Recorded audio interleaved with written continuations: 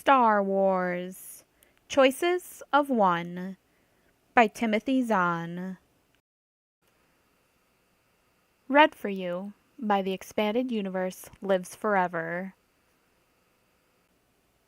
For Mom, who never doubted that this whole writing gig would work out someday. A long time ago, in a galaxy far, far away. The choices of one shape the futures of all. Jedi Saying. Chapter 1. The last hyperspace jump had been a tricky one, starting as it did in one minor star system barely on the charts, and ending in another even more obscure one.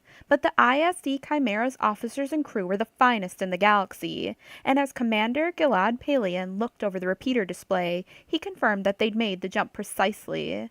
He strode down the command walkway, gazing at the Chimera's long prow, wondering what in space they were doing here.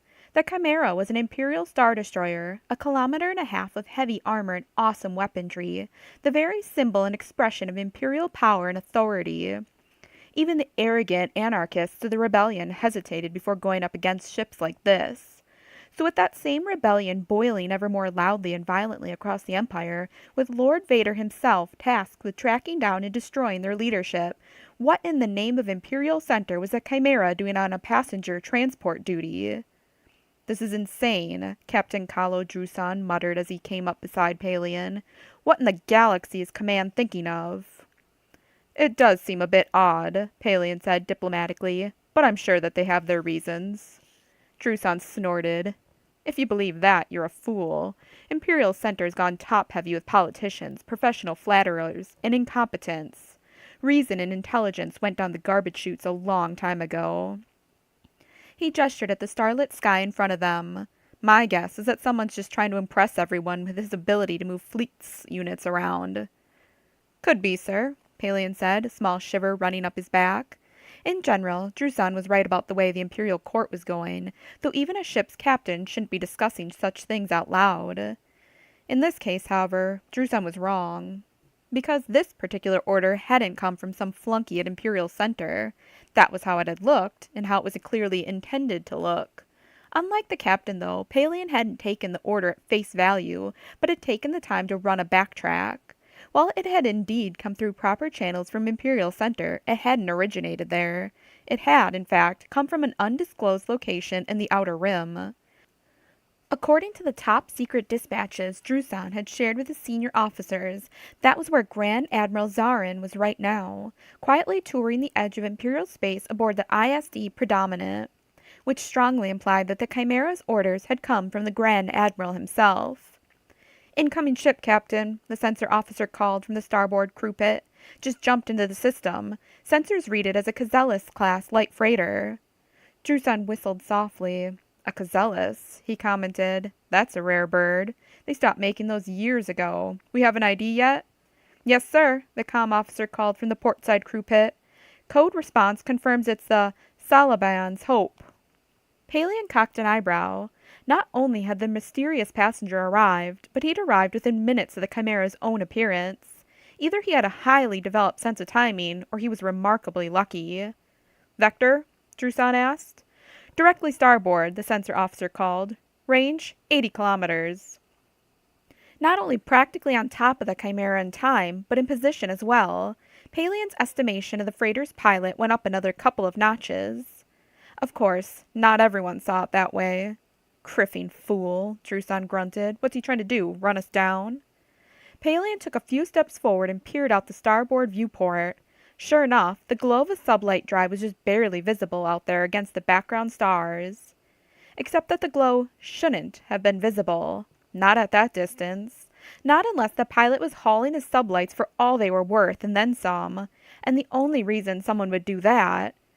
"Captain, I recommend we go to full alert," Palian said urgently, turning back to Drusan. "That ship's running from something." For a moment, Drusan didn't reply, his eyes flicking past Palian's shoulder to the approaching freighter. With an effort, Palian forced himself to remain silent, letting his captain work through the logic in his own unhurried, methodical way. Finally, to his relief, Drusan stirred. Full alert, the captain called, and reconfirmed that identity code, just in case he's not running from anyone, but is thinking of ramming us. Palian turned back to the viewport, hoping he'd be able to keep his bewilderment from showing before the captain could see it.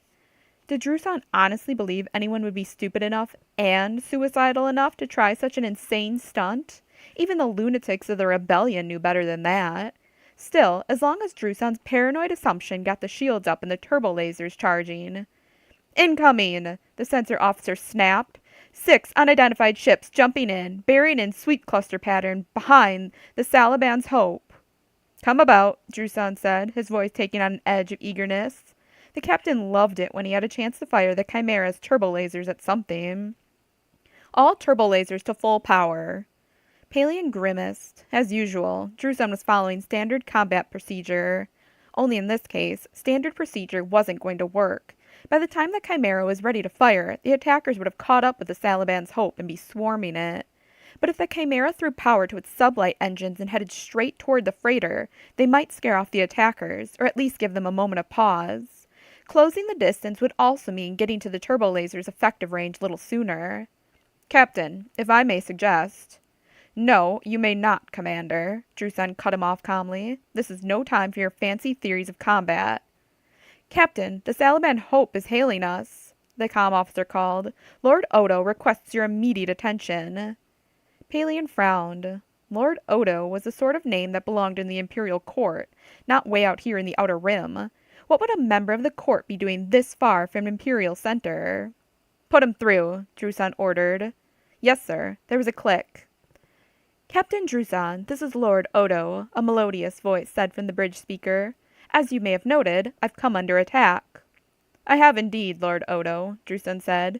We're charging the turbolaser batteries now. Excellent, Odo said. In the meantime, may I request you shunt all other available power to the tractor beams and pull... Not a good idea, my lord, Druson warned. At this range, a full-power tractor beam could severely damage your hull. That you shunt all power to the tractor beams, Odo repeated, a sudden edge to his voice, and pull the 2 endmost attackers towards you. And if we breach... Belatedly, Druson broke off. Oh, yes. Yes, I understand.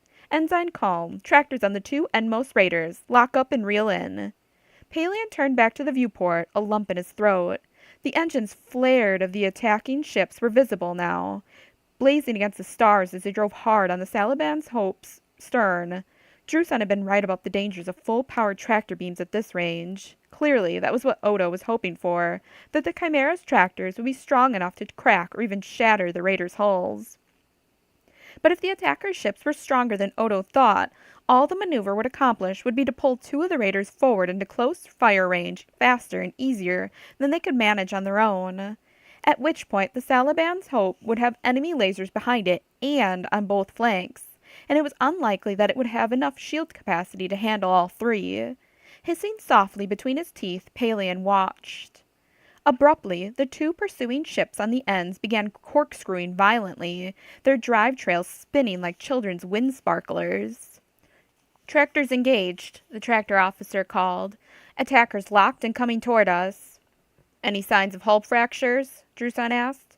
Nothing registering, sir, the sensor officer reported. Acknowledged, Druson said. So much for that, he added to Palian. Well, at least they can't fire the Salaban's Hope, Palian pointed out. Not with that helix yaw. Difficult to get its stable targeting locked that way, Druson agreed reluctantly, but not impossible. And then, suddenly, Palian got it. Odo wasn't just hoping the Chimera's tractors would tear the attacking ships apart. He was letting the Imperials pull the raiders up alongside him, banking on the helix yaw to interfere with their own firing long enough. He was still working through the logic when the Salaban's Hope's lasers flashed to either side, blasting the 2 tractor raiders to scrap. And as the expanding clouds of debris twisted free of the tractor's grip, they naturally and inevitably fell backward past the still accelerating Salaban's Hope and directly into the paths of the 4 raiders still chasing it. Captain, turbo lasers online, the weapons officer reported. Target the remaining attackers, Druson snorted. That is, if there's anything there still worth targeting, and alert the hangar bay duty officer that he has a ship coming in. He looked at Palian. If this Lord Odo is a member of the Imperial Court, he murmured, at least he's a competent one. Yes, sir, Palian said. Shall I take over here while you go down to welcome him? Druson made a face.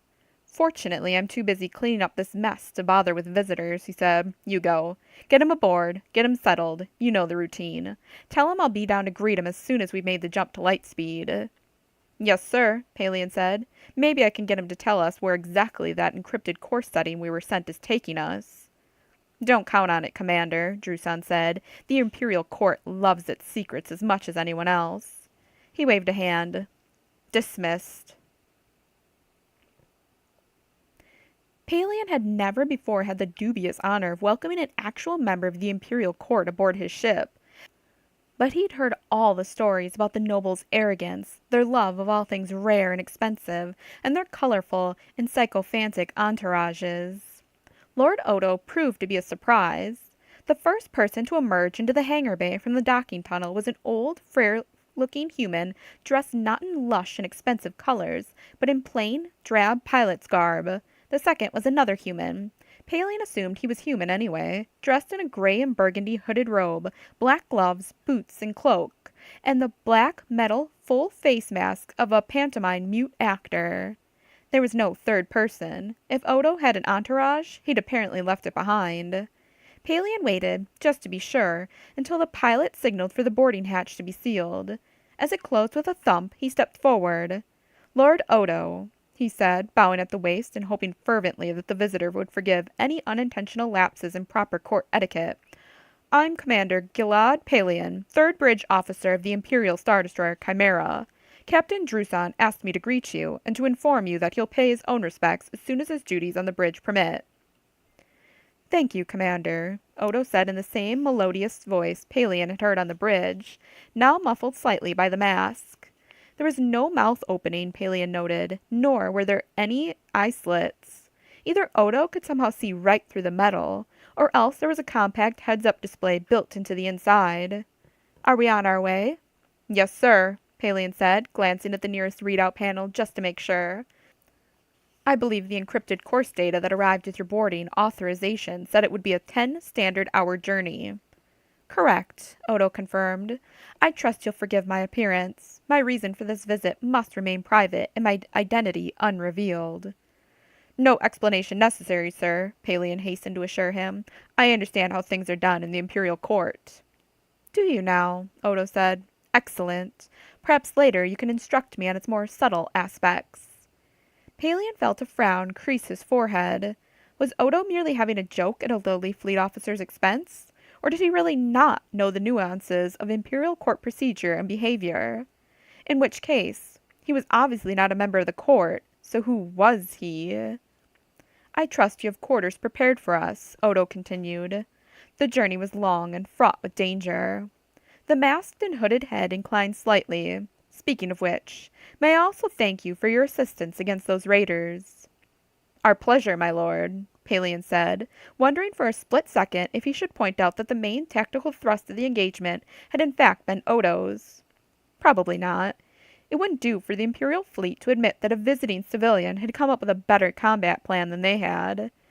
And yes, quarters have been arranged just off the hangar bay for you and your pilot. He looked at the pilot and raised his eyebrows. Your name? The pilot looked at Odo as if seeking permission to speak. Odo made no move, and after a moment the pilot looked back at Palian. Call me Sorrow, he said. His voice was as old and tired as the rest of him. Honored to meet you, Palian said, turning back to Odo. If you'll follow me, my lord, I'll escort you to your quarters. Exactly 9 3/4 standard hours later, even though it wasn't his watch, Palian made sure to be on the Chimera's bridge. It was a waste of effort. The Star Destroyer emerged on the dark side of a completely unremarkable world, with an unremarkable yellow sun peeking over the planet's horizon, and an unremarkable starscape all around them. And we aren't likely to see anything either, Druson growled. We have orders to hold position right here until Lord Odo returns. There he goes, Palian said, pointing at the glow of the Salaban's Hope's drive, as the freighter emerged from beneath the Chimera's long prow. The freighter headed toward the planetary horizon ahead, its image fogging briefly as it circled past the edge of atmosphere and then vanished. What do you think about that mask of his? With an effort, Palian dragged his mind away from the mystery of where they were to the mystery of who Odo was. He definitely doesn't want anyone knowing who he is, he said. Who or what? Druson said. I had environmental services do a scan of the air outflow from his quarters. I thought. You what? Palian interrupted, aghast. Sir, the orders made it clear we weren't to question, interfere, or intrude upon Lord Odo's activities. Which I haven't, Druson said. Keeping tabs on my ship's systems is part of my job. But, besides which, it didn't work, Druson said sourly. There are 50 different species biomarkers coming off him, at least 8 of which the computer can't even identify. Probably coming from his mask, Palian murmured, remembering now the sets of parallel slits set into the mask's curved cheekbone areas. I assumed the cheek slits were merely decorative. Apparently they're stocked with biomarkers, Druson said. Clever little flimp, isn't he? Still, whatever the reason for his visit, it should be over soon, and we'll be able to take him and his ship back where we found them. Unless he wants us to take him elsewhere, Palian pointed out. What does he need us for? Druson countered. He's got a ship and a pilot. Let him go on his own. He exhaled noisily. Well, there's no point standing around waiting for him. I'm heading back to my quarters. I suggest you do likewise, Commander. Yes, sir, Palian said.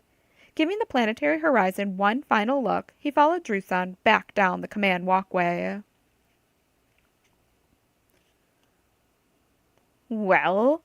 The Emperor asked. For a moment, Senior Captain Thrawn didn't answer, merely continued to gaze out the viewport at the forested landscape stretched out below. An interesting situation, the blue-skinned Chiss said at last. Seated at the helm of his freighter, Jor Kardas kept his gaze straight ahead at the moon's horizon, wishing fervently that he was still in his self-imposed exile from the rest of the universe. Thrawn clearly didn't need him here. The Emperor clearly didn't want him here. But Thrawn had quietly insisted. Why, Kardas didn't know. Maybe Thrawn felt he owed Kardas. Maybe he thought he was doing Kardas a favor by bringing him back into contact with the high and mighty this way. Kardas also didn't know why the Emperor hadn't chosen to make an issue of his presence aboard. Maybe he regarded Thrawn highly enough to forgive the other's little quirks. Maybe he was just amused by Kardas's obvious discomfort. Kardas didn't know, nor did he really care, about anything. First of all, the multi-frequency force field you have set up should be more than adequate to protect the construction site, Thrawn said, gesturing past Kardas's shoulder at the huge, half-finished sphere floating above the moon's surface. I trust the generator has redundant energy sources, plus an umbrella shield to protect it from orbital attack. It does, the Emperor confirmed. There are also a number of fully crewed garrisons in the forest around the generator. Has the moon any inhabitants? Primitives only, the Emperor said contemptuously. In that case, multiple garrisons are an inefficient use of resources, Thrawn said.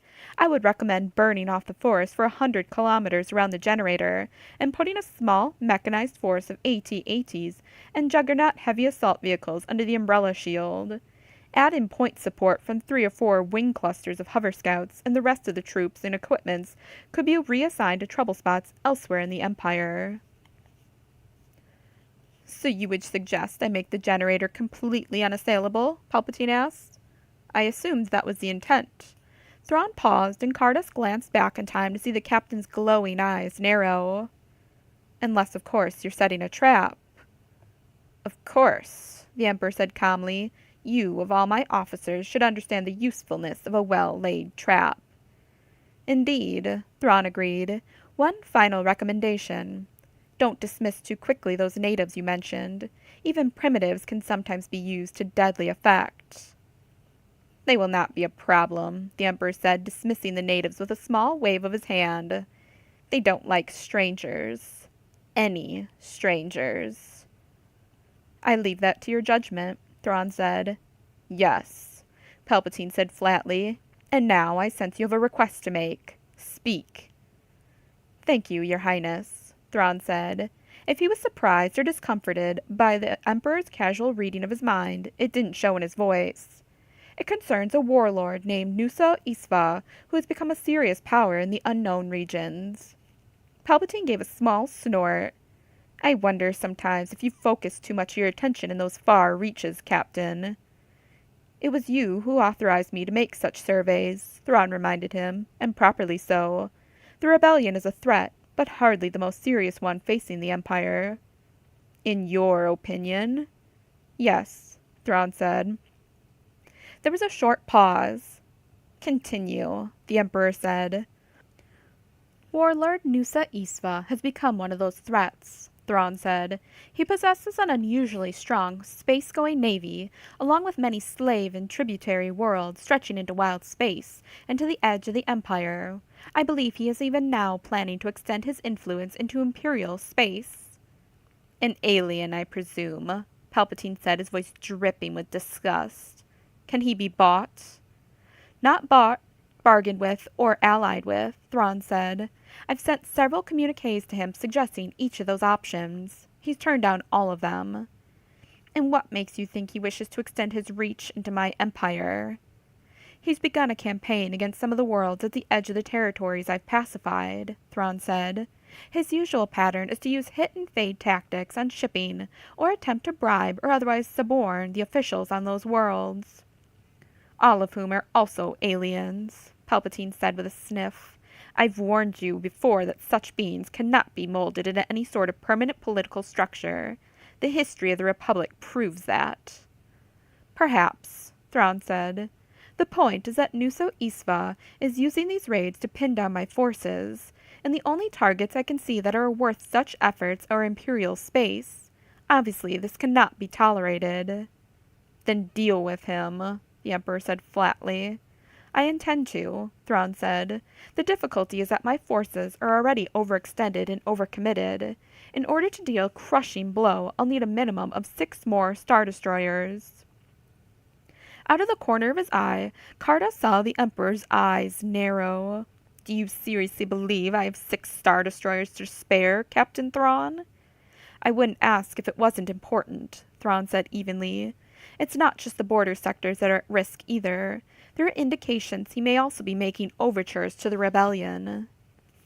Then perhaps you should speak to Lord Vader, the Emperor said. The rebellion is his special interest. Perhaps he can give you the Star Destroyers you require. An excellent suggestion, Your Highness, Thrawn said, inclining his head. I may do just that. It would be interesting to hear what the two of you have to say to each other. The Emperor gestured. We're finished here, pilot. Return us to the predominant.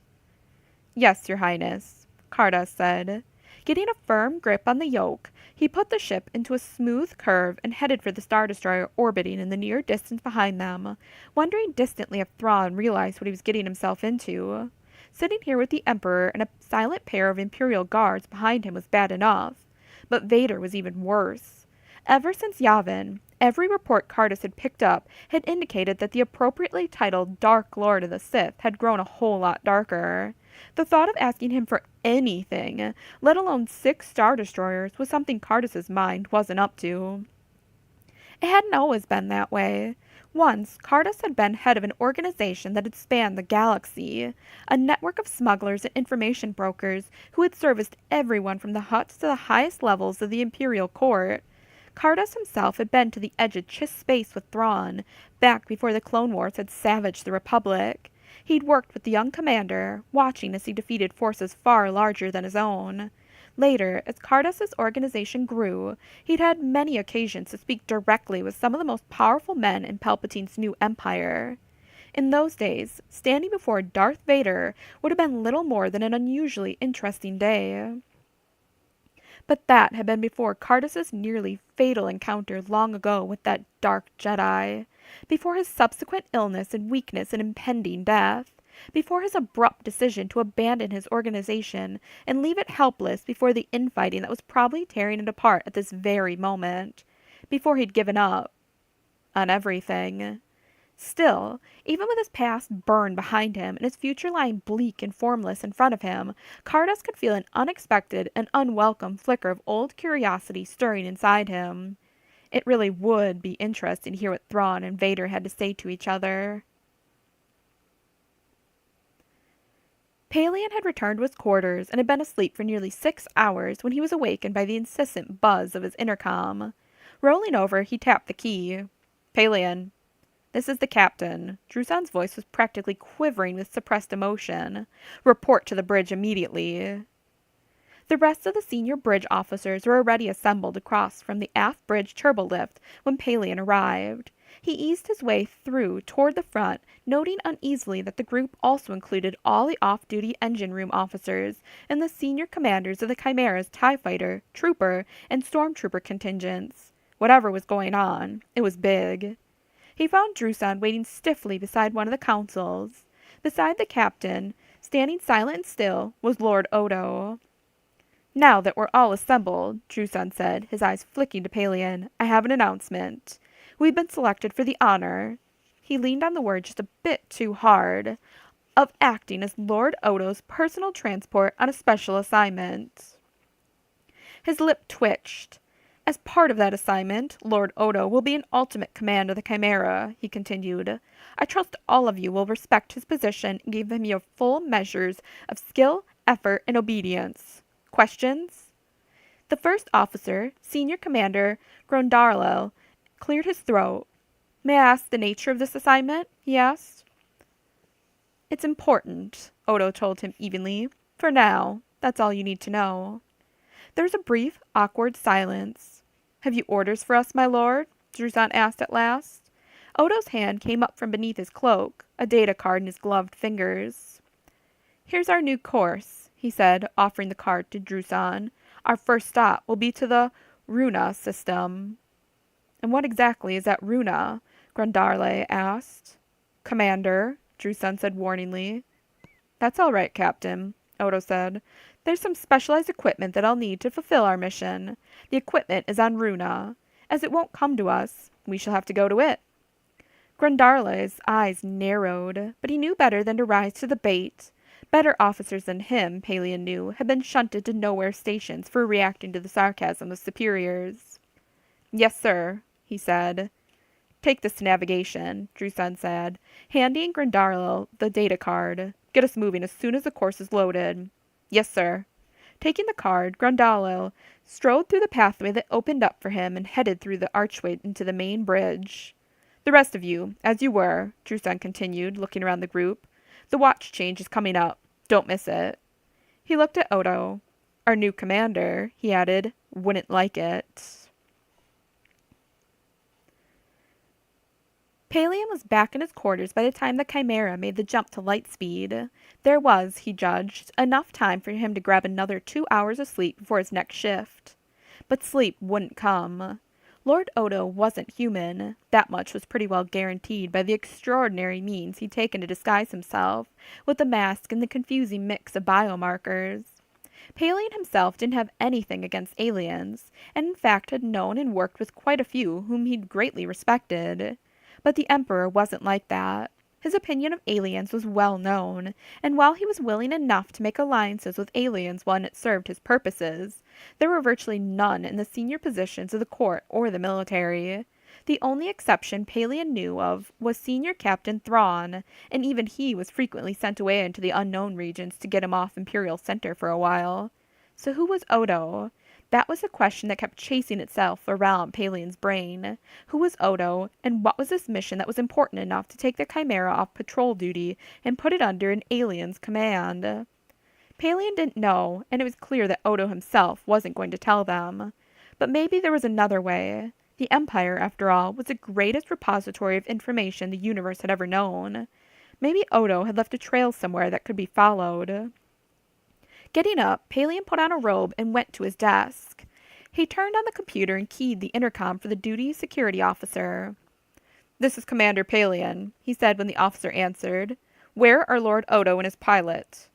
"Lord Odo is on the bridge," the officer replied. "Sorrow's in their shared quarters." "When was Sorrow last out?" "One moment." It appears that when they returned from their planetary excursion, he went to the bay officer's mess, while Lord Odo went to the bridge. "Lord Odo doesn't eat on the bridge, does he?" "He hasn't so far," the officer said. "Sorrow typically brings food back to their quarters for him." "Any particular types of food?" "There have been only 3 meals, so I can't make any generalizations," the officer said, "but so far it's been a different menu each time. Would you like a list?" "Yes, send it to me," Pelion said. A person's taste in food and drink could be useful clues in establishing his identity. And set up a standing order to inform me whenever Sorrow leaves his quarters. I presume Captain Druson has already told you to keep track of them both? Yes, sir, he has. Good. Carry on. Palion keyed off the intercom, and for a moment he gazed off into space. Then, settling himself in his chair, he began punching computer keys. Somewhere on his way to gaining the Empire's trust, someone had to have crossed official paths with Odo, Sorrow, or the Salaban's Hope. Wherever and whenever that was, Palion was going to find it. Chapter 2. The crawl space under the mining operations complex had been tricky to find. It had been even trickier to get into, and it had been trickier still to find the right junction box. But it had been worth it, Han Solo decided with satisfaction as he poked his probe around the tangle of wires. Even with the dirt and the heat. Even with the company. Han? Luke Skywalker murmured from behind him, for at least the 5th time. How's it going? It'd go faster if I didn't have to keep stopping to answer your questions, Han growled, easing a group of wires aside with his probe. The kid was good enough in a fight, but he had a bad habit of talking too much when he was nervous. Right, Luke said. Sorry. Han grunted, blowing a drop of sweat off the tip of his nose as he pushed his way past another knot of wires. Why Imperials couldn't keep their wiring nice and neat and easy to track through was beyond him.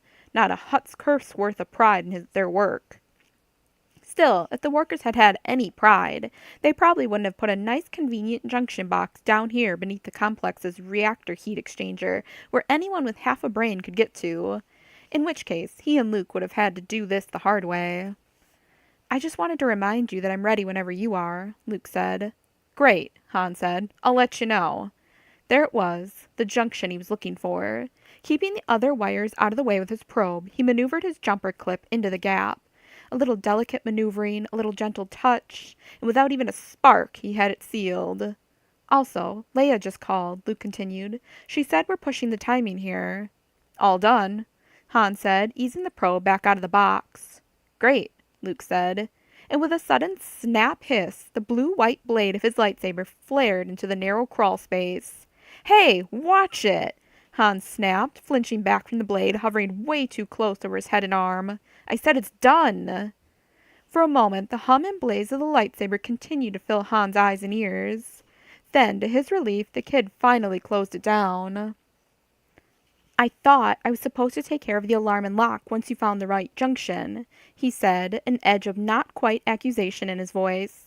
Sure, if you don't mind everyone knowing someone with a lightsaber was messing around down here, Han said. Maybe they'll blame Vader. Funny, Han grunted. A lot of people have seen you running around with that thing, you know, and not just rebels. Anyway, it's done. I hot-wired around it. Oh, Luke said, and as Han's eyes recovered from the lightsaber's glare, he saw an uncertain frown on the kid's face. So why am I here? Maybe Leia didn't think I should be out at night without supervision. Han pulled out his comlink and flicked it on. This is Solo, he said, identifying himself. You're clear. Right. Princess Leia Organa's voice came back, the words sharply clipped, her tone no nonsense and businesslike. But Han could read beneath the tone. Whatever she said, whatever she did, she was crazy about him. He was pretty sure anyway. Now what? Luke asked. We get out of here, Han said, stuffing his tools back in their pouch and closing the junction box cover. I just hope whatever they want in there is worth all this. I hope so too, Luke said. We really need a new base. Han frowned. They're looking for a new base? He nodded upward toward the building above them. In there? Yes, Luke said, sounding surprised. Didn't Leia tell you? It's a mining clearinghouse, with records of all the major mining operations in this part of the Empire. I know what it is, Han said patiently. I thought we were looking for some bulk cruisers or ore carriers we could grab. That's the cover, sure, Luke said, but that's just to leave a false trail. The real plan is to download a bunch of locations where mining operations were started but abandoned. Leia thinks that... Yeah, I know what she thinks, Han growled, wiping irritably at the sweat on his forehead. A place with no mining usually means there's nothing else worth grabbing either, which means no one wants the place. That's what she said, Luke confirmed. Sorry, I thought you knew. I guess not. Han jerked a thumb back along the crawl space. Go on, get moving."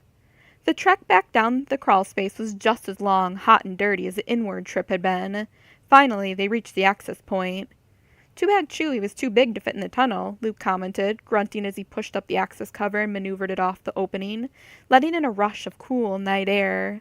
"If he'd come with us instead of Leia—" "Quiet," Han interrupted, pushing up beside him and listening hard. Somewhere in the near distance he could hear the whine of an approaching land speeder. "Out of the way! Out of the way!" "What is it?" Luke asked, pressing himself against the side of the tunnel to let Han pass.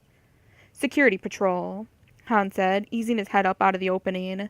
The narrow alleyway they were in was about 200 meters long, squeezed in between two windowless walls and lit by half a dozen pole-mounted glow panels spaced along the sides of the buildings. The distant whine was getting louder, which meant the security patrol was getting closer. The crucial question was it heading toward the building Leia and the others should be leaving right about now, or was it headed away from them? There was no way to know, but this was no time for taking chances. "Give me your lightsaber," he said, pulling himself out through the opening. "What?" Luke asked. "But—" "Give it to me and then get out of here," Han snapped. "We need to make a distraction." Reluctantly, Luke unclipped the lightsaber and held it up. Han snatched it out of his hand and ran to the nearest of the light poles, peering at the lightsaber's grip. If he remembered right, the activation switch was right there. With its usual snap hiss, the blue-white blade appeared. Grabbing the weapon with both hands, making sure to keep the blade pointed away from him, Han braked to a halt by the pole.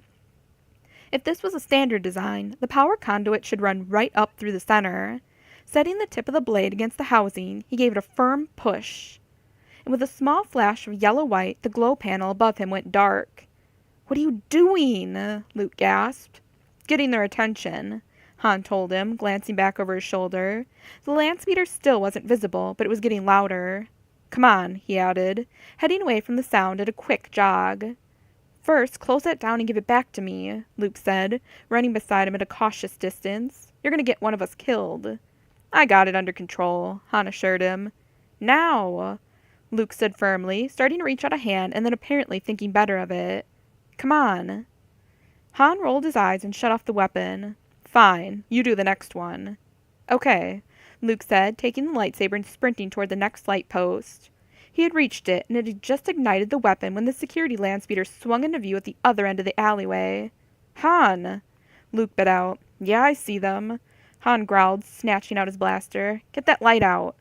His answer was another brief sizzle as the glow panel overhead went dark. The land speeder had meanwhile turned into the alleyway, and in the glow of the remaining light panels, Han could see there were 4 men in the vehicle. Lifting his blaster, he carefully lined up the muzzle on the land speeder's front left edge and fired. With a gratifying crackle of metal and plasteel, the land speeder dropped onto its side. There was a brief, ear-splitting screech as the vehicle's edge scraped against the permacrete, and then all 4 passengers were dumped out as the land speeder made a hard left and slammed nose first into the building on that side. "Go!" Han ordered Luke, turning and sprinting toward the other end of the alleyway. If they could get out before the men back there pulled themselves together and called it in, they should be able to get back to Leia on the airspeeder before reinforcements arrived. They'd made it halfway to the far end of the alleyway when another land speeder blew into sight directly ahead of them. It wobbled slightly and then braked to a halt across the opening, blocking their escape. "Han?" Luke called. Yeah, Han said, skidding to a halt and wondering what they were going to do this time. Hitting the forward power coupler like he had with the other land speeder wouldn't do any good now that the thing was already stopped and its occupants were climbing out. There was no cover anywhere nearby and no way out. Unless Luke could cut a new door for them with his lightsaber. "Luke?" "No. Behind us," Luke cut in. Han twisted around. Their airspeeder had appeared behind them, burning through the alley with its stabilizer wingtips running bare centimeters from the walls. Hanging half out of one of the side doors, his hairy arm stretched down toward them, was Chewie. "Get ready, kid," Han said. Spinning back around toward the security men forming up behind their land speeder, he fired off a few shots to keep them occupied, and then stuck his left arm straight up into the air. This was probably going to hurt. An instant later, Chewie's hand closed around his forearm and yanked him straight up off the permacrete. There was a muffled yelp from Luke as he was similarly grabbed. Clenching his teeth, squinting his eyes against the sudden windstorm in his face, Han fired off a couple more wild shots at the security guards. The airspeeder swung over the guards and the land speeder, and Han felt himself swing to the side as the pilot made a sharp left around the side of the building. Fumbling his blaster back into its holster, he squeezed his eyes shut, wondering if Leia was going to make them ride like this all the way back to the rendezvous point. Then abruptly, his body swung forward as the pilot slowed, his stomach lurching as they dropped back to the ground. His feet touched permacrete. "Get in!" Leia snapped as Chewie let go of his arm. 10 seconds later, they were back in the air, now with Luke and Han safely inside. "What in space was that all about?" Leia demanded as Han rubbed his shoulder. "I heard a security patrol," Han told her. "I thought it'd be a good idea if they didn't know about the evening's company." "So naturally, you start waving blasters around." She transferred her glare to Luke. "And lightsabers." "You're missing the point, sweetheart," Han said calmly. "Okay, so they know we were in the alley, but thanks to us, they don't know which building we were in." Leia opened her mouth, closed it again, as she apparently got where he was going. Knowing which of the complex's buildings the intruders had invaded would considerably narrow security search for what they'd been up to. "There were still only 4 buildings whose alarms you could shut off from that alleyway," she said stubbornly. "And they don't know which of the 4 it was," Han repeated patiently. "And they didn't get to see which door you came out of either." Leia's face darkened. She'd lost this one, and she knew it. If security had spotted the team leaving, it would have not only told them which building to focus on, but also given them a clue as to which part of the building they'd been in. This way, they would have to search everything. "That's okay. You don't have to thank me," Han said into the stiff silence. "Luke and I are part of the team." He looked at Luke, but the kid was keeping exceptionally still and quiet. For that matter, so were all the others. He looked back at Leia to find she'd turned away from him and was staring out the side window, and was also being still and quiet. The trip back to the rendezvous point was a lot longer than the inward trip had been. At least General Carlist Raken was happy. Not that Han would have cared much if he hadn't been. "Excellent work, Princess," the general said, nodding to her and sweeping his eyes approvingly around the rest of the group gathered at the table. "Well done, all of you. With Vader breathing down our necks, we desperately need to carve ourselves a little breathing space. Hopefully one of the planets on this list will fit the bill." He picked up the handful of data cards, fingering them as if they were some kind of anti-Vader Jedi magic. "That's all for now," he said. "Your individual commanders will have your next assignments. Princess Leia, Skywalker, I'd like you to stay behind a moment. The rest of you, dismissed." There was a general scraping of chairs and feet as the team left the table and headed for the door. All, of course, except Leia and Luke. And Han. Leia seemed to be the first one besides Riken to notice that Han was making no move to leave. She gave him a puzzled look, then a frown, and finally a glare. It was on the glare that Luke also noticed Han's lack of movement, though all he did was look puzzled. Chewie gave him one of those "what are you doing now" sort of looks, but left without saying anything. Riken, predictably, didn't react at all. He waited until everyone else had left before speaking. "Is there a problem, Solo?" he asked calmly. "I'm here for the extra meeting," Han told him, just as calmly. "I thought I was part of the team." Riken nodded. "And you are. So let's get on with it," Han said, folding his arms across his chest. For a moment, Riken eyed him in silence. Then, gesturing Han toward a door at one side of the conference room, he stood up. "Will you two excuse me a moment?" he said. "Solo and I need a word in private." Han had been on the receiving end of enough reprimands during his time in the fleet to know that this one was likely to be a Class A windstorm. But to his surprise, Riken merely let the door slide shut behind them and raised his eyebrows.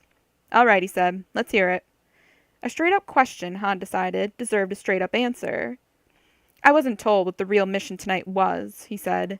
"I didn't not understand. I was deliberately not told." "Would knowing we were looking for a new base have made a difference in how you handled your part of the job?" "My part? Probably not," Han conceded. "But it could have made a big difference in Leia's. I know something about mining operations, and there are a few tips I could have given her." "Such as?" "Such as to stay clear of anything that smells of Hutt," Han said. "And I don't just mean places with Hutt in the name. There are at least 15 different covers and shelves they like to use." "That's good to know," Riken said, nodding. "Maybe you can help the analysts sift through the data once it's been compiled."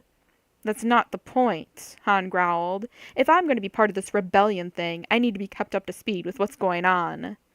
You think that, do you? Riken asked. We just agreed I'm part of the group, Han countered. What do I have to do? Become an officer? Riken looked him straight in the eye. Basically, yes. Han stared at him. The question had been 1/3 rhetorical and 2/3 sarcastic. Riken's response had been neither. You're kidding. Not at all, Riken said. You were in the fleet. You know how this works. The upper ranks get the data and the authority to make decisions. The lower ranks get just enough of both to do their assigned tasks. Fine, Han growled. So how do I get the big rank bars? You know how that part works too, Riken said. To be a leader, you have to lead. Han snorted. Now you're flying in circles. Not really, Riken said. Lower ranks get limited data and authority, like I said, but they also have limited responsibility.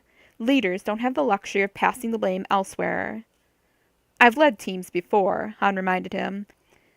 That Shalkanwa thing, for one. Luke and Chewie and me did pretty good on that one. And you've done well on teams with Princess Leia, too, Riken agreed. But all those people are friends, or at least associates, people you know and trust. They're not a group of soldiers or pilots whose strengths and weaknesses you don't know and can't compensate for. Soldiers you have to order into a battle, knowing full well that some of them, maybe even most of them, are going to die. Han felt his stomach tighten. Yeah, that's the hard part, isn't it? It's the worst part of all, Riken agreed quietly. There's an old saying, I don't know where it comes from, Jedi probably. It goes like this. The choices of one shape the futures of all. Ever heard that before? Everyone's got a version of that one, Han said. Doesn't mean a lot. My point is that true leaders are fully and constantly aware of that fact, Riken said. They understand the possible consequences of their decisions and are willing to bear that weight. He cocked an eyebrow. The question is whether that's a step you're willing to take. So you're saying you want me to be an officer and a leader? Han asked. To his mild surprise, Riken not only didn't take offense, but even chuckled. Point taken, he conceded. I've known a few officers who weren't leaders, and some leaders who weren't officers. For no particular reason, Han's mind flashed to those 5 rogue stormtroopers who'd helped him and Luke get Leia off Shelkanwa. The head of that group, Larone, had definitely been one of those rankless leaders. So what now? He asked. Riken shrugged. You go off and think about it, he said, because I want you to be very sure you're ready before you make the commitment. Han nodded. Fair enough. Good, Riken said. In the meantime, it occurs to me that there may be a part you can play in the mission I was going to discuss with Princess Leia and Skywalker. You're welcome to sit in and make comments and suggestions. He gestured. Shall we go? Luke and Leia were still sitting quietly when Han and Riken returned to the main conference room. A third person had joined the group, a grim-faced man probably 20 years older than Riken, with the broad shoulders and chest of a former rink fighter and what looked like a permanent downturn to the corners of his mouth. Who had, maybe not coincidentally, taken the chair Han had been sitting in earlier. Ah, Master Axelon, Riken greeted the newcomer with a polite nod. Thank you for joining us. My apologies for my tardiness, Axelon said, nodding in turn. My meeting with Mon Mothma ran longer than anticipated. That's all right, Riken assured him. May I present Master Skywalker and Captain Solo? Princess Leia you already know, of course. This is Vestin Axelon, former governor of Lagara district on Alderaan. Han grimaced. An Alderanian. No wonder the man had a permanent sour on. Pleased to meet you, Governor, he said. It's Master Axelon now, Captain Solo, Axelon corrected darkly, his mouth turning down a little more. Alderaan. You did hear about Alderaan, didn't you? Yeah, I heard about it, Han said, annoyed despite himself. Matter of fact, I was the first one on the scene after Tarkin hit the place.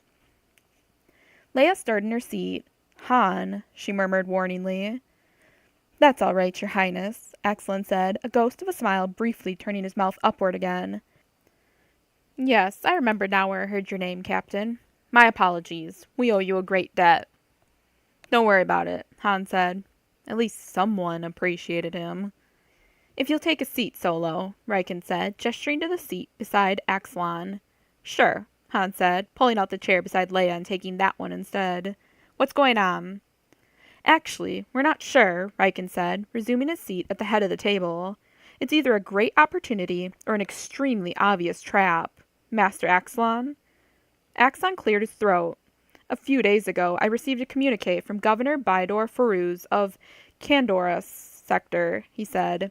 I'm sure a seasoned traveler like Captain Solo knows all about Candoras, but for the rest of you, it's an outer rim region that edges into wild space and sort of trails off into the unknown regions. Under the Republic, it was considered something of a bulwark against potential threats from both those areas. Under the Empire, he made a face, it's apparently considered expendable. Since Governor Feruz's communique arrived, we've been working our usual information sources, trying to learn everything we can about the situation out there, Riken said, touching a key on his control board. The table's hollow display lit up, showing a portion of the outer rim and a small, ragged-edged sector bordering on the blank area of unknown space. As Master Axlon indicated, Candoras is far from the mainstream of Imperial life and commerce, with a sector fleet consisting of 4 antiquated dreadnoughts and some smaller ships, and limited resources of all sorts. Unfortunately, they also seem to have an alien warlord named Nusa Isva edging his way along their border, Axlon said grimly. According to our sources, Nusa Isva has already conquered a number of systems in the unknown regions, and is thinking about adding some Imperial territory to his collection. Candoras, apparently, is number 1 on his list. So what does this have to do with us? Han asked. What it has to do with us, Captain, Axlon said heavily, is that Governor Feruz is offering a very intriguing deal. A full-fledged base for the Alliance, complete with logistical support, docking facilities, and one of the finest natural supply depots in the galaxy. Wait a minute, Luke interrupted, his eyes wide. He's offering us a base? Not just an anchorage or hiding place, but an actual base? That's what he says, Riken said. He manipulated the controls, and the hollow zoomed in on a single star and then on a double planet circling that star. This is the Poln system, Candoras' capital. Poln Major, the larger world, is the actual seat of government. The smaller world, Poln Minor, used to be a center of mining and manufacturing, and while its significance has decreased over the years, it still has a fair role in both areas. That's where he proposes we establish our base. I've already confirmed that the system has enough ship traffic to disguise our own movements. Poln Minor also has a network of deep caverns and abandoned mining hubs, Axlon said. Some of them are being used as storehouses, but others are empty and would be ideal for caching our own equipment. He gestured. That's what I meant by a natural supply depot. A few of the caverns are just under the surface, but others are deep enough to be completely hidden from any external scan. Sounds ideal, Leia said. What does Governor Feruz want for all this generosity? According to the communique, nothing, Axlon said. He assures us we'll be safe, protected by a sector fleet, and more than welcome. He also hints that he's planning to secede from the Empire in the near future and throw his official support to the Alliance. Han snorted. Like we haven't heard that one before. Granted, Axlon conceded, and no one's saying that we necessarily believe him. The point is that we've been offered a base where, if nothing else, we'll have plenty of warning before a major attack. The question is, a major attack by whom? Leia asked. I assume it's obvious to everyone that Feruz is angling to have Alliance firepower on hand to bolster his defenses if this Nusa Isva character tries to move against him. Or, like you said, it could be a straight-out trap, Luke said. The minute we settle in, 50 Star Destroyers show up and we're caught like womp rats. That's certainly a possibility, Axlon agreed, but it may surprise you to hear I think the odds of that are fairly small. Our sources say Feruz petitioned the fleet for more warships about 4 months ago, and no one even bothered to respond to his request. All indications are that Imperial Center has largely forgotten Candoras even exists. Besides, if they wanted to lay a trap for us, there are more likely places to do it, Leia commented. Someplace with a decent sector fleet, for starters. Getting a strike force to Candoras would mean shifting and retasking a lot of ships. That would take a lot of time and effort and be pretty obvious to our spies. So instead we move in and get hit by Nusa Isva, Han said. Not sure how I see that gains us anything. Axlon turned a scowl toward him. Captain. It gains us in 2 ways, Riken interrupted. First, if the presence of an Alliance force makes Nusa Isva reconsider his invasion plans, the risk goes completely away. Second, if Nusa Isva does attack, our forces may be able to help Feruz beat him back.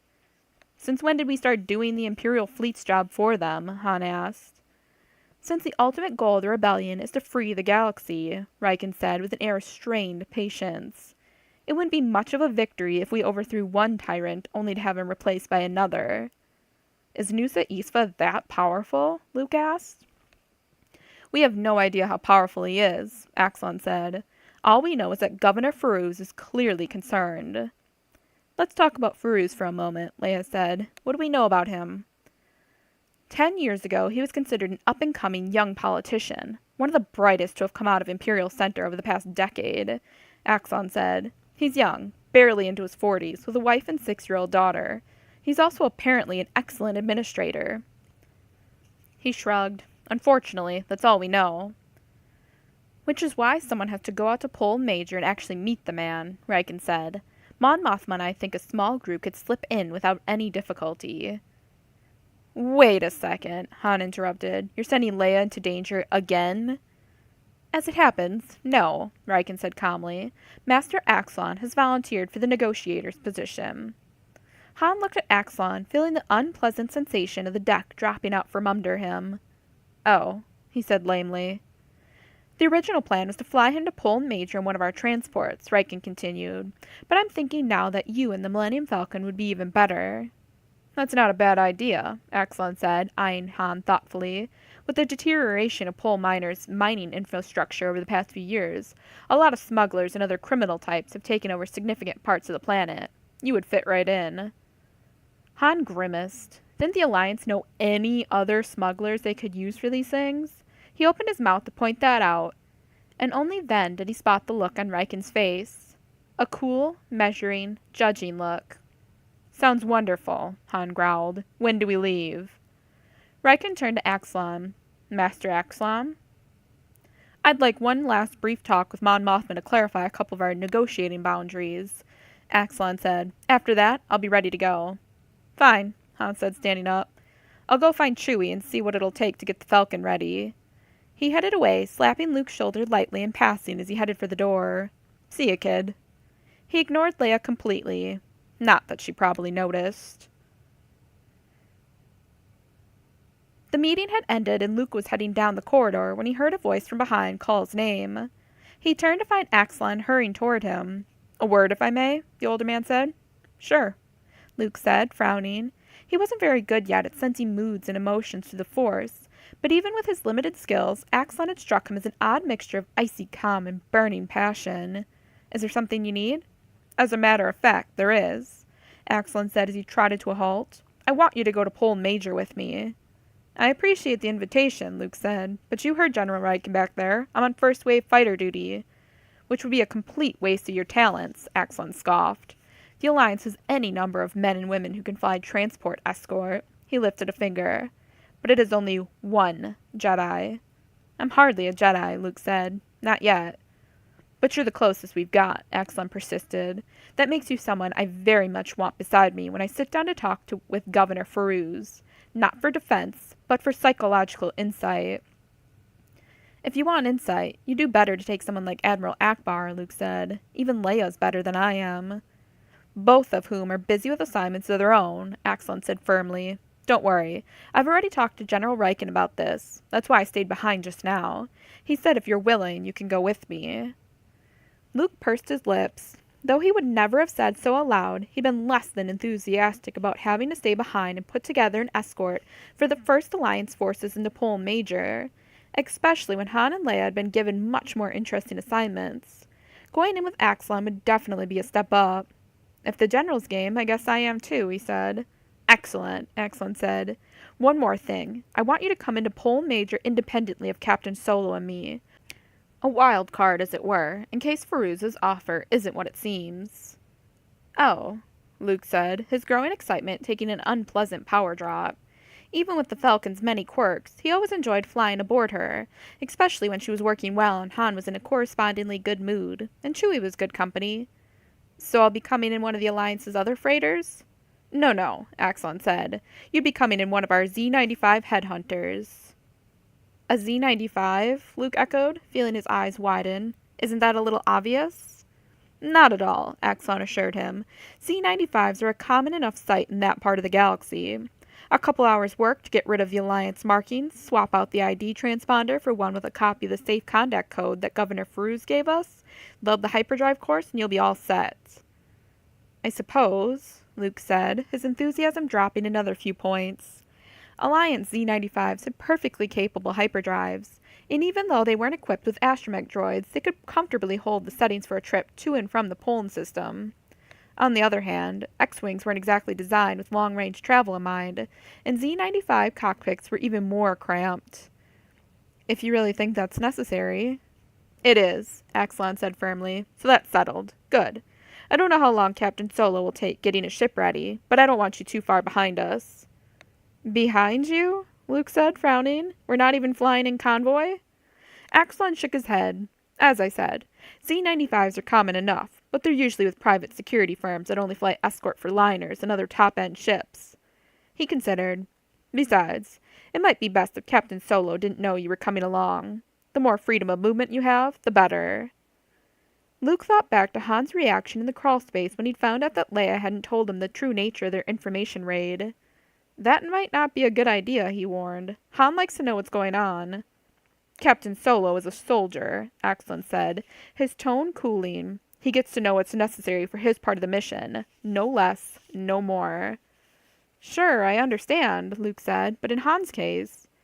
And we really don't have time to discuss it, Axelon interrupted. I've alerted the mechanics to start removing the markings, but I imagine you'll want to supervise the ID swap-out procedure personally. Good luck, and I'll contact you once we're on Pole Major. Without waiting for a response, he gave Luke a brisk nod and walked away. Luke watched them go, wincing. Despite its downsides, this was definitely a more exciting mission than the one he'd originally been given, and he was grateful to Axelon for getting it for him. But Han wasn't going to like being left in the dark twice in 2 missions. He was likely to not like it very loudly, and probably with a blaster close to hand. And it occurred to Luke that Chewie wasn't always good company. But Axelon was right. This was war, and they all had to do what they were told. Han would get over it. He hoped. Chapter 3. The man was fat, red-faced, and sweating profusely, the kind of sweating that could only come from having the muzzle of a small holdout blaster a meter from one's face. Mara Jade had often seen men in that kind of sweat. Far too often. Judgment has been passed, Judge Lemos Chator, she said formally. Have you any final words to say in your defense? Only that your so-called judgment is insane, Chator ground out. Because of a single dubious decision, one decision, after 20 years in the adjudicator's seat, you condemn me to death? Mara sighed. The sweating was common. The passionate and self-serving rationalizations were universal. You haven't been listening, she said. A single decision may have brought you to my attention, but it's hardly the reason for your sentence. Then what have I done wrong? Chator asked, his voice half demanding, half pleading. I've worked hard to dispense the Empire's justice to the best of my ability, in deeply trying circumstances that were not of my making. How can you hold an occasional lapse of judgment against me? He was stalling for time, Mara knew, but she was willing to oblige. Even when the evidence was clear and her mind was made up, she never entered into these things lightly. We're not talking lapses of judgment, she said. We're talking 5 years of systematic extortion, theft, and influence selling. You've made a second career of levying extra fines and declaring overline surcharges, then shunting the extra money to your friends and supporters. They were people in need, Chator insisted. Is it wrong for a judge to have friends among such people? It is when the so-called friendships are based solely on the exchange of money and favors, Mara said, a flicker of sensation stirring at the back of her mind. 2 men were coming through the empty courtroom back there, making their stealthy way toward the chamber door behind her. That's not friendship, she went on, suddenly shifting her weight onto her left leg. That's criminal collusion. But I've done nothing illegal, Chator persisted. You can look at the records, speak to the people involved.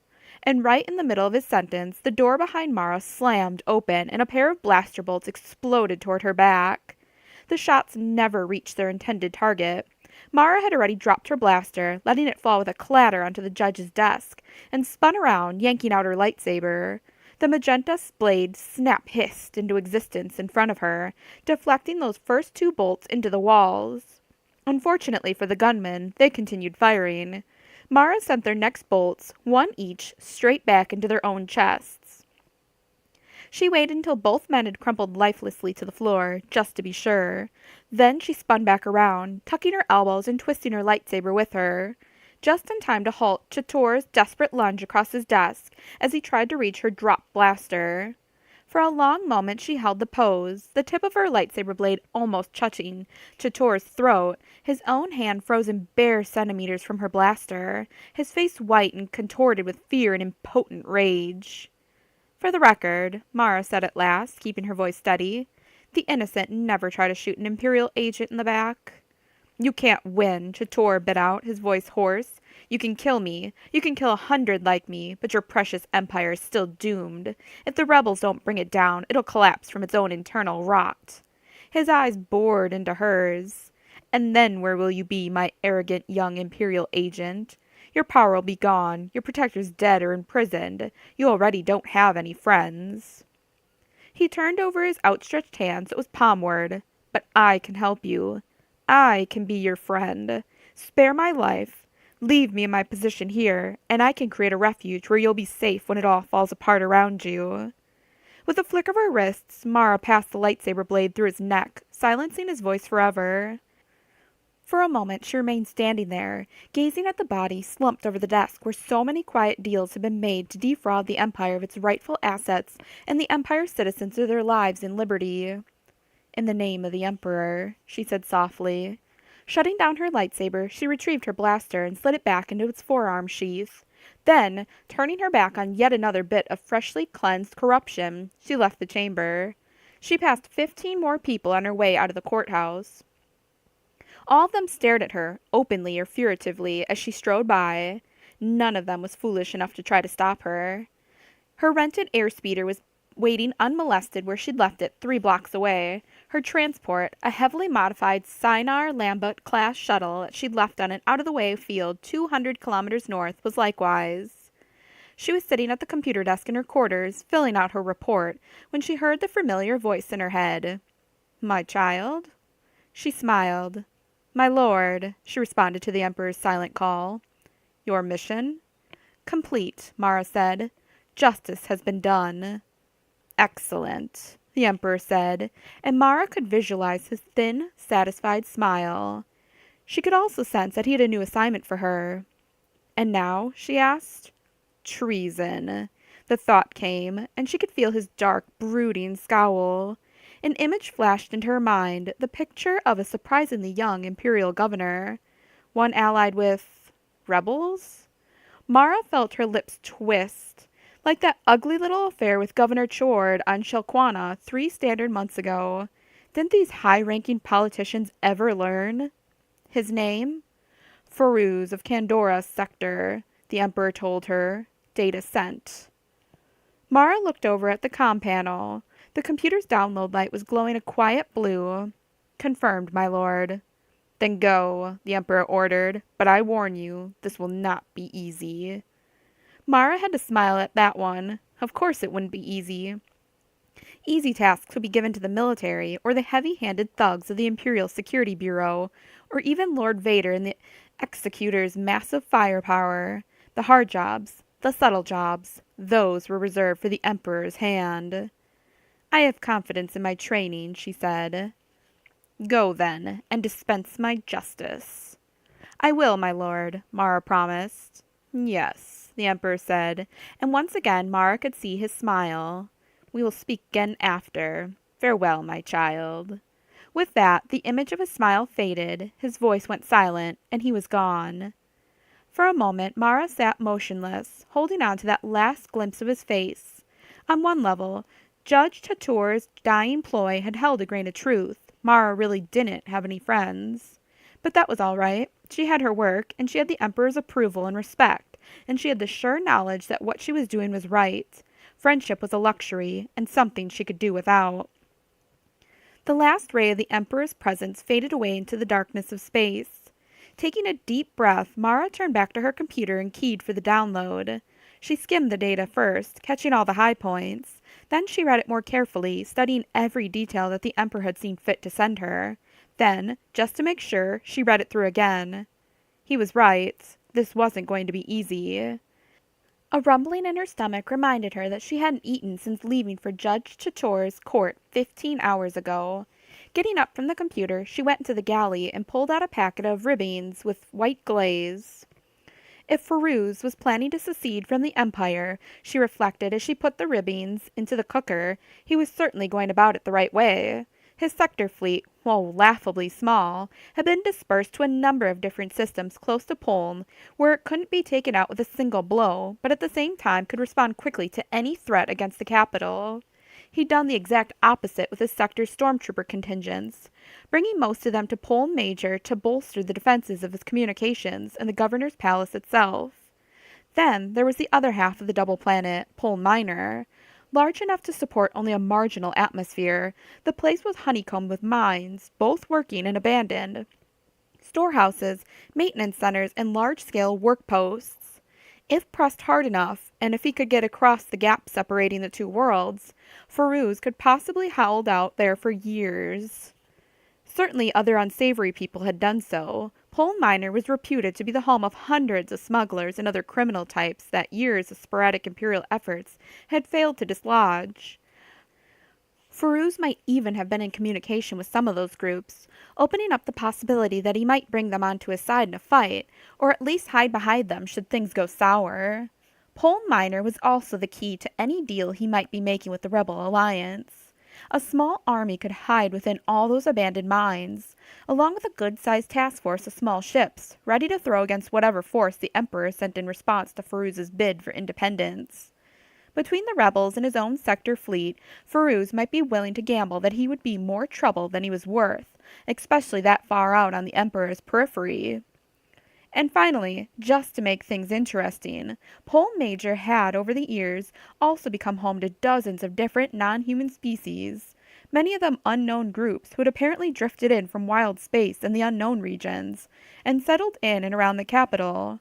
The ISB section of Mara's report warned that some of those aliens might be mercenaries brought in by the governor. Even if that proved to be untrue, the mere presence of unknown aliens with unknown abilities and temperaments always added an extra layer of risk to a ground operation. Firuz was smart enough to know that and exploit it. At least Mara now understood why the Emperor had chosen her for this mission. Someone had to slip into Poln Major, get to Firuz, and dispatch him before any of the defenses and responses could be triggered and launched. Firuz's probable successor, General Kof Alarno, was about as unimaginative a military commander as could be imagined, but the ISB profiled him as stolidly loyal and certainly capable of taking back the capital and evicting whatever rebels Firuz might have already brought in. The cooker signaled, and Mara pulled out the tray and took it back to her desk. Setting it down beside the computer, she pulled up the map section of the report. The first step, obviously, was to get to the Poln system. Her current ship was a capable enough transport, but arriving on Poln Major in an Imperial shuttle wouldn't be a very smart thing to do. Her very first step, therefore, would be to get herself a more inconspicuous ship. Once she was on the ground, the next step would be to get into the governor's palace. Given all the extra stormtroopers Firuz had brought in, it might be handy for Mara to bring in a few of her own, for both reconnaissance and possible cover. She felt her lip twist as she gnawed a bite of cream-glazed meat off the ribeye bone. She'd worked with other Imperial forces over the years, of course, many times, but that didn't mean she'd ever really liked it. Commandeering temporary allies meant revealing at least part of her identity, even if it was just the fact that she was a vaguely defined Imperial agent. Such revelations automatically added to her vulnerability. Worse, walking into a local garrison or fleet anchorage meant taking whatever they had available, whether good and competent or lazy and useless. Picking out random stormtroopers was an even a shakier proposition these days, given Vader's habit of periodically combing through the ranks and transferring all the best and brightest into his personal 501st Legion. On the other hand, there was a group of stormtroopers Mara had worked with before, a group that had proved itself capable, competent, and trustworthy, a group that even had its own shabby-looking transport. The downside was that those particular stormtroopers were military deserters. Taking another bite, Mara keyed for one of her private consolidation search files. Back on Shalquana, after that unpleasantness with Governor Chord, she told Larone and the other 4 stormtroopers to get off the planet and stay out of sight and out of trouble. The first part of her order they'd obeyed, the rest they hadn't. She ran her eyes down the list of little news tidbits that her search engine had gleaned from the Empire's vast information networks over the past 3 months. Here, a small-time warlord had disappeared, his control over a terrified countryside ended. There, commerce from a small farming and manufacturing colony suddenly resumed as a pirate nest went up in unexplained flames. Elsewhere, a regional administrator abruptly resigned his post, and the increasingly distressed citizen petitions against him stopped arriving at the sector office.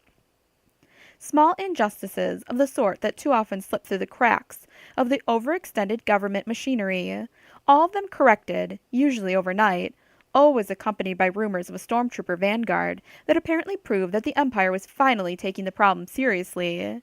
And somewhere in the vicinity of every one of those incidents, buried unnoticed in the thick stacks of docking listings, had been a Swantek TL 1800 transport, always with a different ship's ID, of course, but always the same ship.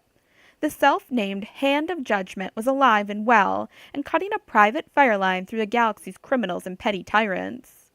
Mara had been following the group's movements since Shalquana, with decidedly mixed feelings. She'd looked into their story as to how and why they deserted their posts, and as far as she could tell it had been more or less checked out, though a lot of the key evidence had been buried or destroyed by the ISB's cover-up specialists. She'd thought about bringing in Larone and the others and getting them acquitted at a proper trial so that they could return to the Imperial service they'd been trained for and sworn to serve, the service that desperately needed men of their quality. On the other hand, the ISB would be out for vengeance, and with the distractions inherent in Mara's job, she knew she couldn't even guarantee a fair trial, let alone an acquittal, and she had to admit that Larone and the others had found a niche for themselves in bringing imperial justice to the galaxy on a more informal basis. The long-term question of what to do with them was still without an answer. The short-term question, though, was much clearer. They were going to pull major with her, whether they liked it or not. There was still the matter of finding them, of course. For that, Mara had her computer, its predictor capabilities, and her history of Larone's recent movements. More important, she had the Force. She finished cleaning the meat off the last of the ribeyes and set the tray aside. The last record she had of the Hand of Judgment placed them in the middle of a minor water dispute in Gririn province on the planet Hapor. Taking Hapor as a center point, she keyed for a summary of nearby citizen petitions, complaints, and back-pocket police and military reports. A few minutes of consolidation on the computer's part, a few more minutes of reading on Mara's, and she had it narrowed to 3 likely possibilities. Taking a deep breath, she stretched out to the Force. She hadn't spent much time with the renegades, but that brief period had been hardened in the fire of combat against mutual enemies.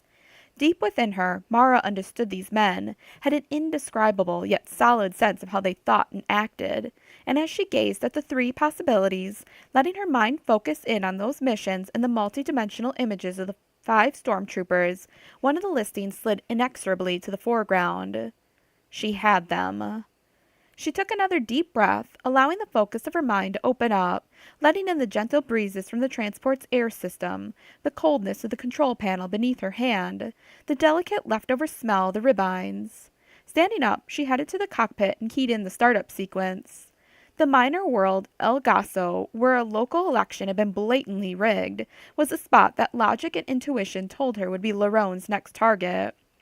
The planet was a good distance away, but her ship had a better-than-average hyperdrive, and she should be able to get there within a day or 2. It was unlikely that Larone would be able to arrive, assess the situation, make a plan, and deal with the crooked politicians before then. All she had to do was get to El Agaso, settle in, and wait.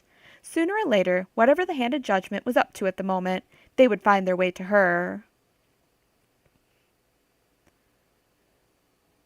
Derek Larone's last thought just before the hail of blaster bolts blew the last bit of roof off his partial shelter was that this would be a really rotten place to die. "Larone!" someone shouted faintly through the static filling the headset of his stormtrooper helmet. Sabirin Marcross, probably, though it was hard to identify voices through the partial comlink jamming the mercenary group out there was using. "You all right?" "I'm still alive, if that's what you mean," Larone shouted back. "What in space is the matter with these guys anyway? Don't they know that stormtroopers always win?" Some people have to learn things the hard way, Textro Grave put in. Can either of you see behind what's left of that fountain? I think that's where their heavy repeater is, but I can't get a clear shot. Ignoring the blaster bolts steadily eating away at the pockmarked wall in front of him, Lerone popped his head up for a quick look. Sure enough, he could see the repeater peeking out from behind one of the slabs of broken stone. I can see the muzzle, but that's all, he reported, ducking down again. It's at the south end, between the fountain and that big broken slab. That should put the gunner in my field of fire, Marcross said. Any chance you two can pull some of their blanket off me? Believe me, I'm trying, Lerone assured him, wincing as an extra-large chunk of wall blew free and bounced off his armored shoulder. The guys over there burn fire like they own a Tabana mine. Same over here, Graves said. This would be a really good time for either Brightwater or Quiller to make a dramatic entrance. You listening, you two? Lerone called. Brightwater? Quiller? His only answer was a fresh volley of fire from the mercs. The other two members of their little group must be out of comlink range. Or else they were dead. Lerone bared his teeth in a snarl, leaning around his shelter to fire off a few more shots. They weren't dead. They couldn't be. They were just taking their time about bringing him back up, that was all. Across to his left came a sudden crunching of masonry, and he heard Marcross grunt as part of his firing position came down on top of him.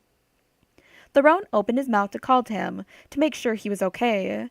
He paused, his ears straining against the high-pitched blaster noise. Someone in the distance was screaming. Someone, or something.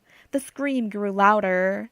And with as dramatic an entrance as Lerone could have hoped for, Brightwater and his Aerotech 74Z speeder bike roared into view over the ridge behind them, the bike's underslung blaster cannons spitting death and destruction at the mercenaries.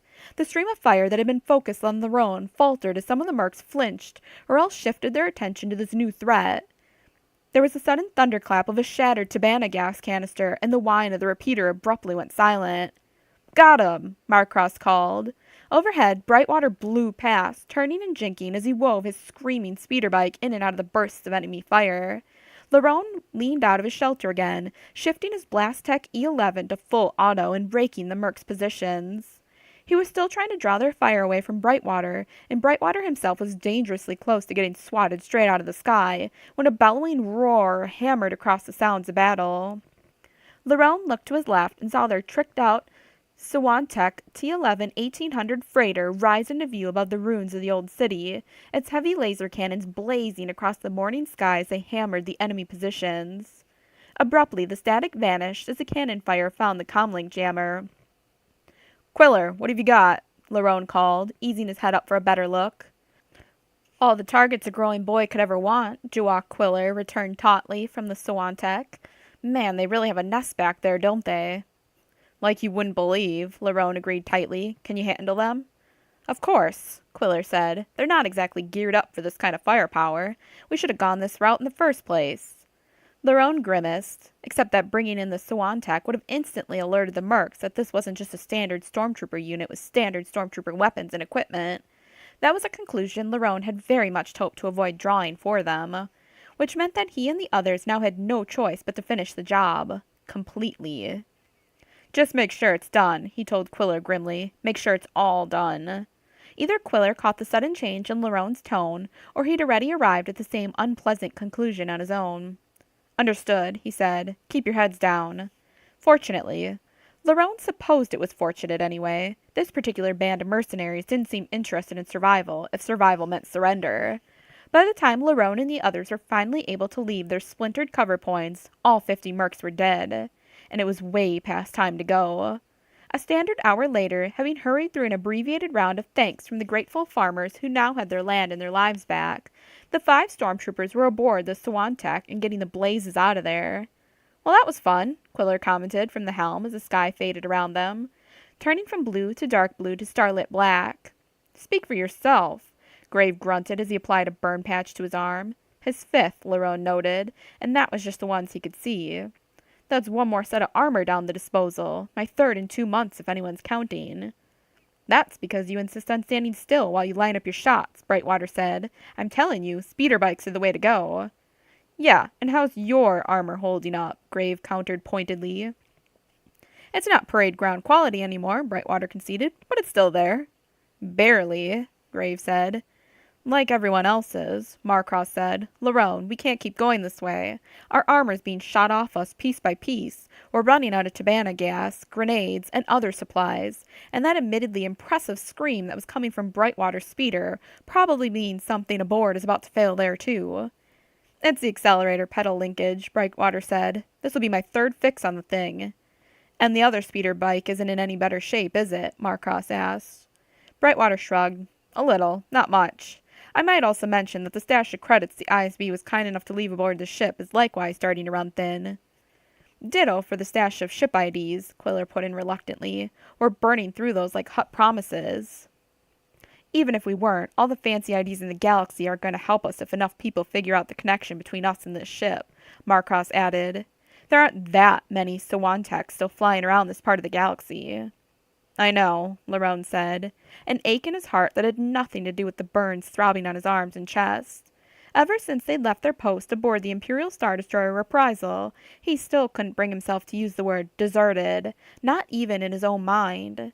He and the others had been fighting their own private crusade against evil and corruption in this corner of the Empire. The fact that they'd survived as long as they had was due partly to their own combat skills, but also in no small part to their good luck in having grabbed an Imperial Security Bureau covert ship on their way off the reprisal. Thanks to the ISB's extensive weapons upgrades to the Sawantech and its hidden caches of equipment and money, they'd been able to take on injustice wherever they'd found it. Mercenaries, swoop gangs, pirate bases, none of them had been able to stop the hand of judgment. But the others were right. The end was rapidly approaching. Once the supplies and money ran dry, they would be finished. They would have no choice but to do as that Imperial agent Jade had ordered them 3 months earlier back on Shilkwana. Stay out of sight and out of trouble. And their private war for justice would be over. None of which is to say we're ready to hit the escape pods quite yet, Quiller said into his thoughts. We've still got at least 5 IDs we haven't used, and we can probably recycle some of the older ones that we haven't used for a while. That won't help with the armor, Marcross pointed out. We've got, what, a couple of fresh sets each, and that's it?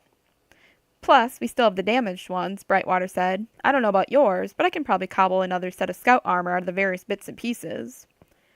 We can probably do the same, Lerone said, but that's not really the point. The point is that, no matter how carefully we stretch our resources, we can definitely see the end ahead of us. For a long moment, no one spoke. It's been a good run, Grave offered at last. I've got no regrets. Me neither, Brightwater seconded. We've helped a lot of hurting people over these last few months. A lot more, I dare say, than we did when we were official stormtroopers, Marcross murmured. Agreed, Quiller said. So what's the plan, Lerone? We skip that stolen election thing in El Gaso and start looking for some place to go to ground? I hate to pass up something that blatant, Grave murmured. It's small enough, and they're mostly just armed politicians. We should be able to show up in armor and frighten them into backing off and calling a new election. Which they might steal again, Brightwater pointed out. I doubt it, Grave said. There's something very persuasive about having a Blastech E-11 stuck in your face, while an Imperial Stormtrooper warns you he'll be watching your political ethics from now on. Which we won't be, Marcross pointed out, but of course they won't know that. Grave's right, Lerone decided. I think we can handle that one before we retire.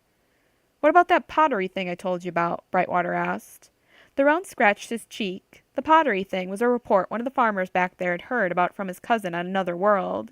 A small group of dirt-poor artisans had found a patch of exotic, one-of-a-kind clay, and had finally started making a successful living by creating striking and remarkable sculptures from it. Or they had been until the local government had gotten wind of the operation and decided to take it over for their own profit. Since the bureaucrats didn't have a gram of artistic skill themselves, their solution had been to turn the genuine sculptors into slave labor. Lerone knew nothing about art, and even less about sculpture, but he knew a lot about greed and oppression, and didn't much like either. Neither did his 4 comrades. I don't see why we can't do both, he told Brightwater. Pickering's only a few hours from El Gaso, and it's more or less on the way. There's also a decent Imperial database on Pickering, Quiller said, peering at his data display.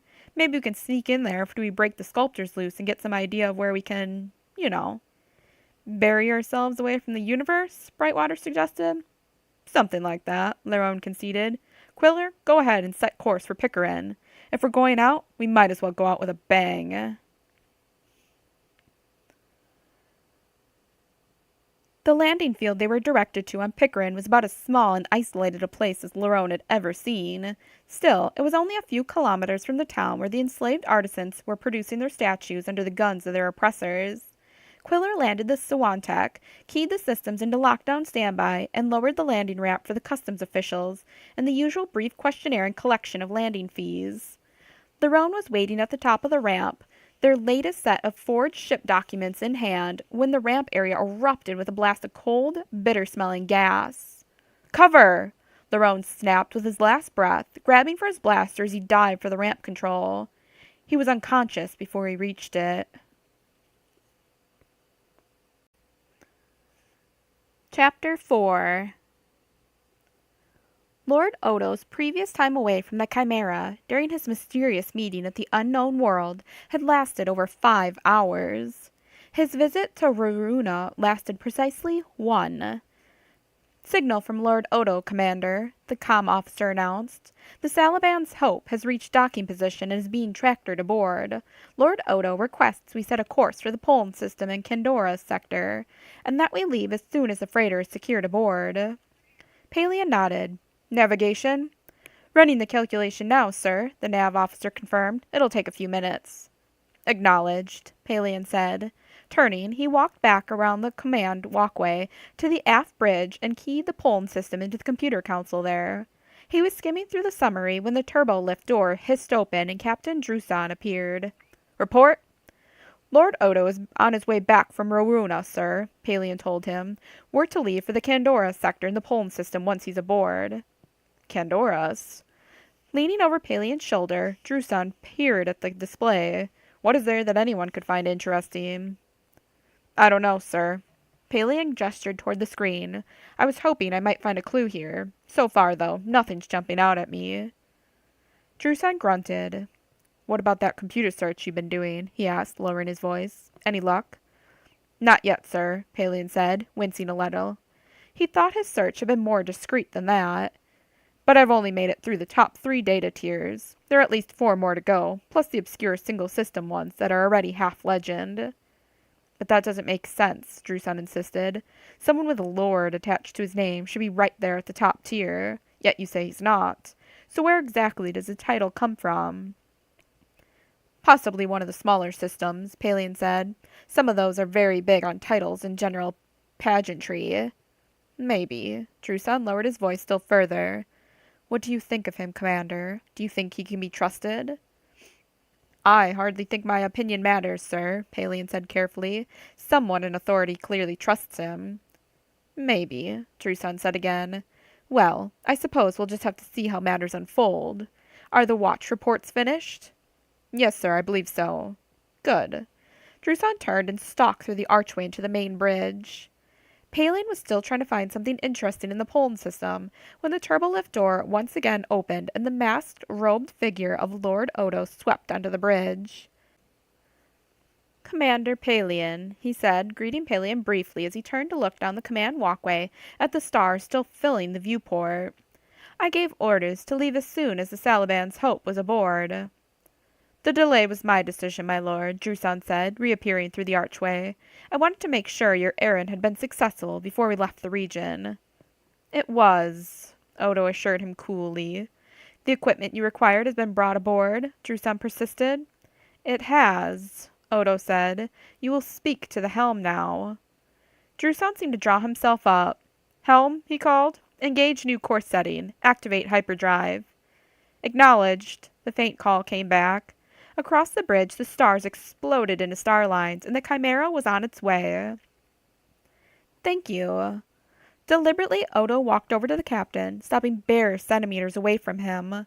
"The next time I give an order, Captain," he said, his voice low but curiously carrying, "I expect it to be carried out." Druson's lip twitched, but to his credit he stayed where he was instead of backing up. "Understood, my lord," he said. For a long moment Odo held his pose. Then he turned his mask to Palian. "I believe your watch is over, Commander Palian," he said. "You may go about your other activities." Palian looked at Druson. Technically, only the captain had the authority to dismiss the senior bridge officer from his watch. But Druson had apparently had enough confrontation for one day. His head bobbed once and then jerked microscopically toward the turbolift. Yes, my lord, Palian said. Stepping a bit gingerly past the robed figure, he headed to the turbolift and escaped. He was nearly to his quarters when his comlink signaled. Commander, this is Lieutenant Tabal, Duty Security Officer, the caller identified himself. As per your standing order, I wish to inform you that Lord Odo's pilot has left his quarters and is currently in the Bay Officers' Mess. Thank you, Palian said, and keyed off. Returning the comlink to its holder, he reset the turbolift's destination. Odo had told him to go about his other activities. He'd never said those activities couldn't include a meal. The Chimera's various mess rooms always did a brisk business in the first hour after a watch change, but Sorrel's civilian outfit made him stand out in the crowd. He was sitting alone at a two-person table against the rear bulkhead. Working his way through the crowd, Palian joined his side. Good day, Master Sorrel, he said. May I join you? Sorrel looked up from his tray, and it seemed to Palian that the lines around his eyes hardened a bit. Commander Palian, isn't it? He asked, his voice neutral. Yes, Palian confirmed. May I join you? Sorrel's eyes flicked to Palian's empty hands, then back up to his face. If you're looking for information about our mission, you'll have to ask Lord Odo. I'm just the pilot. And I'm just the third bridge officer, Palian reminded him. Mission coordination is Captain Druson's job, not mine. I simply wanted to talk to you for a few moments. Sorrel shook his head. Sorry, not really in the mood for company. He returned his attention to his food. Palian stayed where he was, and after a few more bites, Sorrel looked up again. Didn't you hear me? He growled. Go away. My ship, Master Sorrel, not yours, Palian reminded him. What are you afraid of? I didn't say I was afraid, Sorrel countered. I said I wasn't interested in company. Then you picked the wrong job, Palian said. Bringing an Imperial Lord aboard an Imperial Star Destroyer guarantees you lots of company. For another handful of seconds, Sorrel glared up at him. Palian returned the gaze, not moving or speaking.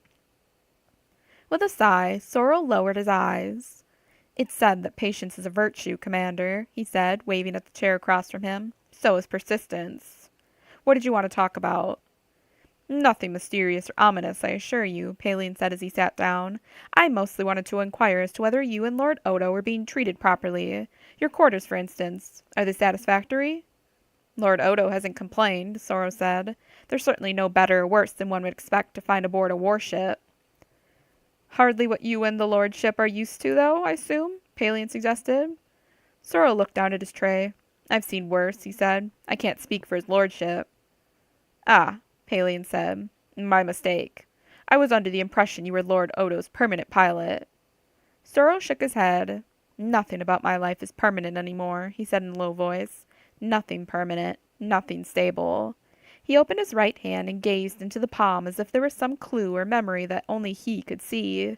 Nothing pleasant. I'm sorry, Palian said. So then Lord Odo merely brought you in for this particular job? Sorrel's lip twisted. You could say that. He gazed into his hand for another second, then closed it into a tired-looking fist. Have you ever lost everything, Commander Palian? No. Stupid question. Of course you've never lost everything. Not everything, no, Palian said, but I've had my share of losses. What, promotions? Sorrel scoffed. The last dessert cube in the mess line? Battles, Palian said evenly. Subordinates. Comrades. Friends.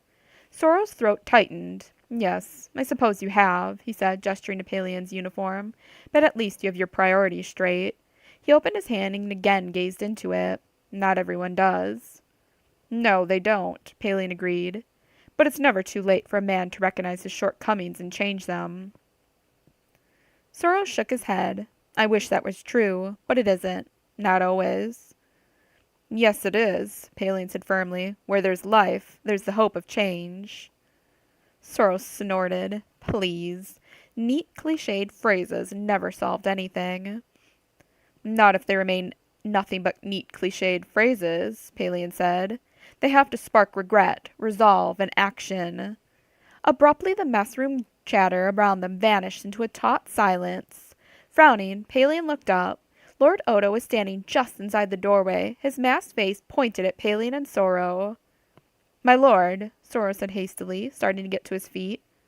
Odo made a small gesture, and Sora broke off the movement, sinking down again into his seat. "May I help you, Lord Odo?" Palian asked, standing up. "My quarters are being changed, Commander Palian," Odo said. If he was annoyed to find one of the Chimera's officers having a private conversation with his pilot, it wasn't audible in his voice. "I wished Soro's assistance." "Of course, my lord," Soro said, again starting to get up. "But since he's in the middle of a meal," Odo continued smoothly, "perhaps you would assist me, Commander." Palian hesitated. Moving trunks and equipment was hardly something a senior officer should be doing. Odo surely knew that. On the other hand, this might be Palian's best chance of getting a look at the things Odo had brought aboard the Chimera, not to mention the chance to speak privately with Odo himself. "I would be honored, my lord," he said, stepping away from the table. "Excellent," Odo said. His mask turned slightly. "When you're finished, Soro, make your way to the bridge. They'll direct you to our new quarters." Palian waited until he and Odo were walking along the corridor before speaking again. "May I ask what the problem is with your quarters?" "There's no problem," Odo assured him. "Now that we're en route to our final destination and will have no need for quick access to the Salaban's Hope, I wish to be closer to the bridge. Captain Druson has therefore assigned us new quarters there." Palian felt his stomach tighten. The only quarters available near the bridge were for visiting dignitaries, sector governors, grand moffs, or special imperial agents like Darth Vader. "I'm sure you'll find them more convenient," he murmured. "Indeed," Odo said. "What do you think of him?" Palian frowned. "Who?" "My pilot, of course," Odo said. "You were interrogating him, weren't you?" "Not at all," Palian said hastily. "Ironically enough, I've been asking him if your quarters were satisfactory." "Indeed," Odo said. "You may have also noticed Soro's deep unhappiness." "It was a bit hard to miss," Palian conceded. "What exactly happened to him?" "He didn't tell you?" "Just vague hints," Palian said. "He asked if I'd ever lost everything." "What exactly did he lose?" "As he said, everything." For a few steps, Odo was silent. "Tell me, Commander, have you ever heard the saying, 'The choices of one shape the futures of all'?" "Yes, I believe so," Palian said. "Jedi, isn't it?" "The Jedi may have stolen it," Odo said, "but it was originally from the Song of Salaban. The point is that each person's decisions affect everyone around him. Friends, family, business associates, even total strangers. You asked what happened to Soro? That's what happened. He made bad decisions, many of them. In the process, he lost everything he held of value." "I'm sorry," Palian murmured. "What will he do now?" "That's entirely up to him," Odo said. "I rather hope he decides to fight to get it back." He motioned toward his cabin's door. "In here." Odo's original rooms were a set of junior officers' quarters, with 2 beds, a refresher station, and a few small pieces of furniture. The 5 travel cases that Chimera's crewers had brought aboard from the Salaban's Hope were already clustered together on a floating repulsor cart in the center of the room. And in the middle of the group of bags were 2 new items, a pair of meter-long cylinders about 15 centimeters across with shoulder straps attached. The specialized equipment, apparently, that Odo had brought back from Raruna. Stepping to the cart, Odo retrieved the cylinders from among the other bags. "You will guide the cart, Commander," he said, gesturing to the cart's control panel. "As you wish, my lord," Palian said as he keyed the cart off standby. "You can put those back if you wish," he added, nodding to the cylinders. "The cart can handle the entire load." "I know that," Odo said, looping one strap around each of his shoulders. "Follow me." The rest of the trip to the command section was made in silence. Most of the junior officers they passed seemed a bit startled at the sight of a senior bridge officer driving a cart, but none of them said anything. The crewers, in contrast, studiously ignored the odd procession as being none of their business. One lone petty officer was brave enough or conscientious enough to offer his assistance, and though Odo turned him down, Palian made sure to memorize the man's face and duty sector. The next promotions list would be opening soon for officer recommendations. As Palian had anticipated, Odo had led them to the visiting dignitary suite 2 corridors aft of the bridge. What Palian hadn't expected was that Captain Druson would be waiting there for them. "Lord Odo," the captain said, his eyes flashing oddly at Palian as he bowed to Odo. "Thank you for your willingness to move your quarters. I'm sure you'll find these more than satisfactory."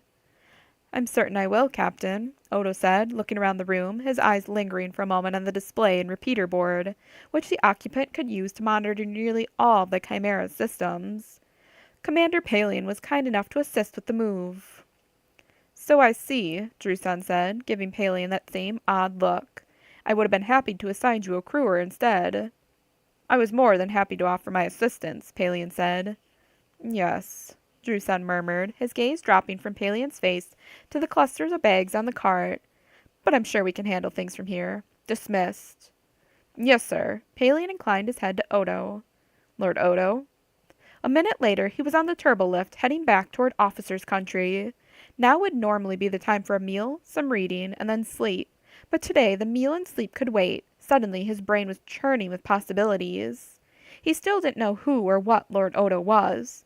But finally, he had a fresh idea of where to look. Here we go, Han muttered, and pushed back the hyperdrive levers. In front of him, the mottled hyperspace sky flashed with star lines and then the stars of the Polan system. For a minute, he let the Falcon coast, heading generally inward, as he studied the twin planets ahead. Even without their size difference, it would have been easy to tell the two worlds apart. Pole Major was all shades of blue and green and white, with scattered clumps of glittering lights on the night side. Pole Minor was mostly browns and grays, with a bare handful of lights. Probably the entrances to the various spaceports, he decided, or else the markers of underground storage and maintenance facilities. And if Riken was right, the holes were a whole lot of smugglers, pirates, and other fringe types were hiding. Beside him, Chewie rumbled. Yeah, I see it, Han said sourly, eyeing the flashing lights of the Golan 1 space defense station in high orbit over Pole Major. Riken had assured him that the Golan was mostly an empty shell these days, running with maybe 30% of its normal crew and rated firepower. But even 30% of a Golan still left it as a serious obstacle for any Alliance forces trying to move in. On the other hand, if it could be taken intact, that same firepower would then be on the Alliance's side. He made a mental note to suggest that Axelon make the station one of his demands to Governor Feruz. There was a sound of footsteps behind him. Are we there? Axelon asked. Yeah, Han confirmed, setting his teeth firmly together. 4 days of riding together in a cramped light freighter, 4 days of the man finding a way to get on every single one of Han's nerves, had left him with a powerful urge to open the hatch to clean air again. Or maybe just to find a convenient piece of vacuum and toss his passenger out into it. Axelon was polite, but in a subtly superior way that even her worshipfulness Princess Leia couldn't match. He asked obvious and irritating questions, and continually gave the impression that Han should be happier about answering them. He was an avid but unskilled sabacc player, and every time he lost it was clear he thought Han had cheated, even when he hadn't. But worse even than all the surface irritants was what was simmering behind the man's eyes. There was a swirl of anger, tenacity, and nervousness back there, and a fluid and ever-changing combination that set Han's teeth on edge. He'd seen that kind of personality before, and it usually got the offender and his pals chased out of a cantina or off a world at a high rate of speed. Or it got them all killed. Chewie had noticed it too, even though the big Wookiee was too polite to mention it. Still, when something bothered Chewie, Han had long ago learned it was worth keeping an eye on. Chewie rumbled again. What? Han asked, snapping out of his reverie. Chewie repeated the comment, this time pointing to the aft sensor readout. Han frowned. The Wookiee was right. There was a Z-95 back there, about half a minute behind the Falcon and 20 degrees to starboard.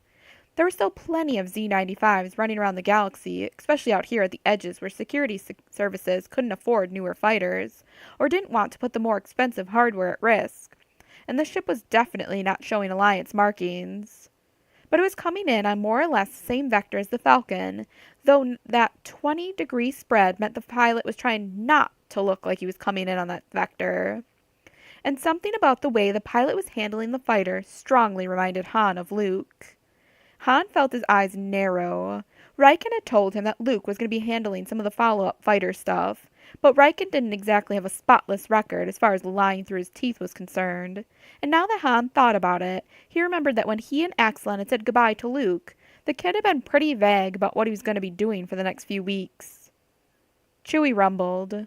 Yeah, I see 'em, Han said. See who? Axelon asked, a little too quickly.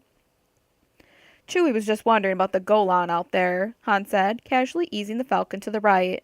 If that really was Luke out there, he wouldn't want Han getting close enough to get a clear look through the canopy.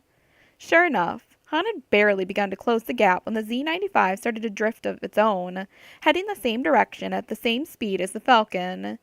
Muttering under his breath, Han drifted the Falcon back onto her original vector.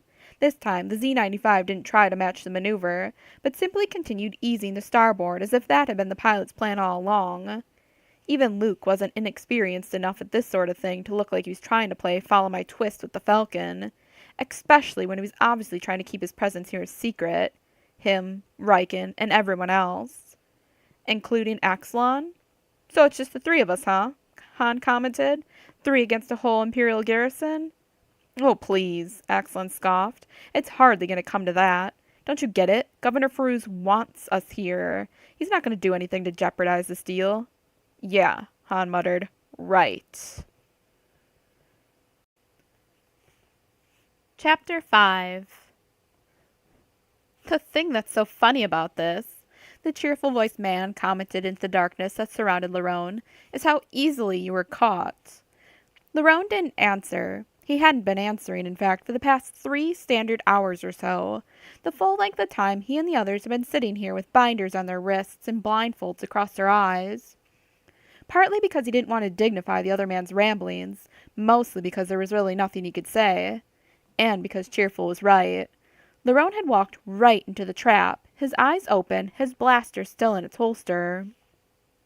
And now, much sooner than he'd anticipated, the Hand of Judgment's run really was all over.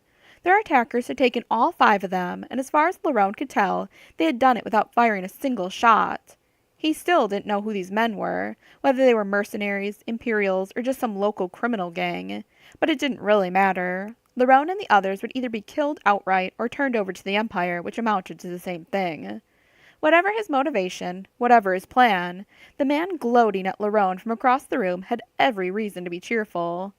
Still, Lerone was becoming increasingly puzzled by the fact that they'd been sitting here all this time with no attempts at questioning or torture other than having to listen to the man talk. Did he simply want them in pristine condition when he turned them over to the Imperial Security Bureau? The thought of that made Lerone's skin crawl. Somewhere across the room, behind Cheerful's voice, a door opened. "There you are," Cheerful said, sounding decidedly less cheerful now. "About time." "Is this them?" A cold voice, male, demanded. "Most of them," Cheerful confirmed. "I admit they're not much to look at." "Take those off," Cold Voice interrupted. "I want them to see me while I explain the realities of life to them." "Not sure that's a good idea," Cheerful warned. "They may not look it, but I'll bet they'll get real talky once they get to the other end of their one-way ride." "You may have things to hide, Doss," Cold Voice said. "I don't. I want to look them in the eye." "Fine," Cheerful said with a sigh. "You're the boss. Kinker, Shippo, you heard the man." There was a brief patter of footsteps, and a dull light suddenly blazed in Lerone's eyes as the blindfold was ripped off his face. For a moment he squinted against the light, and then his eyes adjusted. They were in some kind of office, probably the customs building he'd seen from the Sawantech on their way in. The place was typical of this size landing field, small and somewhat decrepit, with a couple of scan tables, 2 desks, and walls that were lined with shelving and equipment cabinets. At least half of the shelving Lerone could see from his position was bare, and he suspected most of the cabinets were empty as well. 4 men faced them from across the room. One, a large, evil-looking man with brown and white striped hair, was sitting casually on one of the scan tables. Standing stiffly beside him was a somewhat older man in a dark business tunic and matching trousers. The other 2 men, Kinker and Shippo, Lerone assumed, stood off to the sides between them and Lerone, 4 blindfolds hanging loosely from their hands. At the far end of the room, a 3rd guard lounged by the building's only visible door. Lerone felt himself stiffen as a stray fact belatedly caught his attention. Kinker and Shippo were holding 4 blindfolds? Trying to seem casual, he looked to either side of him. Marcross sat in the chair to his right, his hands shackled like Lerone's behind his back. To Marcross's right was Quiller, to Lerone's left was Grave. Brightwater was nowhere to be seen. "You're right, Doss. They really don't look like much," the businessman said in the same cold voice as he eyed the stormtroopers. Do they have a leader? Beside Lerone, Marcross stirred. That would be me, Lerone spoke up. And you? What? You don't even know my name? The other retorted. You came to this sector intent on overthrowing me, and you don't even know my name? Of course we do, Marcross said calmly. You're Bok Yost, recently elected to the post of Chancellor in the Skemp district on Algasso.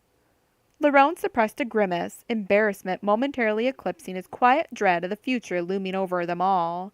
He should have recognized Yost right off, even if he wasn't wearing the official robes of office, the way he'd been in all the hollows they'd seen of the man.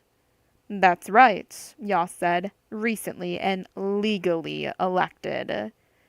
I said you'd been elected, Marcross corrected mildly. I didn't say it had been legal. I warned you about these jokers, Doss murmured, self-righteous clear down to the marrow. Yes, aren't they? Yost said, his voice going even colder. And I see that trying to explain the realities of life would be a waste of time.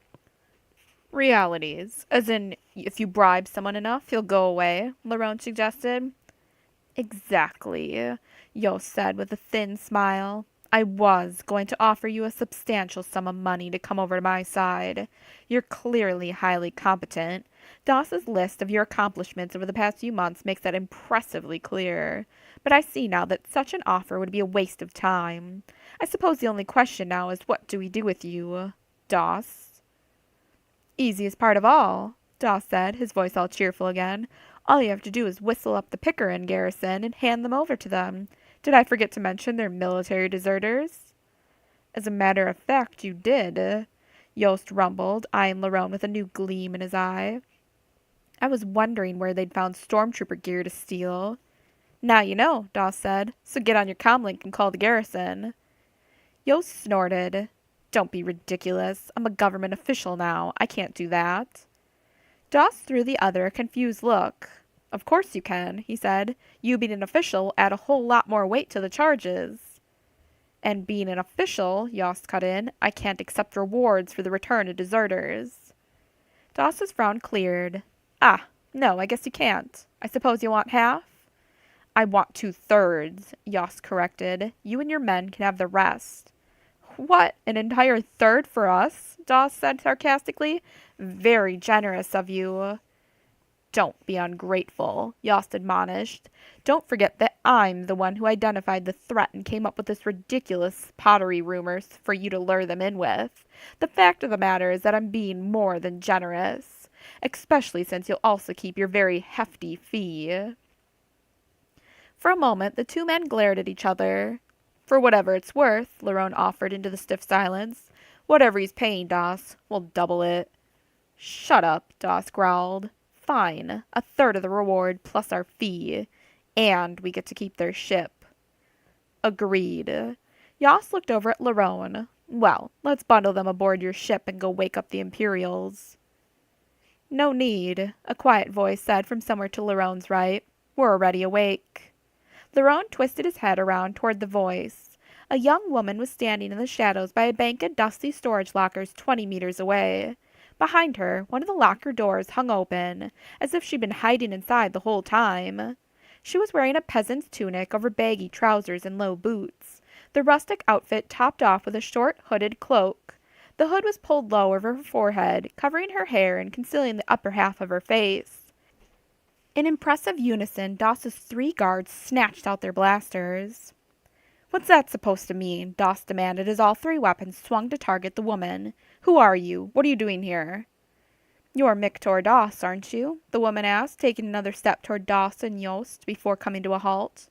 I've heard about you and your mercenaries. She cocked her head. Or are you actually pirates? The reports are a bit vague. Who is this creature? Yost demanded. Doss, if this is some trick. Shut it.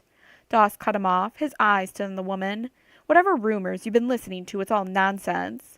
We're a fully licensed paramilitary group cleared by the sector governor himself. Which means nothing, the woman said calmly, especially in this sector, where the governor's office is long overdue for a cleaning. It's the times, Doss said philosophically. What about you? Haven't you and your associates ever skidded across the line? The woman shook her head. I have no associates. I work alone. Doss clucked his tongue. Wrong answer, he said. Kill her. The three guards raised their blasters and fired, and staggered and fell onto the dusty floor a second later as a brilliant lightsaber blade flashed into existence in front of the woman, catching all three blaster bolts and caroming them straight back at the shooters. For a single heartbeat, Doss goggled in disbelief at the sudden and unexpected carnage. Then, throwing himself backward over the edge of the scan table in a desperate bid for cover, he yanked out his blaster and fired. He was still trying for the relative safety of the table's rear when his shot was ricocheted back at him, blowing off the side of his head. He disappeared over the edge of the table, his blaster dropping onto the table and clattering to the floor at Yost's feet. And as the lightsaber blade settled down in front of the woman and the magenta glow bathed her shadow face in soft light, Lerone felt his breath freeze in his throat. This wasn't just a simple peasant woman, or even some important Imperial functionary or bounty hunter. This was the Imperial agent who called herself Jade. This was the Emperor's hand. For a long moment, the only sound in the room was the hum of Jade's lightsaber. Well, she invited calmly, her eyes on Yost. Yost's breath was coming in quick, shallow puffs. I'm Chancellor Yost, he stammered. Chancellor of Scump District on Elagasso, Jade finished for him. Yes, I know. I was there when you got the call from Doss. Yost's tongue dabbed nervously at his lips. I'm a duly elected government official, he insisted. The lightsaber blade lifted. Are you? Jade asked pointedly. Yost shot a furtive look at Lerone. There may have been some questions. He trailed off. Let's try a different approach, Jade suggested. Doss captured 5 men. 4 are here. Where's the 5th? Yost looked at Lerone again. Aboard their ship, he said. Not Doss's ship. Their ship. He said they needed to persuade the pilot to unlock the helm for them. Lerone frowned. That one actually made a certain amount of sense. Except that Brightwater wasn't their pilot. Quiller was. And Quiller was right here with the rest of them. So why had they taken Brightwater? Good, Jade said briskly. With a sizzling hiss, the lightsaber blade disappeared. You've just bought yourself your life. Your ship is waiting at the other end of the field. You'll get aboard her, go home, and never mention this incident to anyone. And... Yost stared at her, looked at Lerone, back at Jade. And? He asked carefully. Jade cocked her head. If you have to ask, I may have to kill you after all. Yost swallowed visibly. There may have been some irregularities with the election, he conceded. Perhaps it would be best if I called for a new one. A wise idea, Jade said. You'll step down, of course, until the new results are in. Yost's lips drew back in the beginnings of a snarl, but then his gaze dropped to the lightsaber hilt in her hand, and the snarl faded away. Of course. Good, Jade said briskly. Then go. That one, at least. Yost didn't have to hear twice. He rounded the end of the table and walked as quickly toward the door as he could without breaking into an actual run. And remember, Jade called after him, we will be watching. The other didn't reply, turn around, or even slow his pace. The door opened at his approach, and he hurried out into the night. Well, Jade said briskly as she strode over to the 4 stormtroopers. Everyone all right? Yes, I think so, Lerone said, eyeing her uncomfortably. Now that the immediate crisis had passed, the question of what she was doing here was raising shivers across his back. Because offhand, he couldn't think of any answer to that question he was going to like. Good. Jade stepped around behind the row of chairs, and with a snap hiss, her lightsaber blade once again sent a glow of magenta light across the room. Let's get you out of here and go get Brightwater, shall we? If Yost wasn't lying about where they had him, Quiller warned. He wasn't. There was a slight tug at Lerone's wrists as the lightsaber sliced through his binders. One of Doss's men told him all about Brightwater while they were heading over here from Yost's ship. You were close enough to hear them? Grave asked, sounding puzzled. It wasn't very hard, Jade assured him. I came in aboard Yost's ship. Aboard his ship? Quiller echoed, sounding stunned. First rule of following someone, Jade said as she freed the others. The simplest way is always to hitch a ride with him. That's the easy way? Marcross asked. I said it was simple, Jade corrected. I didn't say it was easy. Please don't get this wrong, Lerone said, massaging his sore wrists as he stood up. But what are you doing here? All in good time, Jade said as she stepped around in front of them. Exactly, Lerone thought, like a field commander preparing to lead the troops. First things first, grab those blasters and let's go find Brightwater. Doss had left 5 men on duty in the Swantek, plus 2 more busy at the task of interrogating Brightwater. All 7 were caught by surprise at the sudden appearance of Jade and the 4 stormtroopers. All 7 decided to make a fight for it. All 7 died quickly. Though if Lerone had realized up front what they'd done to Brightwater, he might have been tempted to make their deaths last a little longer. About time, Brightwater said as Lerone and Quiller unstrapped him from the bed, where the mercenaries had tied him. His voice was weak, his eyes were swollen half shut. "Who's that? Watch it, there's someone behind you."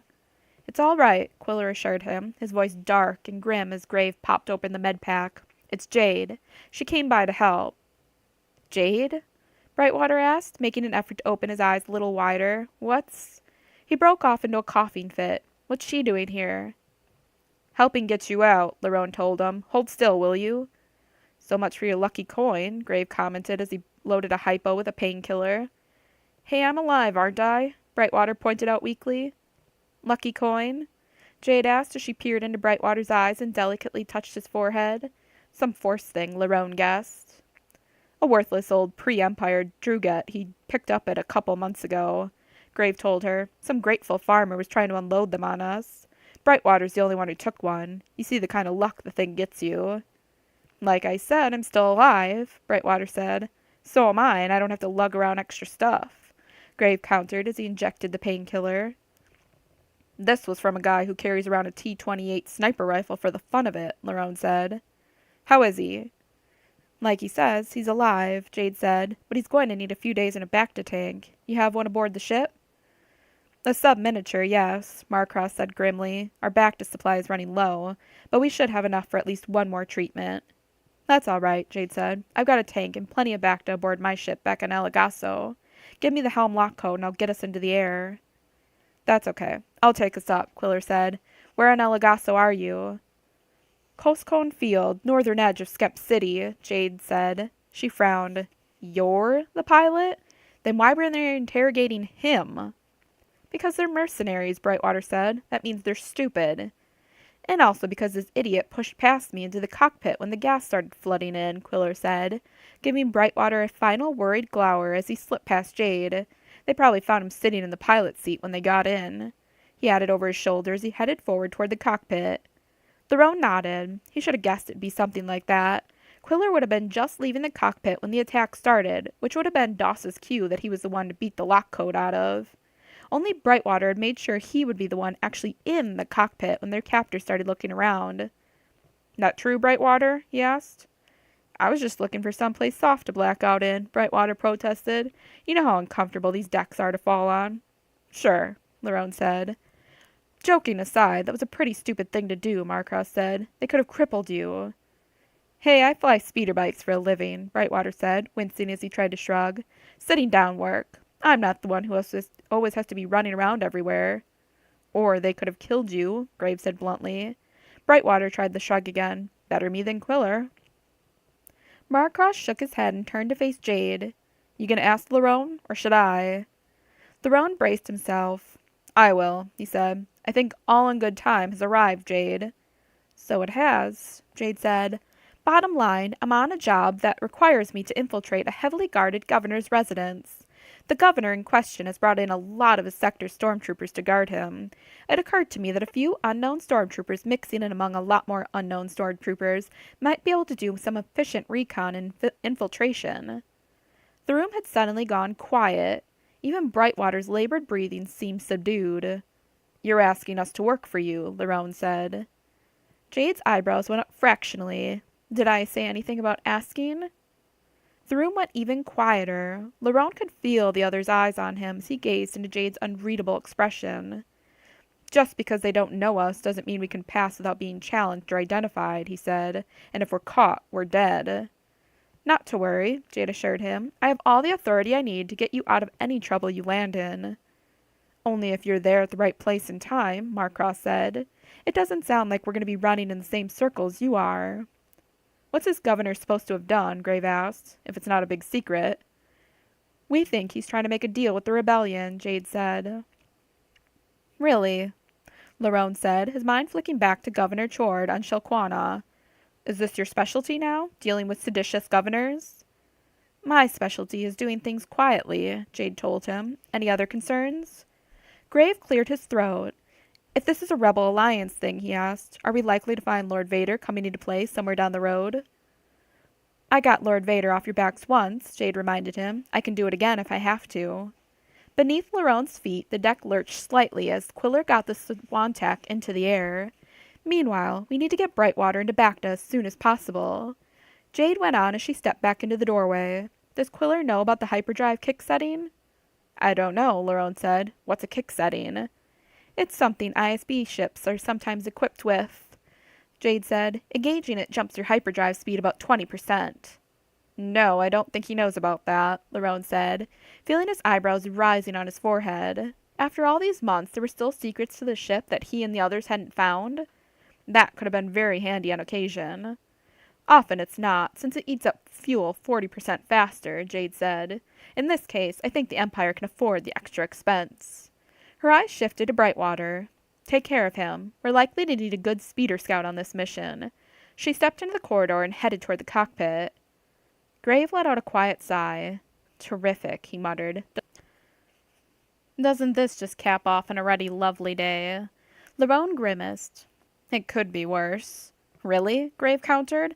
May I point out that Jade's wonderful secret credentials only get us out of trouble if the governor's stormtroopers haven't gone over to the rebels? If they have, she's got nothing. Except a lightsaber, Marcross reminded him. That's great for her, Grave said. Not so great for us. And then there's Vader, whom Jade can deal with, Lerone said. Who drags along the entire 501st everywhere he goes, Grave retorted. You want to try explaining to one of them our current lack of operational IDs? You want to tell Jade thanks, but we're turning down the job, Lerone said sourly. Lerone, Brightwater said weakly. Lerone looked down in surprise. He'd assumed Brightwater was already fast asleep. Yes, he said. We're going out anyway, the injured man said. We know that. He took a careful breath. Let's go out with a bang. I agree, Marcross said quietly. If we can keep a rebel governor from dragging his whole sector into chaos, we'll have done more for order and justice than 10 years of these little operations could accomplish. Besides which, Grave added, it didn't sound like Jade was giving us a choice. Lerone grimaced, but they were right. I know, he said. Okay, if this is going to be the Hand of Judgment's final mission, let's make it one for the legends. If there's anyone left to remember, Grave murmured. There will be. Lerone looked down at Brightwater again. In the meantime, it's 3 hours till El Gaso. Let's get Brightwater to the medical bay and see what we can do for him until then.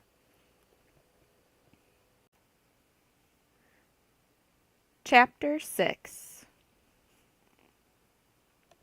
According to the information Han had been able to dig up, Whitestone City, the capital of Pol Major in Candora's sector, was a vibrant, cosmopolitan sprawl with a dynamic business and light manufacturing community, exciting nightlife, and a robust citizenry of humans and dozens of alien species.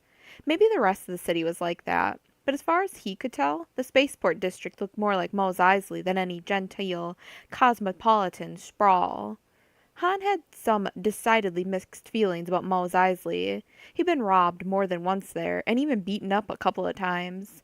It was also one of Jabba the Hutt's main terminals for contraband, which meant there were always plenty of unpleasant and dangerous people wandering around. He'd had to shoot his share of troublemakers there, Greedo being only the latest of that crowd. Mos Eisley was also where he'd fallen in with Luke and the late crazy Jedi Kenobi, which was how he'd met Leia and gotten tied in with the whole Rebel Alliance. Some days that fell on the good side of the ledger, some days it didn't. This was rapidly turning out to be one of the days when it didn't. I'll tell you one last time, Axelon said, leaning hard on the word last. I don't need you out there holding my hand. I can navigate the city perfectly well on my own. Yeah, you're going to do great out here, Han said, eyeing the scruffy, furtive, and otherwise low-grade humans and aliens filling the street outside their docking bay. You gonna walk all the way to the governor's palace, or what? There's an airspeeder rental stand less than a kilometer away, Axelon said patiently. Fine, Han said. We'll walk you over there. That's what you diplomatic people are big on, right? Compromise? Solo. And on the way, Han said, we can stop by Luke's docking bay and bring him along. Axelon drew back a little. What are you talking about? He asked cautiously. Han sighed. Just because he and Chewie were smugglers, did people like Axelon always have to assume they were stupid? We saw a Z-95 on the way in, he told Axelon as patiently as he could. Not sure where he put down, but from the vector he was on, I'd say he was somewhere between bays 52 and 58. Axelon sighed. It's 56, he said reluctantly. Blast it, Solo. You weren't supposed to know he was along. Yeah, I already figured out that part, Han growled. And he'd already decided he was going to have a very long talk with General Riken when they got back. You want to stand here all day, or do you want to go get him? Every spaceport Han had ever visited had its own unique set of sounds and smells, and Whitestone's was no exception. Unlike some places, though, a lot of the sounds seemed to be oddly residential, including the cries and noise of playing children, and most of the aromas seemed to be coming from cooking. The reason for that was quickly evident. At their side of the port, at least, only about half the landing bays were actually in service. The rest had been taken over by locals and turned into slum quarters, or refugee camps. Two of the bays they passed seemed to have become homes to beings of species that Han had never seen before. Various styles of booths had been set up around the entrances to each of those bays, and were being run by aliens offering everything from exotic foods to jewelry to brightly colored cloth and clothing. And this was on Pole Major, Han thought glumly as he and the others maneuvered their way through the crowds. He could hardly wait to see what things were like on Pole Minor, the less reputable half of the double planet. Luke was waiting outside his docking bay, looking around at the masses with the same expression Han had seen on the kid inside the Mos Eisley Cantina. He spotted them as they came around the corner, or more likely he spotted Chewie towering over the crowd, and Han saw his expression change. Not much, but enough to know that the kid was surprised to see the two of them with Axelon. Which meant it wasn't just Riken and Axelon who were playing this stupid game. Luke was in on it too. Hey, Han, Luke greeted him hesitantly as the three of them came up to him. Hey, Chewie, I thought... He looked uncertainly at Axelon. That you... No, he wasn't supposed to know, Axelon said pointedly. You were supposed to keep him from spotting you. Luke winced. Sorry. So we'll just have to make do, Axelon went on. He nodded to the bay entrance. Any trouble? Luke shook his head. Like you said, there are a lot of Z-95s around, and the special pass ID you gave me worked just fine. He looked at Han. You had one too, right? No, we were challenged and shot down an hour ago, Han growled. So where's this airspeeder rental place? Axelon looked around them. It should be right over... He broke off, his eyes widening at something behind Han. Watch out, he snapped. Han spun around, his hand dropping to the grip of his blaster. Walking toward them were three aliens, their eyes small and white-rimmed beneath heavy brow ridges, their skin a mix of dark green scales and similarly colored patches of fur. They were wearing cheap-looking sack clothing, mismatched, probably bought from one of the booths in the area, and each of them was holding a long, exquisitely detailed hook-tipped knife. Behind him, Han heard the snap hiss as Luke ignited his lightsaber. Han? Luke muttered tensely. Easy, kid, Han said, leaving his blaster right where it was in its holster. Just relax. The aliens weren't holding the knives in stabbing or throwing positions. The weapons were simply resting across their palms. They weren't a gang looking for an easy score. They were a group of merchants hoping to sell their wares. And judging by their suddenly widened eyes, they were just as startled by Luke and his lightsaber as Axelon had been by them and their knives. Your pardon, noble friendlies, the lead alien said in heavily accented basic, as he and the other two came to an abrupt halt. Such finely clothed and equipmented, he stumbled over the word. And equipped beings as yourself must surely have a high interest in uniquely hand-forged carving tools. Not today, Han told him, eyeing the knife in the alien's outstretched hand. It was a pretty nifty-looking weapon, he had to admit. In close quarters, if you knew what you were doing, it would probably do as well as a blaster.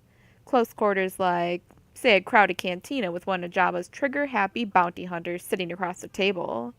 But handy though the knife might be, Han knew better than to buy one, at least not here and now. The instant the other merchants and vendors in the area spotted credits changing hands, they would be on him like carrion flies, shoving cloth and furs and melons and everything else in his face, blathering their sales pitches in his ears as they tried to get him to buy something from them, too. Not exactly the way to start a supposedly low-key mission. And speaking of low-key, Luke, shut that thing off, will you? He growled. There was a sizzling hiss and the lightsaber hum cut off. Sorry, Luke said. I thought. Yeah, I know. The three aliens were still standing there, their hands outstretched hopefully. With one last look at the knives, Han turned away. So once we get the airspeeder, where are we going? He asked, putting one hand on Luke's shoulder and the other on Axelon's, and pushing both of them in the direction of the airspeeder rental sign he could now see hovering over the street a couple of blocks away. Luke and I have a rendezvous with our new friend, Axelon said. What you and Chewbacca do is entirely up to you. Great, Han said. We'll come with you. Except that, Axelon said firmly. I don't know, Governor, Luke spoke up hesitantly. As long as they know anyway. We don't need them, Axelon cut him off. They were only to provide transport. More than that, we don't want them. Luke threw a furtive look at Han. But... It's okay, Han told him, feeling a twinge of guilt at his earlier unkind thoughts. Luke might have been dragged into this thing, but he wouldn't have been the one who decided to lock Han out of it. I know when I'm not wanted. Just watch yourselves. We will, Axelon promised. Come on, Skywalker. Tapping Luke's arm, he headed off through the milling crowd. Luke gave Han and Chewie one final look, then turned and followed. Beside Han, Chewbacca rumbled a suggestion. Forget it, Han growled. You don't exactly blend into a crowd, you know. He'd spot us before we got within 3 blocks of wherever this meeting is. He looked up. Beyond the wispy clouds, Pole Minor was a small, pale half circle floating against the blue sky. So let him go play deal-maker, he went on. You and me are gonna go see what kind of stuff our supposed new best friend has to offer. He turned and headed back toward their docking bay, waving away the knife merchants as they started, hopefully, toward him again. Or, he added, whether this whole thing is nothing but a trap. The Poln system was reportedly one of the closest inhabited double planetary systems in the Empire, with the two worlds separated by only 50,000 kilometers. There were a fair number of ships traveling between them, though from the size of the corridors that had been zoned, Han guessed that the traffic had once been more than twice what it was at the moment. Still, Axelon had at least been right about the Poln system being able to handle rebel traffic along with its own. Axelon had been pretty close-mouthed during the trip from the rebel base, refusing to give Han so much as a hint as to what Governor Farouz might have already discussed with him or Mon Mothma, but Axelon liked to sleep as much as anyone, and the encryption he'd put on his datapad had turned out to be one of the ones Han had been given for use with his own Alliance reports. According to the notes tucked away on one of Axelon's data cards, the mines Farouz was offering were in Pole Minor's 7th Octan. The safest and easiest access to that region was a series of tunnels leading out from the Yellow Strike spaceport, the Octan's largest landing site, which, to Han's way of thinking, automatically put Yellow Strike at the bottom of the list. The safe and easy routes, he'd learned a long time ago, were traveled mostly by the lazy, the unimaginative, and people who wore badges and carried stacks of wanted posts on their datapads. Instead, he turned the Falcon toward one of the Octan's smaller and less conspicuous ports. Like everything else on Pole Minor, Quartz Edge Port was mostly built underground. Its organization was also decidedly on the casual side, to the point where Han was simply instructed by the control center to choose any of the unoccupied landing bays he wanted. Picking one of the 8 open pits at random, he maneuvered the Falcon into it. By the time he'd finished powering the engines down to standby, the dome had closed above him and the bay that had been brought up from Pole Minor's marginal surface air pressure to the more comfortable standard level. Lowering the ramp, he headed outside with Chewie. The bay, he'd noted on the way down, had a single exit door, probably leading into an airlock for the times when someone needed to get in while the dome was open. Lounging by the door were 3 men, all armed, all with the look of Mos Eisley troublemakers about them. Making sure his blaster was riding loose in its holster, Han headed over. "Afternoon," one of them called genially, his greasy-looking hair and impressively scraggly mustache glinting in the light. His eyes flicked to Chewie, then back to Han. "Need your name and cargo." "Name's Darth Vader," Han told him. "Got a flat load of broken Imperial promises." None of the 3 men so much as smiled. "Cute," Mustache grunted. "You want to try again?" Actually, my cargo bay's empty, Han told him. We're here to try our luck at a little prospecting. Given that every mine in this part of Pole Minor had been drained dry decades ago, that one should have gotten at least a cynical smile from them. But again, none of their expressions even cracked. Yeah? Mustache asked, his voice as expressionless as his face. Heading anywhere in particular? Han shrugged. The most heavily marked part of Axelon's encrypted map had been something called the Anyatan mining complex. I thought we'd try the old Anyatan area, he said, trying to watch all three of them at once. And that one finally got him a reaction. It was small, just a twitch of cheek muscles from one of Mustache's buddies, a balding, unshaven man with dark eyes, but it was definitely there.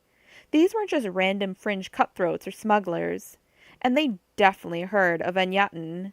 Mustache played it cool. Anyatan, eh? He asked casually. Yeah, I think I've heard of it. What's there that's still worth digging up? Don't know yet, Han said, playing it just as cool.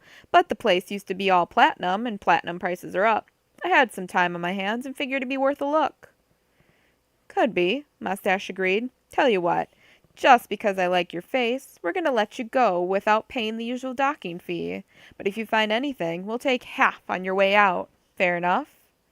Han shrugged. Make it a tenth and you got a deal. Baldy made a contemptuous sound in the back of his throat, but Mustache merely smiled. We got 3 blasters. You got 1. Make it half. 1 blaster plus 1 Wookiee, Han reminded him. A tenth. Mustache eyed Chewie. A quarter. Fine, Han said. It was, he knew, a little ridiculous to be bargaining over profits he was never going to make, but there's still a chance Mustache and his pals thought he and Chewie were just innocent treasure hunters, and it would be out of character for him not to bargain. Good, Mustache said briskly. Best of luck to you. There's a row of land speeders just past the airlock. Help yourself. Fact, we'll make it even easier. I think there are some shovels and pickaxes in one of the lockers across from them. Probably a little rusty, but they ought to do, especially seeing as you don't have any of your own. That's because we were just going to go scope out the place this time around, Han improvised. But as long as you're offering, sure, why not? You're welcome, Mustache said dryly. You need a map? No thanks, Han said. It's supposed to be about 150 kilometers straight down corridor CC4087, right? If you say so, Mustache said. Have fun. And come back rich, Baldy added as Han and Chewie walked past them through the door. The land speeders and tools were right where Mustache had said. The shovels were indeed rusty and half broken, and the land speeders weren't in any better shape. Han gave each of the vehicles a test rev, picked the one that sounded least like it was going to fall apart in the next 2 hours, and they headed out. The tunnel Han had headed down was probably typical of an abandoned mine system. Most of the overhead glow panels were gone, though the emergency perm lights set into the upper and lower walls every 100 meters or so were still running. Fortunately, the land speeder had good headlights, which let Han avoid the various heaps of stone chips that littered the tunnel floor, residue from years of small rockfalls from the ceiling and walls. The air smelled thin and stale, and aside from the labored hum of their own land speeder, the whole place was eerily quiet. Chewie rumbled a question into the hum. Of course we're not going straight there, Han confirmed.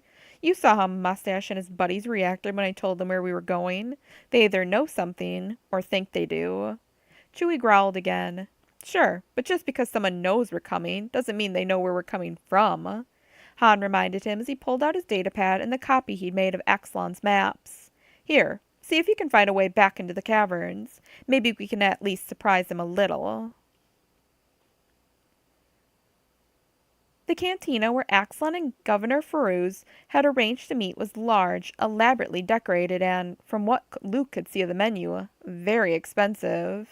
But they didn't have enough time to properly enjoy either the decor or the aromas wafting through the main room. A hard-faced thug type with eyes that seemed to be trying to cut straight through to the back of Luke's skull intercepted them at the door and led them through the main dining area to a private room more subtly decorated than the rest of the restaurant.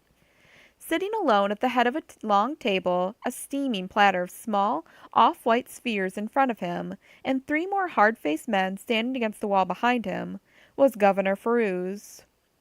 He rose to his feet as Luke and Axelon were ushered into the room. Governor Axelon, Feroz said gravely, it's an honor to meet you in person. The honor is mine, Governor Feroz, Axelon assured him. May I present my associate, Master Luke Skywalker? Master Skywalker, Feroz said, a frown creasing his face as he nodded in greeting. I believe I've heard your name before. He was at Yavin, Axelon said, one of those who helped avenge the destruction of Alderaan. Feroz's cheek twitched. Of course, he murmured.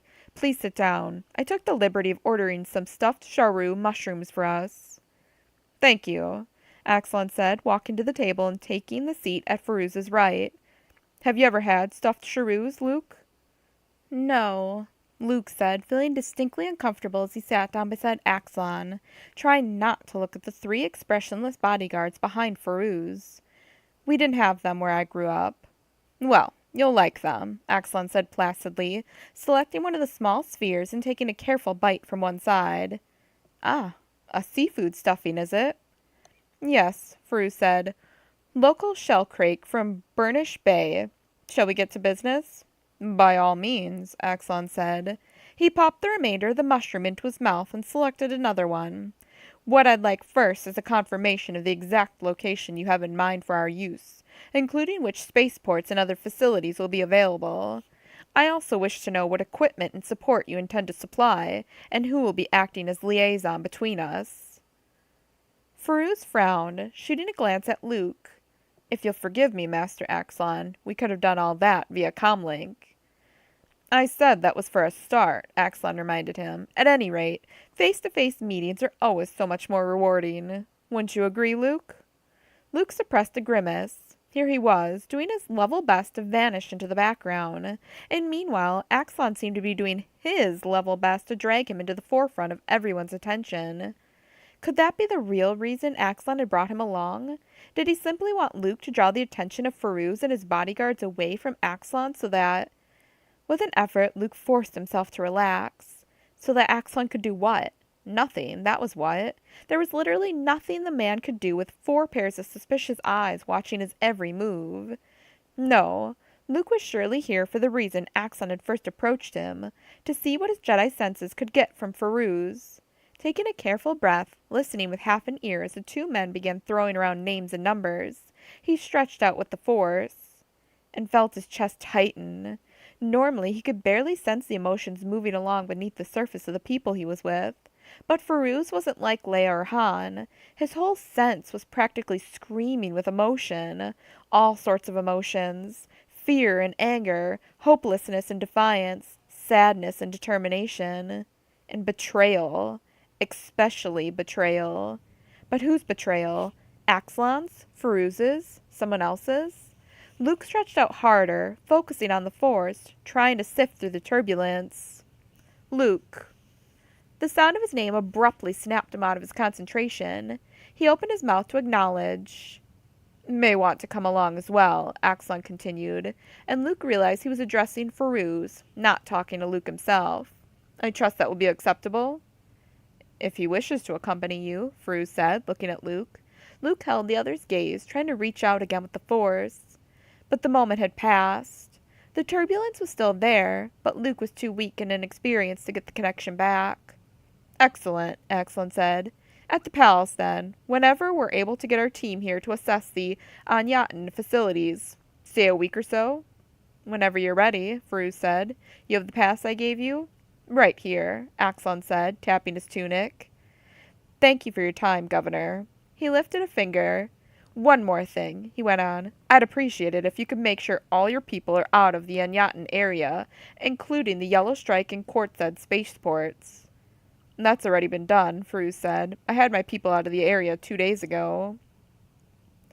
Including customs officials? Axelon asked. Including everyone, Feroz said tartly. I just said that. So you did, Axelon said, ducking his head in apology. Tapping Luke on the arm, he stood up. Thank you again, Governor. I'll be in touch. They were outside the cantina, wending their way through the crowds, toward their rented airspeeder before Axelon spoke again. What do you think? About what? Luke asked. The deal, of course, Axelon said, throwing an odd look at him. The Anyatan complex for our base and storage. The Saras of Enclosed landing area for transport, loading and unloading. All the rest of it. Weren't you paying attention? Luke shook his head. I was trying to read Governor Feruz.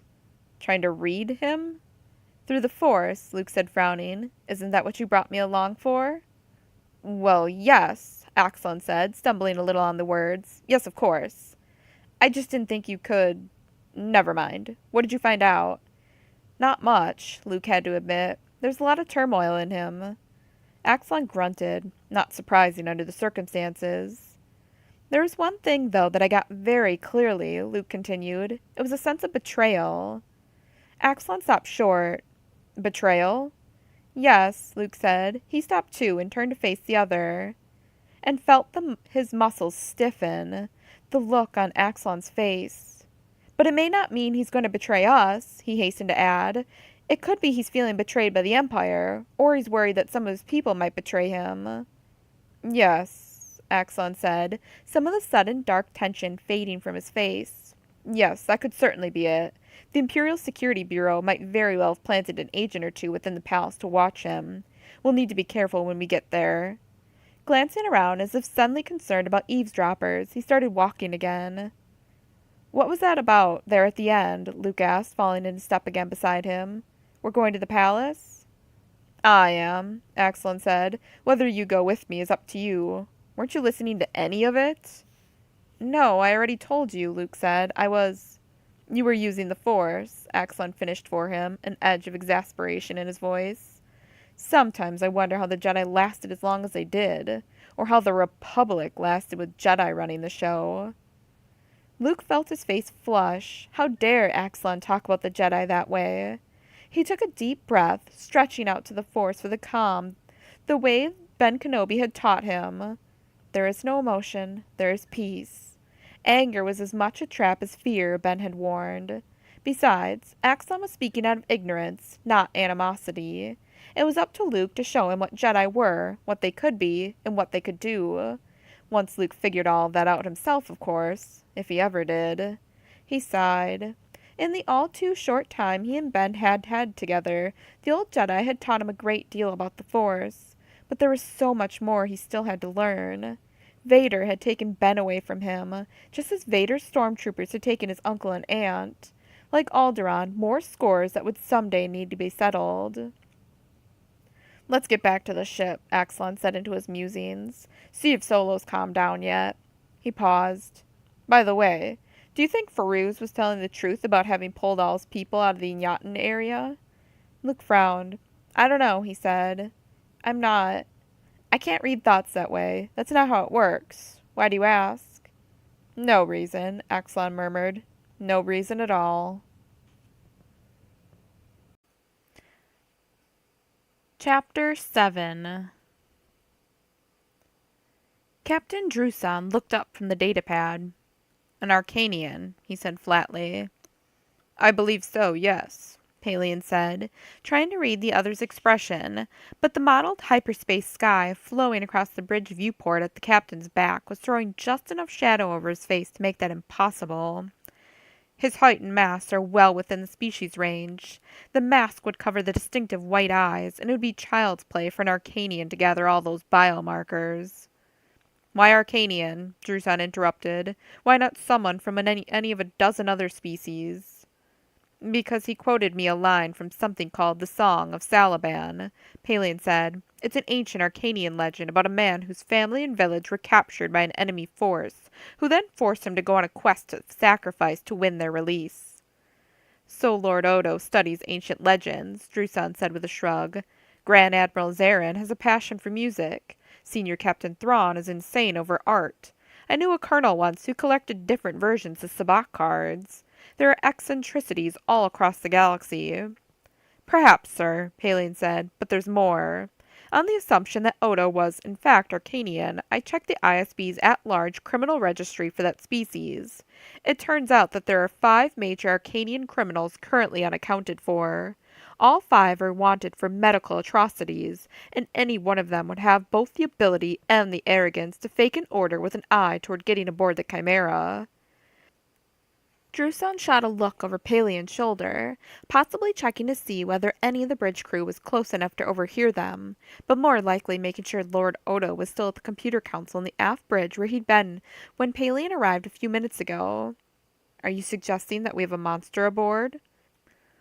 "That is indeed my fear, sir," Palian said. "Under the circumstances, I respectfully recommend that you exercise your rights under the captain's authority directives and find out exactly who and what Odo is.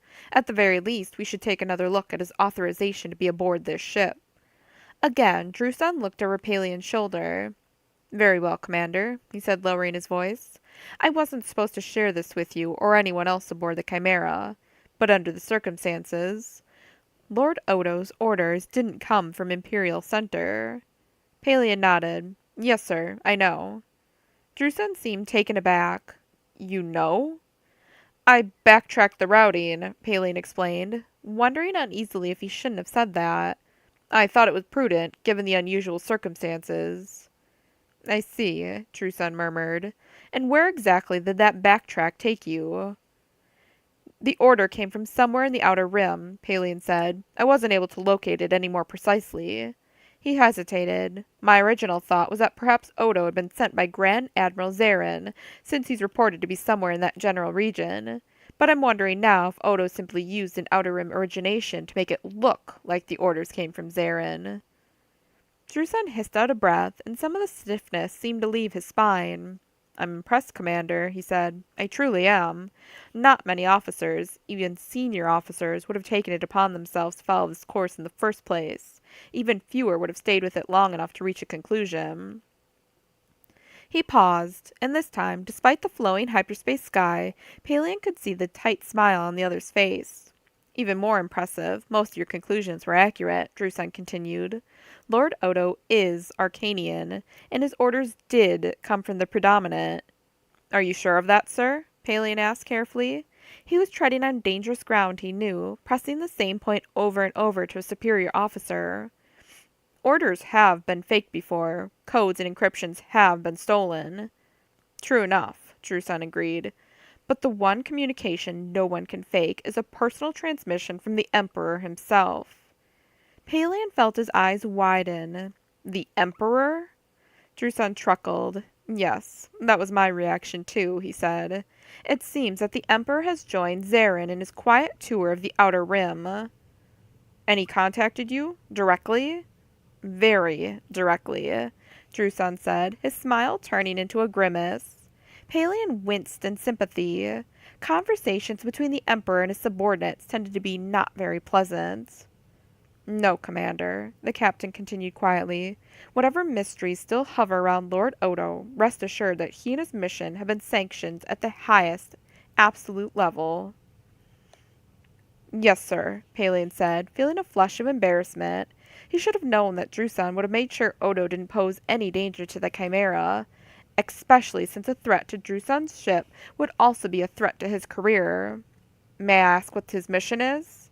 Druson snorted. "Really, Commander? One confidential security breach isn't enough for you? You want me to commit a second as well?" Palian winced again. "My apologies, sir." "That's all right," Druson said dryly. "How can I complain about your persistence when I've just finished praising you for it?" He pursed his lips. "I'll tell you this much. Lord Odo has evidence of an agreement in progress between the Rebel Alliance and an alien warlord named Nusa Isva from the unknown regions. There's also a strong possibility that the agreement is being brokered by the Kandora sector's Governor Feruz himself. The Emperor has asked Lord Odo to look into it and assigned the Chimera to provide him transport and any support he may need." "I see," Palian said, feeling his stomach tighten. "An Imperial governor dabbling in treason? That was unheard of." "And he chose an Arcanian because rebel spies wouldn't be as quick to track the movements of an outsider as they would someone from the fleet or Imperial court?" "Yes," Druson said, eyeing him closely. "Yes, exactly. Once again, Commander, your insights do you proud. None of this is to be repeated, of course, to anyone." "Understood, sir," Palian said. "Again, my apologies for pressing a matter that was none of my business." "The safety of this ship, the fleet, and the Empire is the business of all Imperial officers," Druson countered solemnly. So are persistence and initiative. Well done, Commander. The fleet needs more officers like you. Thank you, sir. Drusen gave a curt nod. Dismissed. Lord Odo was no longer at the computer council when Palion retraced his path down the command walkway to the aft bridge. He signaled for the turbolift, wondering where the other had gotten to.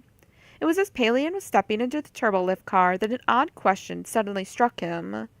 Arcanians had a reputation for arrogance, along with an attitude of racial superiority that even the Hutts would be hard-pressed to match. Most Arcanians that Palion had met firmly believed that they could do anything any other species could, and that they could do it better. So why would one of them lower himself so far as to employ a human pilot to fly his ship for him? For a brief moment, Palion was tempted to go back to Druson and ask, but then the door slid shut and the car started toward Palion's quarters in the soft bed he'd spent far too few hours in lately, and he'd pushed security protocol enough for one day. Besides, there were still 4 days to the Poland system. There would be plenty of time for him to find an opportunity to ask that question to the captain. You really should stop that, Thrawn commented from his seat at the computer console. Kardas frowned. Stop what? You should stop pacing, Thrawn said. It doesn't gain you anything. Kardas grimaced. Lost in thought, he hadn't been aware that he was pacing. It helps me think, he said. I always pace when I'm trying to solve a problem. You never did before. Well, I do now, Kardas growled. Is it a problem for you? Not at all, Thrawn said, his glowing red eyes seeming to burn into Kardas's pale face. Is this problem something I can help with? No, Kardas told him shortly.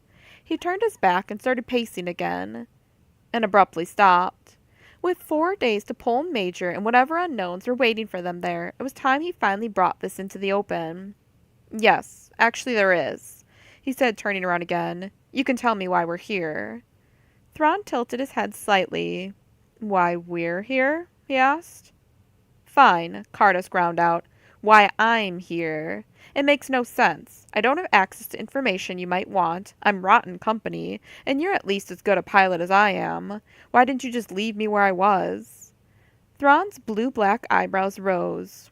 You mean on the run? He asked pointedly. Kardas took a careful breath, his lungs and chest aching with the expansion. I'm dying, Thrawn, he said quietly. I know I don't look it now, but I am. I'm living on stims and patchworks, and that's not going to last much longer. He gestured vaguely toward the vast universe lying beyond the ship.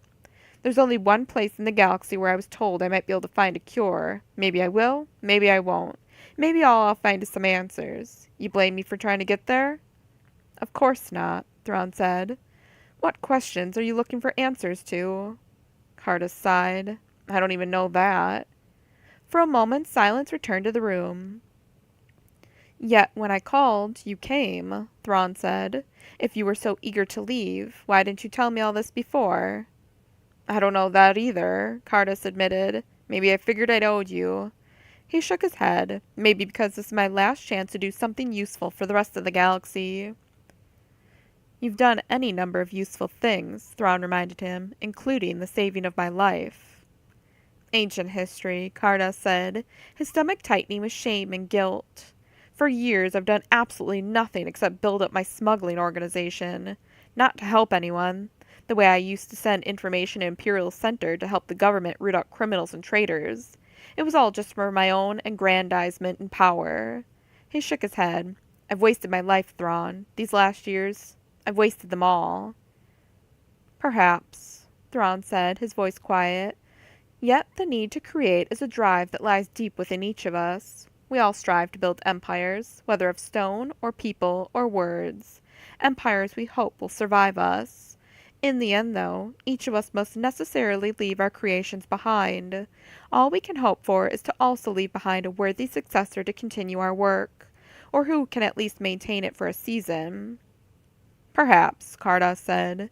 Thrawn was right, of course. He usually was. And Kardas had indeed left behind such a worthy successor, a trusted lieutenant named Talon Karrde. The crucial question was whether Karrde would survive the seeds of chaos Kardas had also left behind. But it was too late to worry about that now. The future of his organization was already in motion, and even if Cardos went back right now, there'd be no way for him to restore order. But then, the future was always changing. All futures were. I notice, though, that you haven't answered my question, Cardos said. You're here to protect the Empire from Warlord Nusa Isva, but why am I here? Because my forces are busy in the unknown regions, tied down with the defense of my allies, Thrawn said. Because I'm alone, and it's always useful to have an extra set of eyes or hands. But why me? Cardos persisted. You have the Emperor's ear. Why not a royal guard or some brilliant junior fleet officer? He snorted. Why not Vader himself, if you could stand his company? Thrawn smiled, and to Cardus's amazement, there was sadness in the other's normally calm expression. Because, he said quietly, you're the only one I trust. Cardus stared at him, some of his own self-pity fading away into a fresh pool of shame. Thrawn had left everything, his home, his people, his prestige, his life. He dedicated himself to protecting the civilized parts of the galaxy against pirates, warlords, and distant, nameless nightmares that Cardos could barely even imagine. And yet in the end, all that work and sacrifice had come down to this. The greatest military mind of the age, with only a single, solitary, worthless man whom he could trust. I'm sorry, he said quietly. No apology needed, Thrawn assured him. I'm the one who should apologize. With luck, this should be over in 2 or 3 weeks, and then you can continue your journey. He tilted his head. Or we could continue to the executor, and I could release you now. Cardos made a face. Thanks, but I have no intention of turning you over to Vader's tender mercies. Aside from everything else, he has a reputation for capriciousness even the Hutts can't match. What if he suddenly decides to renege on your deal? He won't, Thrawn assured him. Impulsive or not, Lord Vader has a strong personal agenda, plus as much enlightened self-interest as anyone. I have no doubt he'll play the role I've assigned him. Cardos shivered. A fleet captain talking openly about Darth Vader playing an assigned role was normally how first officers got sudden promotions. All the more reason not to leave the two of them together any longer than absolutely necessary. I'm sure he will, he said. I'm hungry. You want anything? No, thank you, Thrawn said, his voice distant, his attention already back on the computer monitor. Mentally, Cardos shook his head as he levered himself out of his seat. Blunt conversations like this were probably why Thrawn didn't have anyone else in the Empire he could trust. The fleet, like the Imperial court, thrived on evasion, politics, and smiling masks. Anything approaching openness was looked upon with suspicion. Still, he had to admit as he headed down the corridor, maybe Thrawn's straightforward honesty wasn't such a bad thing. Certainly, Cardos himself felt better than he had in weeks, maybe even in months. He thought this trip was his last chance to do something fine and noble. Now he was sure of it. He could only hope he would live long enough to see it through to the end. The 7th Octan's tunnel system was about as convoluted a noodle-bake as Han had ever seen. But Axlon's maps were good ones, and after a couple of hours of weaving back and forth, Han finally had them on course for the Anyeten mining area again. Only now, instead of coming in from the direction of the Quartz Edge port, like a reasonable man might expect, he and Chewie were coming up on the complex from the direction of one of the other abandoned mining caverns. A direction no one would ever expect company to come from, he hoped. 5 kilometers from the edge of the complex, he shut down the landspeeder's headlights and slowed to a speed where they could navigate more or less safely by the faint illumination of the widely spaced perm lights. A kilometer from the edge, he let the landspeeder coast to a stop. For a minute, they just sat quietly, letting their ears adjust to the absence of the repulsor lift's hum. Then in the distance, Han heard the faint murmur of voices. A lot of voices. He looked at Chewie. The Wookiee gave a low rumble of agreement. Right, Han said, drawing his blaster as he climbed out of the landspeeder. Let's see what kind of trouble we're looking at. According to Axlon's data, the Anyeten complex consisted of 8 irregularly shaped caverns that had been hollowed out of the rock as the veins and clumps of ore had been removed. Han and Chewie headed down the tunnel, passing a few small side caves along the way that had probably been designated as equipment or fuel storage. They walked carefully, watching their footing, trying not to make too much noise on the rock chips that littered the ground. They were within 50 meters of the nearest of the big caverns, and Han could see the flickering light of glow rods against the tunnel wall when there was a sudden crunch of gravel directly behind them. "That's far enough," a quiet voice warned. Han stopped, swallowing a curse. He'd checked the first few side caves as he and Chewie had passed, but since all of them had been empty, he'd stopped bothering, instead focusing all his attention on the voices and lights ahead. Now that carelessness was going to cost him. Or rather, it was going to cost the man behind them. From the sound of his voice, he was probably within Chewie's reach, and Han doubted anyone on Pole Minor had ever seen how fast a Wookiee could move. "Take it easy," he said soothingly, raising his blaster high above his head. If the guard was foolish enough to watch the weapon, or even better, step closer to take it from Han's hand. "Chewbacca?" the guard asked. "That you?" Blinking, Han turned to look behind him. It wasn't a smuggler, or a pirate, or one of Governor Farouz's men. It was, in fact, "Colonel Kraken," Wedge Antilles called. "Colonel, got a surprise for you." The murmur of voices ahead abruptly stopped. A moment later, the reflected light from all the glow rods grew brighter as a whole crowd headed toward the cavern entrance. Grimacing, Han dropped his blaster into its holster. Wedge here, Colonel Aaron Kraken here. The only thing that could possibly make it worse would be... "Han," Leia said, her voice and expression halfway between astonished and furious, in a way that only she could pull off. "What are you doing here?" "Yes, I know we aren't supposed to move until Axon formally makes a deal," Leia said, keeping her voice low as she and Han walked into the cavern. She and the others had just started examining, and we haven't. We just thought it'd be a good idea to have an advance team come in and look things over. "Yeah," Han grunted. "Nice." Leia took a deep breath, trying very hard not to be irritated. Han had been ordered to stay with Axelon and Pole Major. He shouldn't be here at all, let alone poking around and demanding explanations, or acting like she and Kraken were doing anything wrong. Especially since his unofficial sortie had been Axelon's idea in the first place. If their chief negotiator thought it was legitimate, Han of all people shouldn't be second-guessing him. "At least now we know who those guys were at Quartz Edge," Han said sourly. "They could have said something when we first came in." Leia frowned. Quartz Edge? Who had Kraken put at Quartz Edge? She opened her mouth to ask. "Hey!" someone called from across the cavern, his glow rod playing over a section of broken wall. "Colonel? Princess? You're going to want to see this." Leia started across the chamber, wondering briefly if she should order Han to stay here. But it was too late. With his longer stride, he was already ahead of her. Scowling, Leia hurried to catch up. Han was nearly to the man with the glow rod. It was one of the techs Leia saw now, a short, earnest type named Anselm. When Kraken caught up to Han, deftly slipped the shoulder in front of him and got to the opening first. Even in the faint light reflecting off the dark rock, Leia saw Kraken's eyes widened. "Well, well," he murmured, "what have we here?" Han and Chewie were already at his side, peering in along the glow rod beam. Putting on a burst of fast walk speed, Leia moved up beside them. The hole, as she'd expected, opened into another dome-ceiling cavern, its floor about 1.5 meters higher than the one they were currently standing in. But unlike all the rest of the abandoned mines they explored, this one wasn't empty.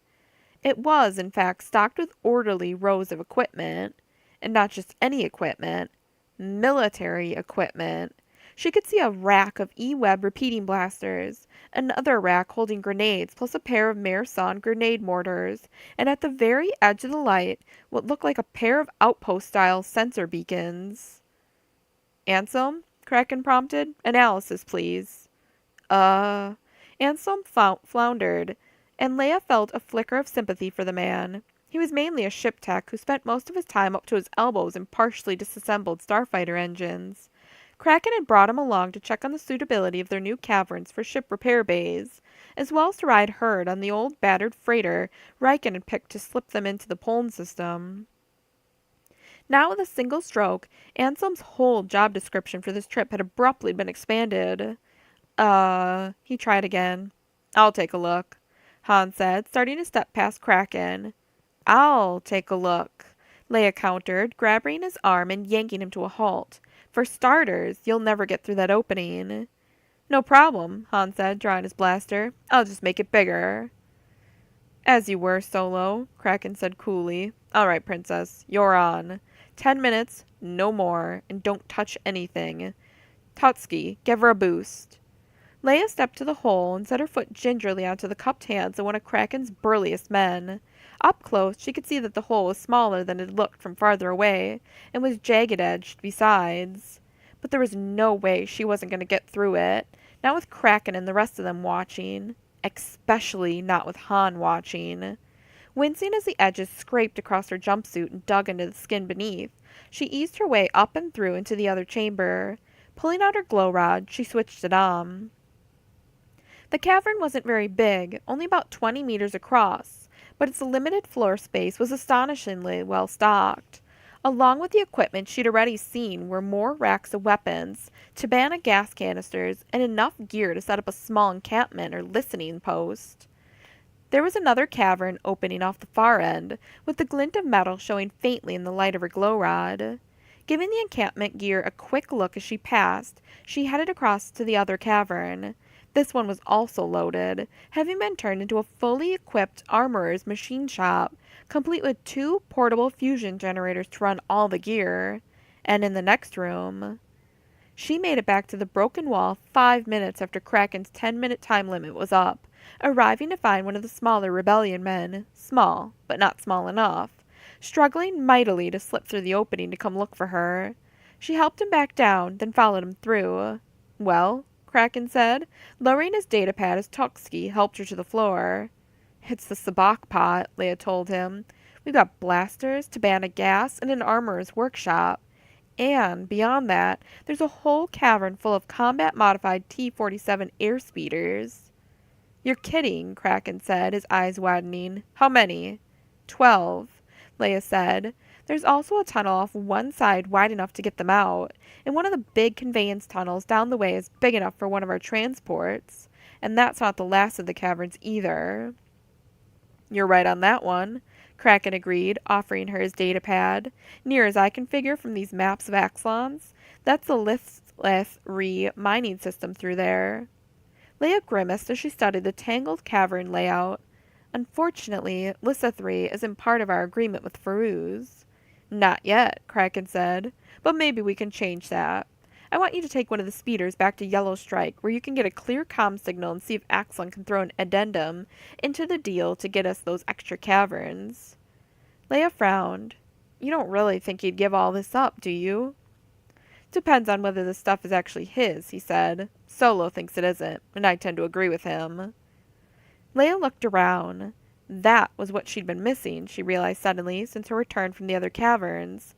Han's loud voice and smirking face. Where is he? He and Chewbacca headed back to Quartz Edge, Kraken told her, nodding back over his shoulder. He said 3 men were hanging around the port on his way in. If they aren't Feruz's men, they may be sentries for whoever owns this equipment. Either way, we should probably have a good talk with them. Yes, Leia said mechanically, still looking around. Chewie had gone with him, of course, but that still left the odds 3 against 2. Don't worry, I sent Eric and Flynn with them, Kraken added. They'll be okay. Of course they will, Leia said, feeling a small flush of embarrassment. Han was a big boy, and he could take care of himself. Not that she really cared that much one way or the other. We need to find another way into those caverns, she said, taking Kraken's datapad from him. Let's see what else our future benefactor may have left us. They checked the Falcon's landing bay, all the other bays they could get into, and the deserted customs office. In the end, they found no one, and nothing. You sure you didn't just dream up these guys, Solo? Flynn asked as they headed back into the Falcon's bay. Funny, Han said, scowling across the open space at his ship. She looked all right. Unfortunately, that didn't mean a whole lot. I guess you two might as well start on the outside. Start what? Flynn asked suspiciously. Checking for trackers, Han said. Me and Chewie will take the inside. Solo? Hang on, I'll get you a scanner. Han cut him off, keying the ramp. Forget it, Eric growled. We got work to do. Hey, no problem, Han said calmly. I'll just give Kraken a call and tell him you don't want to be bothered sweeping Axelon's ambassadorial ship. Eric snorted. Ambassadorial ship? You can't call him anyway, Flynn said as Han headed up the ramp. There's no baseline comm service between here and there, and the comlink relay isn't working. That's okay, Han said, opening the equipment locker beside the hatch and pulling out 2 enhanced scan portable scanners. I can call Riken instead, or Mon Mothma. Here, catch. He tossed the sensors down the ramp to the 2 glowering men. Might as well start at the bow and stern, he told them as Chewie walked up the ramp and joined him. Call me if you find anything. I want to see it before you take it off. The 2 men looked at each other. Then, without a word, they stomped off in their assigned directions. Here, Han said, pulling out the last enhanced scan and handing it to Chewie. Start with the engines. I'd better see if Axon's missed us yet. Sure enough, the comm was signaling no fewer than 6 waiting messages. All were from Axon, with steadily increasing levels of irritation and anger. Han listened to all 6, mostly for amusement, then keyed for Axon's comlink. About time, the other growled after Han had identified himself. Where have you been? Working, Han said. How about you? We've got the preliminary agreement, Axon said. We'll be meeting again in a few days to hammer out any last-minute details. Skywalker says you left the spaceport? I had some errands, Han said, eyeing the comm speaker thoughtfully. So Luke had had to tell Axon that the Falcon was missing? Axon hadn't spotted that himself? Where's Luke now? I don't know, Axon said, back at his ship, I assume. I've taken a room at a hotel near the palace. No point in making a cross-town trip every time I want to talk to our friend. Makes sense, Han said, especially when the Alliance was paying the bills. You get one for Luke, too? No, Axon said, sounding puzzled. I assumed he'd be making his own arrangement. Han made a face. Or more likely, now that Luke's cover was blown, Axon was expecting him to bunk aboard the Falcon with Han and Chewie. You talked to Kraken yet? He asked. There was a short pause. Kraken? Axon said cautiously. Colonel Aaron Kraken, Han said, striving for patience. He was getting tired of these games. Him and her worshipfulness. You know, your former... Yes, I know who you mean, Axon said stiffly. The question is, why do you know? Probably because I'm smarter than you think, Han told him. Like I was saying, you need to talk to Kraken. There's another cave system you'll want to put on the bargaining list. Another... Oh. Axon interrupted himself. Fine. I'll talk to him as soon as I can. Anyway, I need to tell him he can bring in the official survey team. Where are you now? Busy, Han said. You need something? Let me know. Otherwise, don't. Solo? With a flick of his finger, Han cut off the comm. For a few minutes he stared out the cockpit canopy at the dull rock of the landing bay, listening to the indistinct voices of Flynn and Eric wafting faintly up the boarding ramp and into the cockpit, and tried to think, because something about this whole thing didn't make sense. He was still trying to figure it out when the comm beeped again. Scowling, he punched the activation key. If this was Axon again... Solo, he growled. It's Leia. Are you all right? Sure, Han said. Why? Because you told us there were mysterious men hanging around the Falcon, she said, sounding a little miffed. Remember? Oh, right, Han said. Well, they aren't now. They were gone by the time we got here. Really? Leia said. That's strange. Yeah, I was thinking that too, Han said. If they were watching to see who's snooping around, why leave now? Especially since we said we were going to the Anyetan mines, which was right next to that handy little weapon stash. Unless they didn't realize the cave wall had been broken through, Leia said, sounding doubtful. We were still going to that area, Han pointed out. They should at least have waited for us to come back to see if we'd seen anything. They probably weren't expecting you back so soon, Leia pointed out. Maybe they figured they had time to leave and come back later. She paused. Or maybe they just wanted to get a look at your ship while you weren't there. Or maybe more than a look, Han said. I've got Chewie and the other 2 looking for trackers. Good idea, Leia said. Some of the techs might be better at that, though. You want me to send you a couple of them? No, we can handle it, Han assured her. Could also be that they were Feruz's people and he pulled them off once he and Axon had their deal. Not according to Axelon, Leia said. I asked him that, and he told me Farouz said all his people were already out of the area.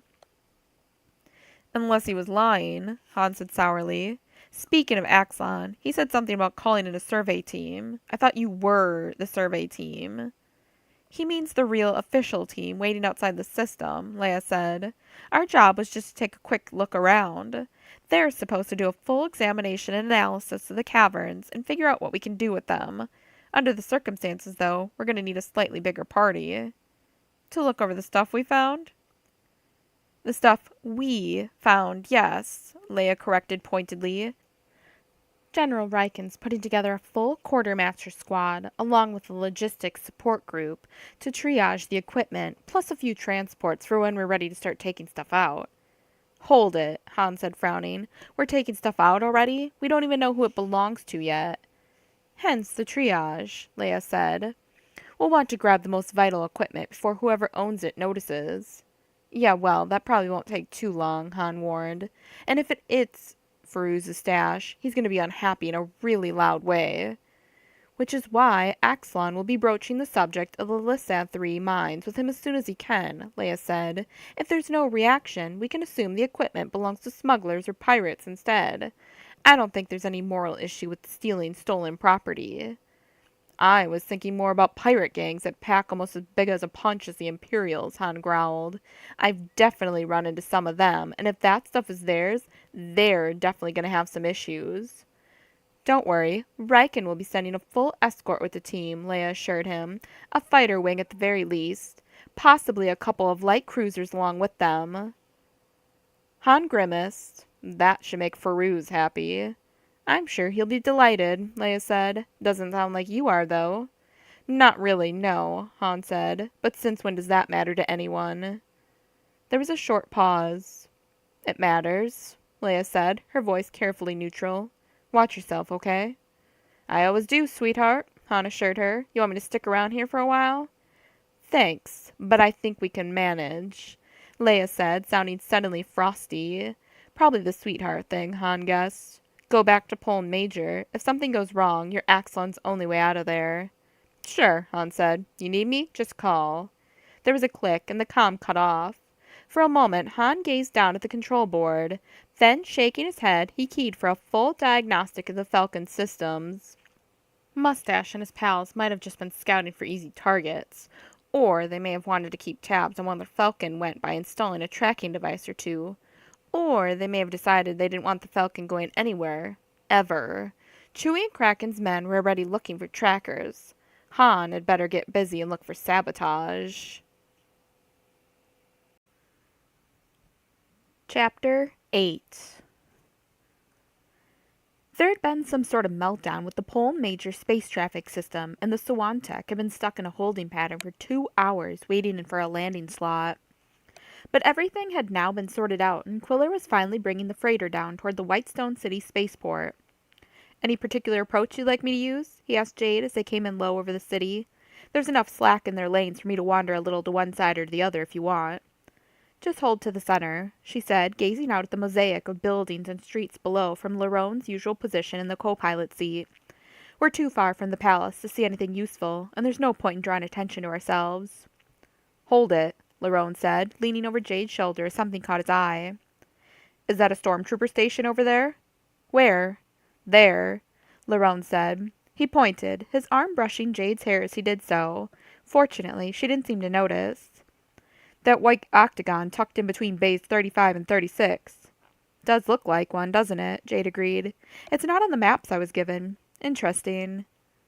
Must be a recent add-on, Quiller said. Maybe Farouz figured the spaceport wasn't secure enough and wanted to put more firepower at the seam. Or else it's not the spaceport itself, but the environs he's concerned about, Marcross suggested from beside Larone. If that's not a slum down there, it's working very hard to become one. Either way, the station's worth checking out, Larone said. Watching how they handle shifts and patrol patterns should give us some idea of how they're organized, which should give us a better chance of slipping ourselves into the rotation.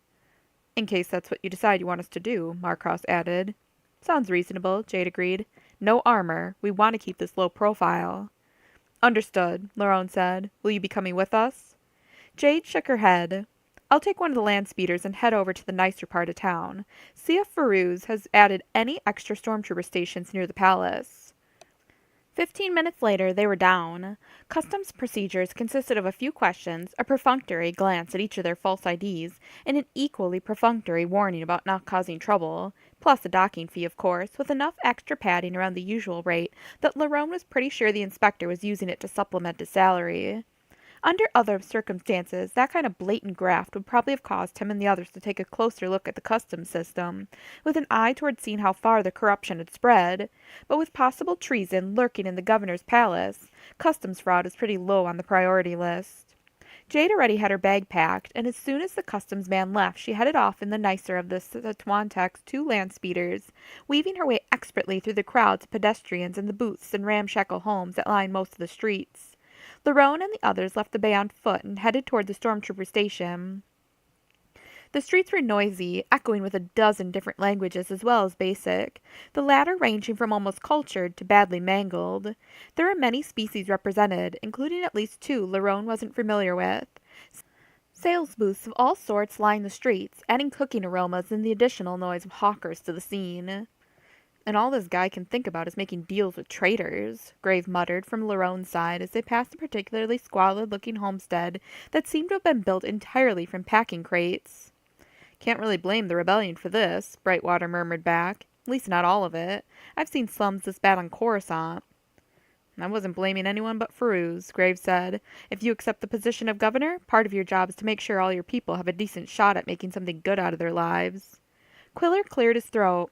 Speaking of the rebellion, he said, did anyone else notice the YT 1300 transport sitting in Bay 40 on our way in? Lerone eyed him, the back of his neck tingling. There were plenty of old YTs still kicking around the Empire, but the way Quiller had said that... Solo's ship? Solo, Brightwater echoed. Here?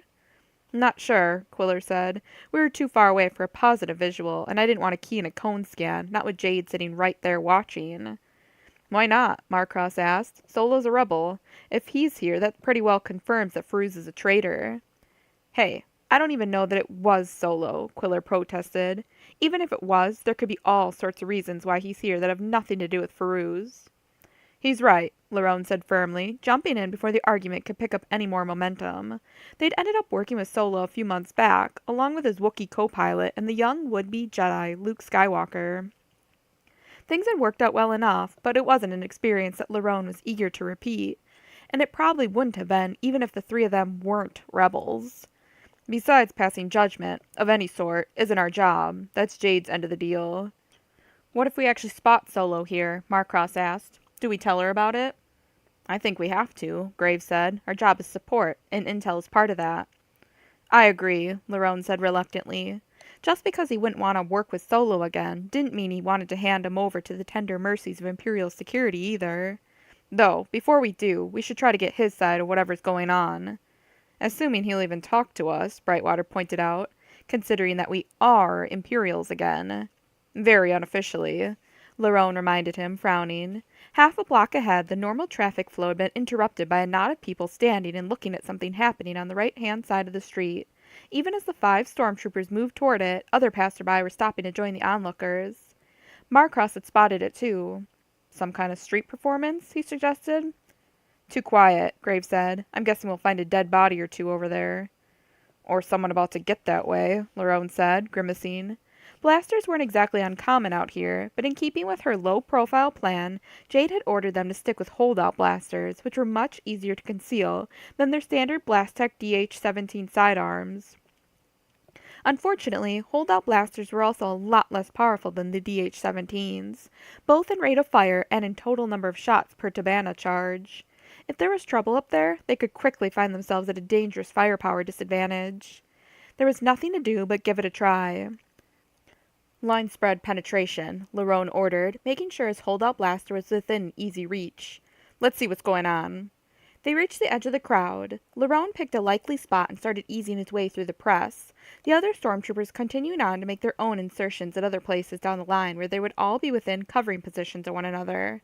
Lerone reached the last line of onlookers, pried open a small gap between a Rhodian and a Deveronian, and stepped to the side of the circle.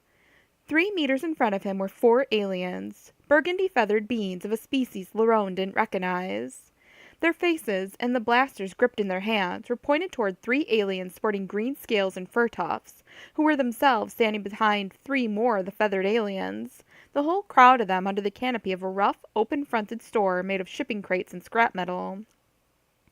Lerone's first thought was that the greenies were hiding behind the feathers, but then he spotted the knife in one of the greenies' hands. Each of them had a knife, he saw now, wicked, hook-tipped weapons that they were holding firmly against the feathers' throats. The greenies weren't hiding behind the feathers, they were using them as living shields. "I will pay back the price," one of the greenies was saying as Lerone arrived, "but not at the point of a weapon." "You will pay back in double," snarled one of the armed feathers facing him. On the last word he took a quick step to his left, probably hoping to shift position far enough to get a clear shot over his compatriot's shoulder. The greenies turned in response, rotating their captive feathers the necessary few degrees to keep them in the armed feathers' lines of fire. The other armed feathers tried stretching their line, but quickly retreated into their original clump, as 2 more knife-wielding greenies at the edges of the crowd silently warned them back. "You will pay triple," the feather spokesman bit out, "and a life each for any harmed by you." "I will pay the price only," the greenie said firmly, "and you will not harm our defenseless." Lerone grimaced as he belatedly spotted the small group of greenies crouched together in a close huddle in the shadow of the store, behind the knife holders. Several of them appeared to be adults, though of a slightly smaller build and with fewer patches of green fur among the green scales. The rest were much smaller versions, clearly children. A motion to Lerone's left caught his eye, and he looked over to see Marcross slip into view at the front of the far end of the crowd. The other 3 stormtroopers, he noted, were also standing by. Lerone took a deep breath. "What seems to be the problem here?" he asked, taking a step toward the confrontation. One of the armed feathers turned to face him, his blaster swiveling to point at Lerone's chest. "Begone, human," he ground out. "This concerns not you." "Justice concerns everyone," Lerone said, keeping his hands motionless at his sides. There was a risk, he knew, that the alien would just shoot him and be done with it. But while the feathers were clearly angry, they didn't seem crazy enough to open fire on perfect strangers in front of 100 witnesses. "Did these people rob you?" "He sold me a knife," the feather spokesman growled over his shoulder, his eyes still on the greenie spokesman. "The knife broke. I demand a proper return of the cost." "Sounds reasonable enough," Lerone agreed, looking at the greenies. "Do you refuse?" "Our knives do not break under proper usage," the greenie spokesman insisted. "If I am to return his cost, I must have the broken knife in return, so that I may examine it and discover its flaws." "Yet the knife did break," the feather insisted. "His statement insults my honor and my word." "He thus demands twice his costs," the greenie added. "Such a burden we cannot afford to pay." "I see." Lerone gestured to the greenies' living shield arrangement. "Tell me how this happened." "They came in with weapons and loud demands," the greenie said. "We feared for our defenseless." "They demanded we leave without return of the cost," the feather said. "I asked that they sheathe their weapons while we spoke of the matter," the greenie countered. "They attacked us with their cursed knives."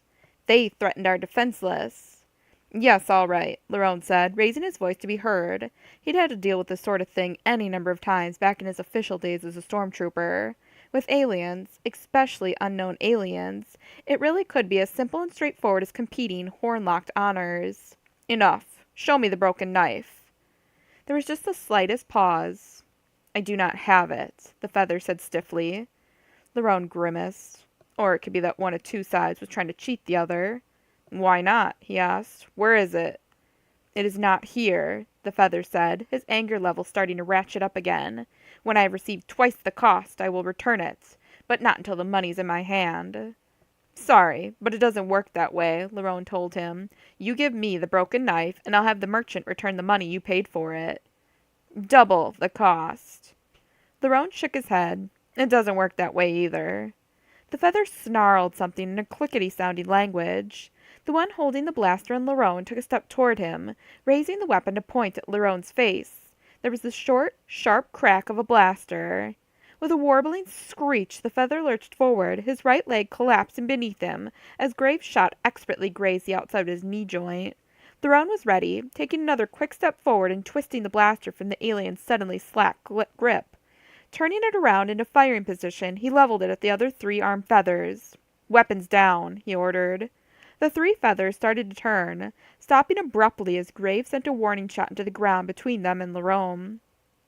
For a moment they froze, their blasters hanging halfway between Lerone and their original greenie targets. Then the feather spokesman clicked again, and all three slowly returned their blasters to their cross-chest holders. "Thank you," Lerone said. He turned his borrowed blaster onto the greenies and their living shields. "Your turn. Weapons down."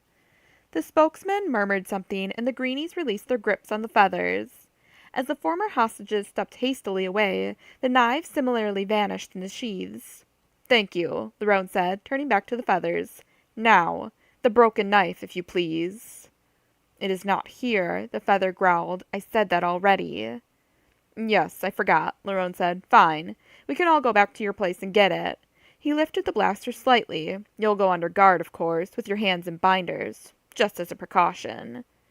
Even without knowing the species and their facial expressions, Lerone had no doubt the glare the feather sent him was one of pure hatred. But Lerone also had no doubt that someone who'd played the honor card as proudly as this one would do anything to avoid being marched through crowded streets looking like a criminal. "It is here," he growled reluctantly, reaching into a side pocket in his tunic and pulling out a duplicate of the knives the greenie had just sheathed. Or rather, pulling it halfway out of the pocket. There he stopped, with only the hilt and half the blade showing. Mentally, Lerone shook his head, just as he'd suspected. "Thank you," he said, stepping forward past the feather still squirming on the ground. He got a grip on the knife hilt, and as the feather released it, he pulled it the rest of the way out of the other's pocket. As he did so, he took a casual step to his left, interposing his sleeve between the knife and the watching crowd. "Yes, I see," he said, nodding sagely at the perfectly intact blade as he lowered his arm to his side, concealing the knife between his sleeve and his thigh. He turned to the greenies. "I have the knife," he confirmed. "You will now return to him the cost." For a moment, the greenie spokesman eyed him in silence. Then, also in silence, he stepped forward. Drawing some coins from a pouch at his waist, he handed them to the feather. "And now honor and justice are both satisfied," Lerone said. "All may go about their business." He turned to look at the ring of onlookers. "All may go," he said firmly. Slowly, as if disappointed that the show was over, the crowd began to break up. Lerone glanced over at the feather whom Grave had shot, who'd been helped to his feet and was leaning on one of his compatriots, then turned to the head feather. "Don't come back," he warned quietly. "The Empire takes a very dim view of cheats and would-be thieves." The feather glared at him, his cheek feathers ruffling. "What is the Empire?" he spat. "The Empire is the ground on which you're standing," Lerone told him. "More important, if you come back, the knife merchants will probably tell everyone else you tried to cheat them." The feather's glare slipped just a bit. "They may say so regardless." "I'll encourage them not to," Lerone said. The ruffled feathers smoothed out. "I stand in your debt," he muttered, almost too softly for Lerone to hear. "You're welcome," Lerone told him. "You can repay the debt by leaving the merchant and his people alone." The feather drew himself up. "Our weapon?" he demanded, holding out his hand. Lerone considered. Then, reversing his borrowed blaster, he handed it over. "Remember what I said." "I am not likely to forget." The feather made a sharp gesture to his companions and gave some more clickety orders. With baleful looks at Lerone, the whole group turned their backs on him in unison and stalked away. Grave stepped to Lerone's side. "Well, that went well," he said dryly. "You probably shouldn't have given him back his blaster." "If they want trouble, one weapon's difference isn't likely to slow them down," Lerone said. "Besides, it's better to leave them completely in our debt." "Yes, they strike me as a little like use-em," Brightwater commented as he joined them. "Quick-tempered, but with a strict code of honor." "That was my impression, too," Lerone agreed. "I tried to trade his debt to me for a promise to leave our knife-makers alone. We'll see if it works." "What debt?" Marcross asked as he and Quiller came up. "This," Lerone said, showing them the unbroken knife. "Come on, let's return it to its proper owners." The greenies were still standing in a row in front of their defenseless, their hands ready on their sheathed knives as they watched the feathers disappear into the pedestrian traffic. Behind them, though, the females and children had gotten to their feet and were starting hesitantly to return to their activities. "Thank you," the head greenie said as the stormtroopers came up to them.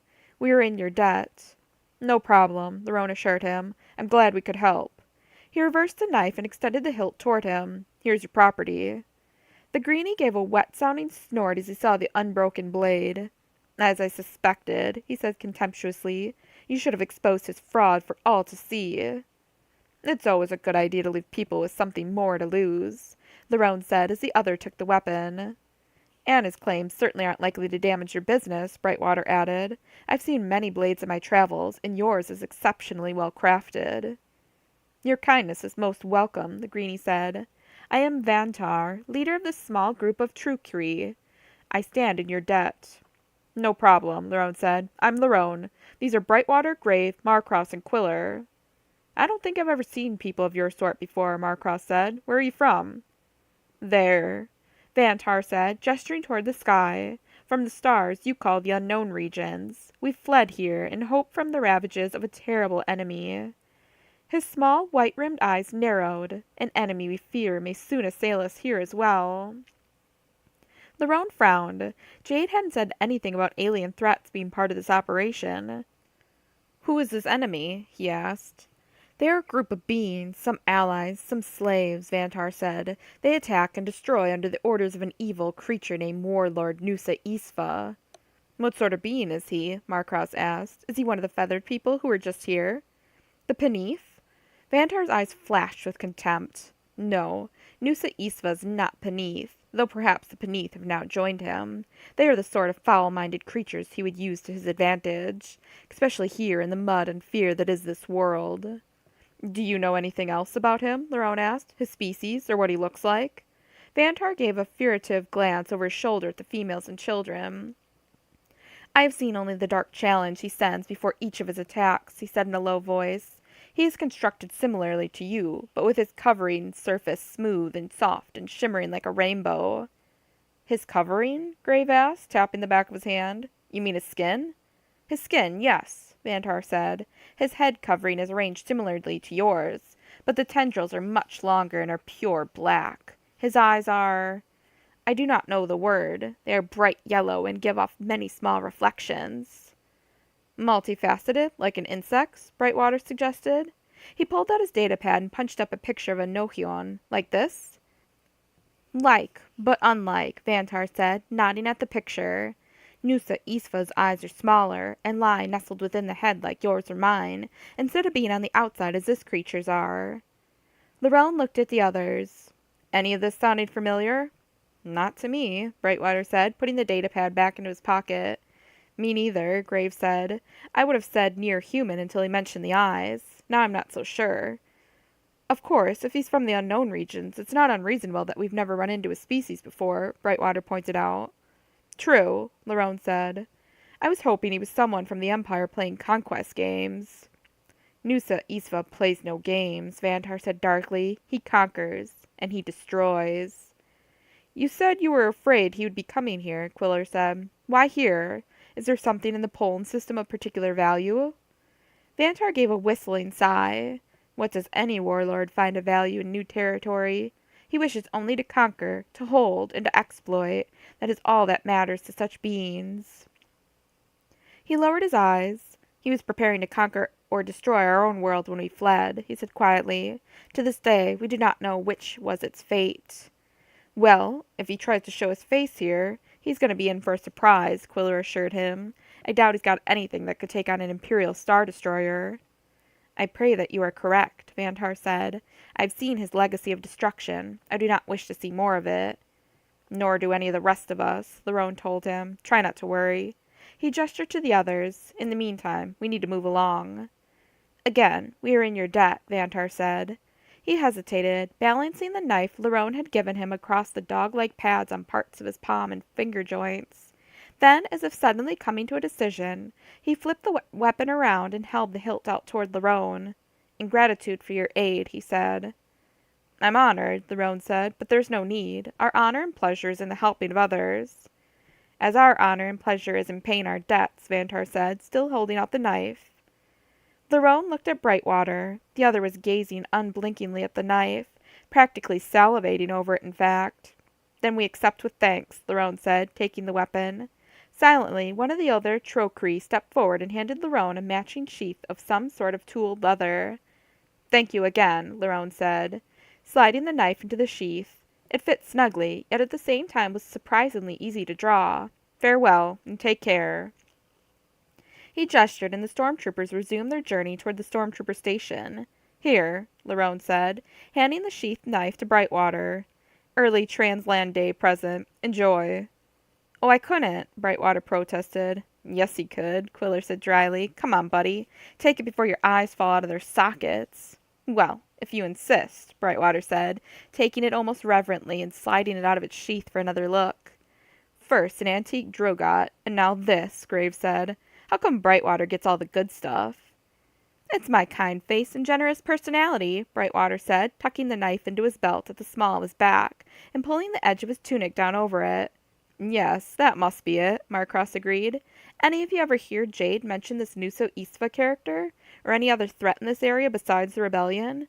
"She didn't say anything to me," Graves said. "Brightwater, you were with her the longest." "If you can call floating in her bacta tank being with her," Brightwater said. "And no, I didn't hear anything." "But we're going to hear plenty if we don't get some data on the stormtrooper station by tonight," Lerone warned. "Playtime over, gentlemen. Let's get back to work." Chapter 9. One of the first discoveries of Pulm Major's original settlers had been a long line of large mounds, 1 to 200 meters tall, which when sliced open yielded rich lodes of a hard, white, crystalline stone that was both highly decorative and strong enough to build with. Decades later, when the double planet first joined the Old Republic, that bit of their early history had been honored by constructing the governor's palace out of that same white stone and setting it in front of and slightly beneath the last partially mined mound, which at that time had marked the edge of Whitestone City. The effect, visitors to the city all agreed, was striking. Some saw the gouged-out mound as an oddly shaped breaking wave of pure white water that had frozen in midair, its crest towering over the palace. Others, focusing on the view from straight on, saw it as a scaled-up version of the falling star domes that were a prominent style of souvenir sold at virtually every tourist spot in the Empire. Standing at the window of her sixth-floor room in the Hewn Tree Hotel, 2 blocks from the glittering white mound and palace, Mara wondered if Pulm Major gift shops had such falling star domes of the scene for sale. Almost certainly they did. Taking one last trinberry from the room's fruit bowl and popping it into her mouth, she went back to the chair she'd placed 2 meters back from the window and sat down. She'd had a falling star dome once, she remembered. Most of her childhood was vague and shadowy, but she distinctly remembered the trouble she'd gotten into when she'd broken open the dome to find out what made the falling star streaks when it was shaken. Breaking into cheap plastic souvenir domes was easy. Breaking into Governor Farouz's palace was going to be considerably more difficult. She switched on her special electro-binoculars and focused again on the palace.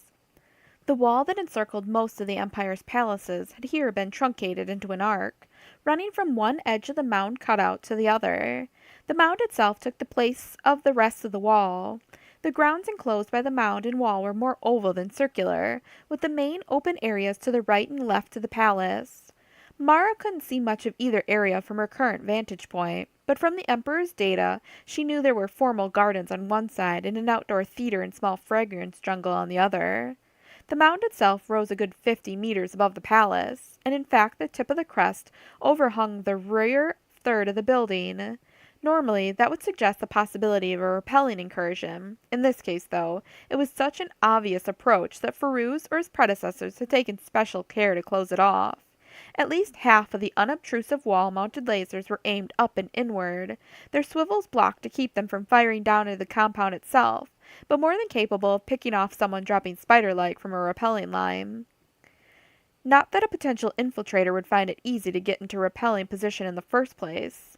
The mound's base was patrolled by scout troopers on speeder bikes, who flew regular patrols that covered all approaches to the rear and sides of the mound.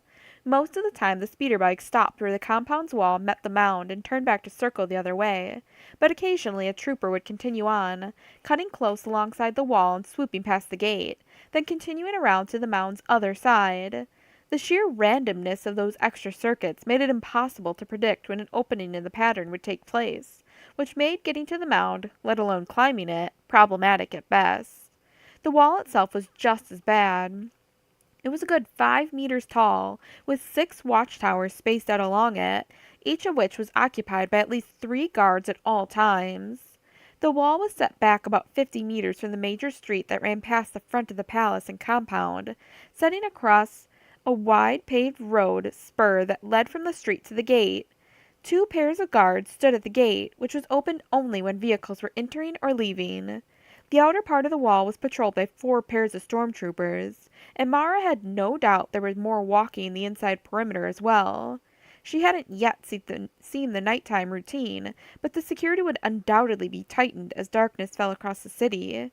More stormtroopers and armed patrollers moved among the shops and residence areas of the city sector nearest the palace, undoubtedly trained to spot signs of brewing trouble. Mara had reached high security walls before, either climbing them or using her lightsaber to cut through them, but such tricks usually required a guard corps that had been lulled by routine into negligence. The fact that Firuz was using stormtroopers to supplement the palace guard corps strongly implied that Mara would find no such negligence, which left only the gate itself. She focused her electro-binoculars on it. The structure was as tall as the rest of the wall, decorated with intricate bas-reliefs highlighting some of Pol Major's historical events. To one side was a narrow personnel door, barely big enough for a fully armed stormtrooper to pass through, and thus impossible for a gang or mob to effectively rush. From what little she could see as the outside guard was being changed, it looked like the door also included a weapon and energy source scanner. The 4 guards currently posted at the gate were dressed in an elaborate blue and red livery, probably like the bas-reliefs, something from Pol Major's distant past. They weren't wearing any armor, but when the wind blew just right, Mara could briefly see the slight bulges of blasters concealed beneath their capelets. There were no outside controls for the gate. One of the guards had to call inside via comlink whenever a speeder truck or other vehicle came up requesting entrance. The oval shape of the compound meant that the gate was also the closest part of the wall to the palace, probably no more than 50 meters away from the main entrance. Vehicles with proper authorization were allowed inside without any fuss, but Mara could see as the gate closed that each was then stopped between the wall and the palace for a search. With her electro-binoculars' audio capabilities, she'd also eavesdropped on the guards' orders to the inside gatekeepers, and it was clear that a system of rolling passwords was in use. Clearly, no one was getting in without a battalion of armed troops, or invitation from someone already inside, and a governor presumably engaged in treason was unlikely to throw his gate wide to visiting officials, media personalities, art dealers, or dignitaries from minor worlds. But he might open the gate to a criminal, or at least his guards might. Returning her electro-binoculars to their case, Mara left her room and headed downstairs. There was an open-air tap cafe, she'd noted, across the main street from the wall and a little way down from the gate itself. Time for a little experiment. The tap cafe was doing brisk business, but Mara was able to find a small table to herself out on the patio facing the palace grounds. She ordered a half flute of one of the local brandies, and for a few minutes sipped it as she watched the flow of humans and aliens along the walkway between her and the street. She would have preferred to try this with another palace-authorized vehicle in place, but for the first 15 minutes no such vehicle came along. She had just concluded she was going to have to make do without that added embellishment when a speeder truck with a baker's logo turned onto the spur and headed in toward the gate. Mara sat up straighter in her chair, her eyes flicking back and forth as she looked for a likely target. Approaching from her right in the lane closest to the spur was an open-top land speeder with a teenage girl driving, the wind whipping through her hair. The vehicle flashed past Mara and started to pass the spur. Stretching out to the force, Mara twisted the land speeder's control wheel hard over to the right. The land speeder spun onto the spur, weaving and bobbing with interrupted inertia as it made the turn.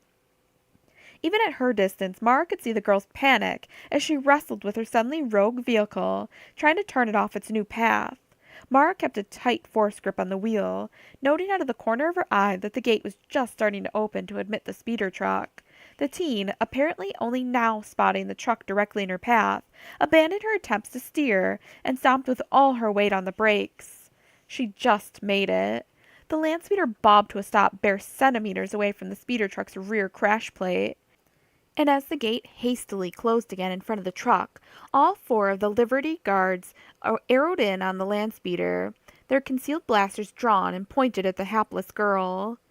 The near accident and resulting drama had already caused traffic on the street to grind almost to a halt as drivers slowed down, craning their necks to see what was happening. Some of the Tap Cafe's patrons abandoned their drinks and stood up, the better to see over the creeping vehicles. Mara didn't bother. She already knew how standard guard procedure worked, the normal routine of checking vehicle registration and personnel ID. All she cared about was what the guards would do once the first tier protocols had been completed. She didn't have long to wait. Barely a minute after the guards arrived at the land speeder, the teen was ordered out of the vehicle and marched over to the gate.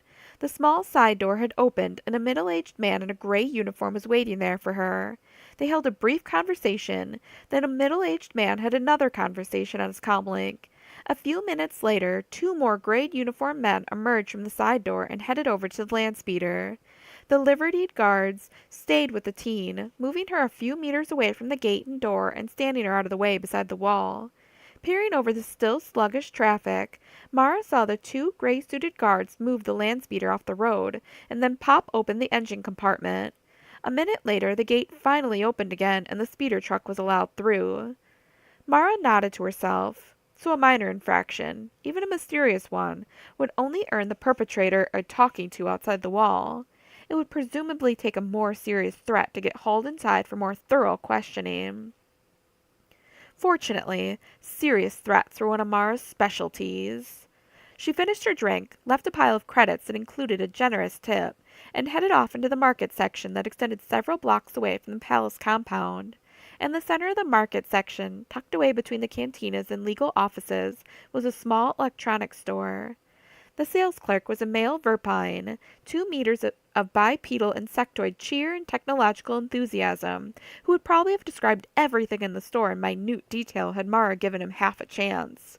Fortunately, she knew what she wanted, and 10 minutes later she left with the child's model airspeeder and the toy's remote controller unit, plus a few other inexpensive electronic components. She returned to the hotel, spent a few minutes flying the airspeeder around the room to check it out, then set it aside and pulled out her comlink. "Report," she ordered when Lerone answered. "We've done a preliminary check," the stormtrooper told her. "Assuming the station runs on the same protocols and procedures as the palace contingent, I think we got a pretty good handle on how to deal with them." "Good," Mara said. "Get back to the ship, load your gear into the speeder truck, and get over here. I'll meet you at the Iceview Tap Cafe across from the palace in 2 hours. I also want you to pull a record of all ships that have entered or left the system in the past 3 days." "Acknowledged," Lerone said. "Any equipment in particular you want us to bring?" "Everything you'll need for an incursion," Mara told him. "I'll give you the plan tonight after we eat. Tomorrow morning, we're going in."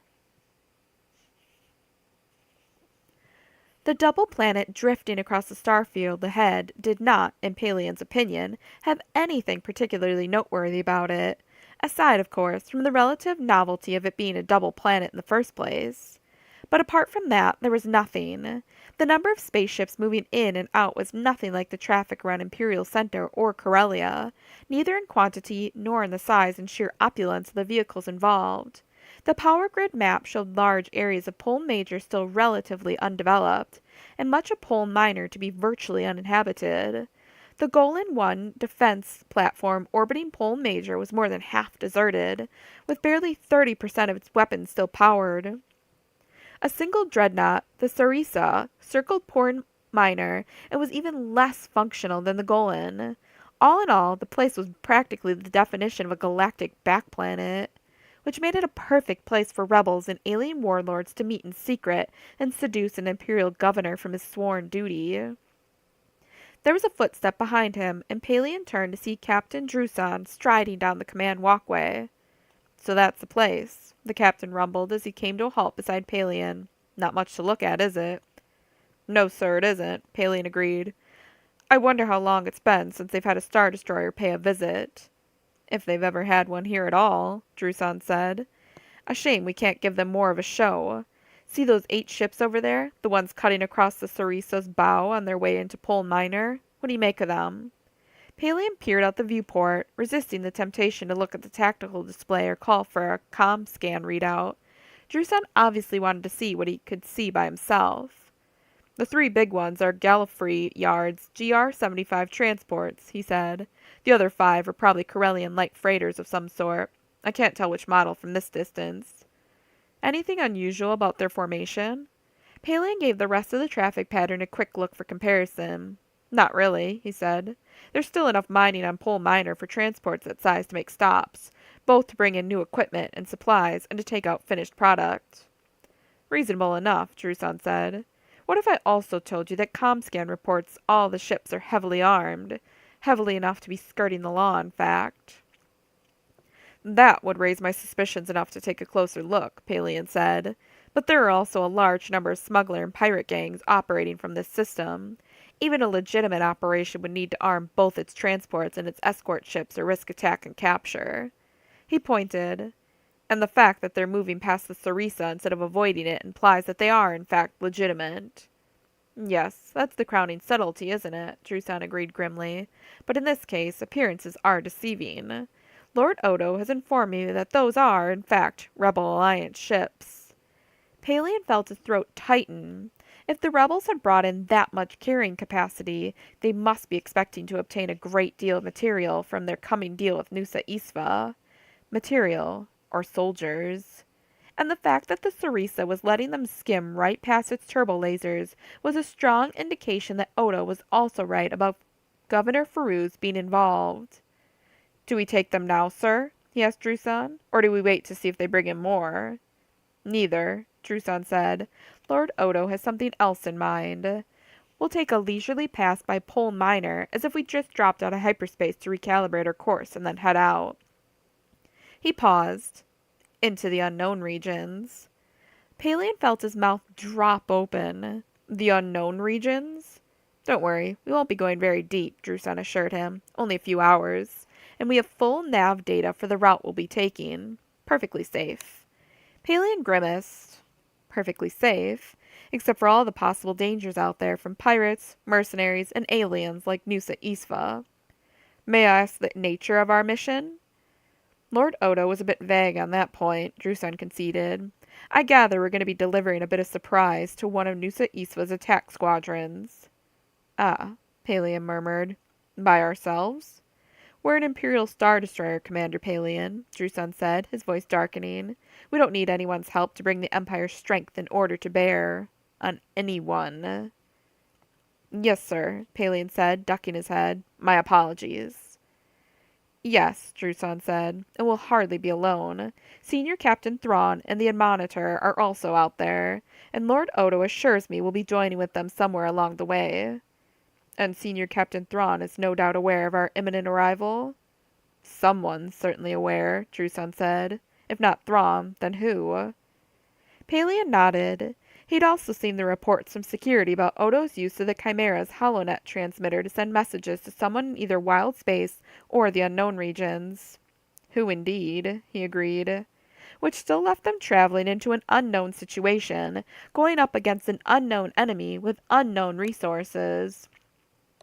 Only now they would have the dubious assistance of another Star Destroyer and a small flotilla of smaller warships, under the command of an alien officer who was apparently so poor at the fleet's political games that he kept getting kicked off Imperial Center and booted out into the unknown regions. All of it on the orders of someone whose full plans they still didn't know. Still, it was the Emperor himself who had given Odo his orders. Presumably, he knew what he was doing. Helm? Druson called, interrupting Palian's thoughts. Sir? The helm officer answered briskly. Complete our observation arc past Pole Minor, then take us out, Druson ordered. Course as per Lord Odo's data card. Yes, sir. Druson smiled tightly at Palian. Cheer up, Commander, he said. We're going hunting. Cardos looked up from the sensor display. They're rebel transports, all right, he confirmed, and those armed Corellian freighters are their escort. Thrawn nodded. How well armed are they? Cardos snorted. I'm sure they're doing their best. Knowing rebels, they'll probably put up a decent fight. Yes, Thrawn said. Let's hope they don't simply compute the odds and slink away. Cardos shrugged noncommittally. Thrawn didn't think much of the rebels he knew. More than that, his study of the Republic had given him a dim view of any governing body that relied on the consensus of dozens of species, each of which had its own way of thinking about the universe and one another. In Thrawn's view, a strong, unified government was the only way a galaxy would survive against the shadowy alien threat moving across the galaxy. A threat that had already touched Chiss space and would someday reach the Empire. Cardass understood Thrawn's thinking on the subject, and on one level he would certainly agree.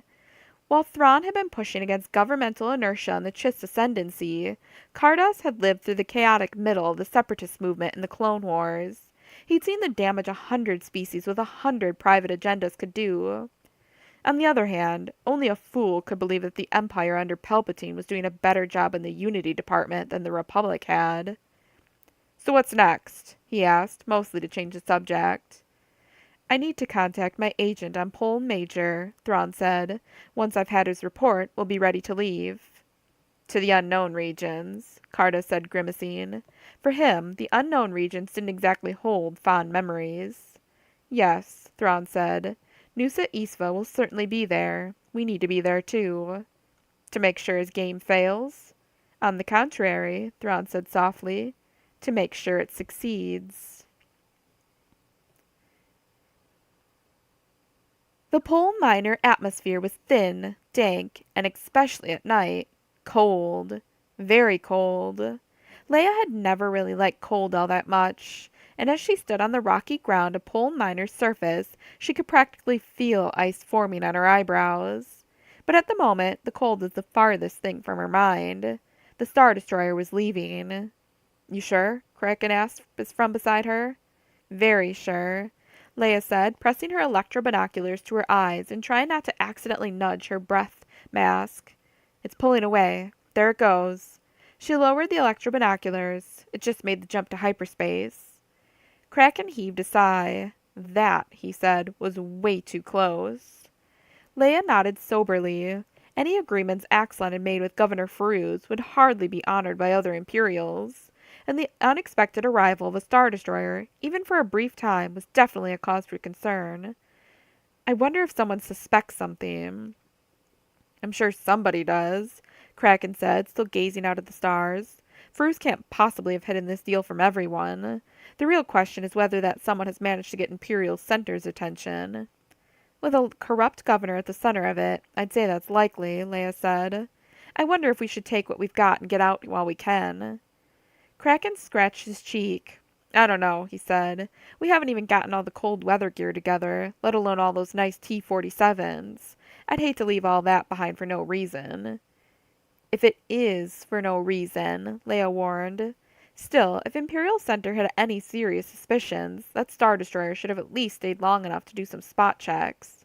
Maybe it really had just been passing through. Axlan's supposed to meet Farouz tomorrow morning. Maybe he can find out what that was all about." "I'll call and have him put that on the agenda," Kraken said. "Meanwhile, it might be a good idea to bring in more firepower. At least enough to hold off any attack while we get the transports out." Leia winced. The idea of putting even more of the Alliance's precious ships at risk here than they already had sent warning shivers through her. But Kraken was right. Losing the Gallifrey transports, let alone the goods that were being loaded aboard them, would be a devastating blow to the Alliance's ability to move people and equipment around the Empire. "All right, but nothing too obvious," she said. "No cruisers or frigates." "I'll keep it down to X-Wings and maybe a couple of gunships," Kraken promised. "I just wish I knew how well armed the Dreadnought and Golan are. The way Imperial Center prioritizes things, I'm guessing both are being held together by hopes and curses. But there's no way to know for sure unless one of them actually opens fire on us." "Which we really don't want happening," Leia agreed. An odd idea flicked across her mind. "Do you know where Han is?" "Solo? I assume he's back on Pole Major." Kraken raised his eyebrows. "Where you sent him 3 days ago." "With Han, getting an order isn't necessarily a guarantee of compliance," Leia pointed out. "I was just thinking that some of the smugglers who hang out here must have gone head-to-head with either the Sarisa or the Golan over the years. Maybe we should bring Han back and see if he can sound out the locals for us." "You want him here, when Axlan's supposed to go into the palace?" Kraken asked, frowning at her over his breath mask. I thought you wanted him nearby in case Axelon needed a quick extraction." "If Feruz hasn't pulled a double-cross by now, I doubt he's going to," Leia said. "Besides, it's not like Han's in exactly position for a quick rescue anyway. He's out of the spaceport, while Axelon's all the way across town in one of the hotels near the palace." "I'll bet Solo's thrilled to death with that arrangement," Kraken said dryly. "I've seen him happier," Leia conceded. "Not sure I ever have," Kraken said with a grunt. "But no, talking to the locals makes sense. You want me to give him his new orders?" "No, that's all right," Leia said reluctantly. Han had been a master at punching her switches almost since their first meeting aboard the Death Star, and he'd only gotten better at it over the past few months. But irritating though that might personally be for her, she'd also noted that he took orders from her better than he did from Riken or anyone else. Not well, but better. "I'll tell him." She looked over. "What?" she demanded. "Solo's certainly got the capability," he said. "He's proved that time and again. The question is whether he's got the will." Leia shook her head. "That's entirely up to him." "Is it?" Kraken countered. "I've noticed that you have an unusual level of influence over him, even more than Skywalker does. If you pressed him, it might be enough to tip the balance." Leia grimaced behind her breath mask. "You really want that to be his reason for becoming a full part of the Alliance? My pressure on him?" "This is war, Princess," Kraken said bluntly. "I've taken in deserters, fringe criminals, scoundrels, general all-around scum." He grimaced. "Even former politicians. I mean to win this thing, by whatever means and with whatever levers I have to use to do it." He gestured to her. "If you're not—" He left the sentence unfinished. "We'll win, Colonel," Leia said, "but not by manipulating people. Certainly not the good ones." "I admire your idealism," he said. "I hope it doesn't backfire on you." Leia turned away, her eyes filling with sudden tears. Idealism was what had gotten her involved with the Rebel Alliance in the first place. It had cost her her reputation, her status, and her seat in the Senate. It had also cost her her home, her father, and nearly everything else she'd ever held dear. "We'd better get back," she said over her shoulder. "You need to call Axelon, and I need to call Han." There wasn't much floor space in the Falcon where a person could get a proper angry stomp going, but Han did his best, with the result that both Luke and Chewie were already looking up as he came around the corner from the cockpit tunnel. "What's happened?" Luke asked anxiously. "What else?" Han growled, stomping a little more as he crossed over where the two of them were sitting at the game board. "Or maybe I should say, who else?" Luke winced. "Leia?" "Like I said, who else?" Han said, dropping onto the wraparound couch beside Chewie. "Doesn't the Alliance know any other smugglers beside me?" Chewie rumbled a suggestion. "Come on, the rest of them can't be that untrustworthy," Han argued. "Riken wouldn't keep them around if they were. I think her worshipfulness just likes throwing things like this in our lap." "What things?" Luke asked. "They want me to go back to Pol Minor and mingle with the other riffraff," Han told him. "See what I can find out about the weapons readiness of the Golan and the Dreadnought out there." "I thought Feruz was on our side," Luke said, frowning. "Why do we care about that?" Chewie warbled a question. "No, there's no sign of Nusa Isfa's fleet," Han told him, "if the guy even has one. At least nothing Leia told me about." "So why do we care about the Golan and Sarisa?" Luke persisted. "How should I know?" Han growled. There wasn't any point in worrying the kid about the Star Destroyer that had just passed through the Polan system, especially not since it had already left. You know Kraken. He's not happy if he doesn't see at least 3 threats coming at him from different directions. "I guess," Luke said, not sounding at all convinced. Mentally, Han shook his head. His lying technique must be slipping. "But you know the military," he said, standing up. "Even rebel militaries. Show up and do what you're told." "I suppose," Luke said, standing up too. "That's okay. Go ahead and finish your game," Han said, waving him back. "I'll take us out." "Actually, I can't go," Luke said, looking pained. "Axelon called me while you were talking to Leia. He's going into the palace tomorrow sometime to talk to Feruz and wants me standing by in case of trouble." Han frowned, the Star Destroyer visit again flashing to his mind. "He's more paranoid even than Kraken," he said. "Tell him you got better things to do than sit around and play nurse droid for him." "Sorry," Luke said. "I can't." Han grimaced. "Yeah, I know. Show up and do what you're told. So where are you going to spend the night? In your Z-95? Luckily, no, Luke said. There's a hotel about a block from where Axelon's staying. He said he'd booked me a room there. A cheaper place than his? Probably, Luke said. I was going to finish the game first, but if you need to leave, I'll just grab my things and get going. Yeah, Han said. Well, watch yourself, okay? A brief frown creased Luke's forehead, but he just nodded. You too, he said, and headed over to the bunk where his small bag was stowed. Han looked back at Chewie. The big Wookiee was gazing knowingly at him. Han shook his head microscopically. They would discuss it after the kid left. Chewie nodded and busied himself with closing down the game.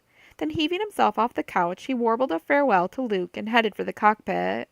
10 minutes later, with the Falcon prepped and cleared, they headed out. And finally, Chewie asked what was going on. I don't know, Han told him, but strange stuff's starting to happen. I don't think this is going to work out as neatly as Axelon thought it would. Chewie muttered something under his breath. Nope, Han agreed. It never does it? With a sigh, Mara set her datapad on the desk. So that was it. A grand total of 30 rebel ships had landed on Pole Major and Pole Minor over the past 3 days, including 12 today alone, everything from Z-95 Headhunters and thinly disguised T-65 X-Wings, all the way up to good-sized GR-75 transports.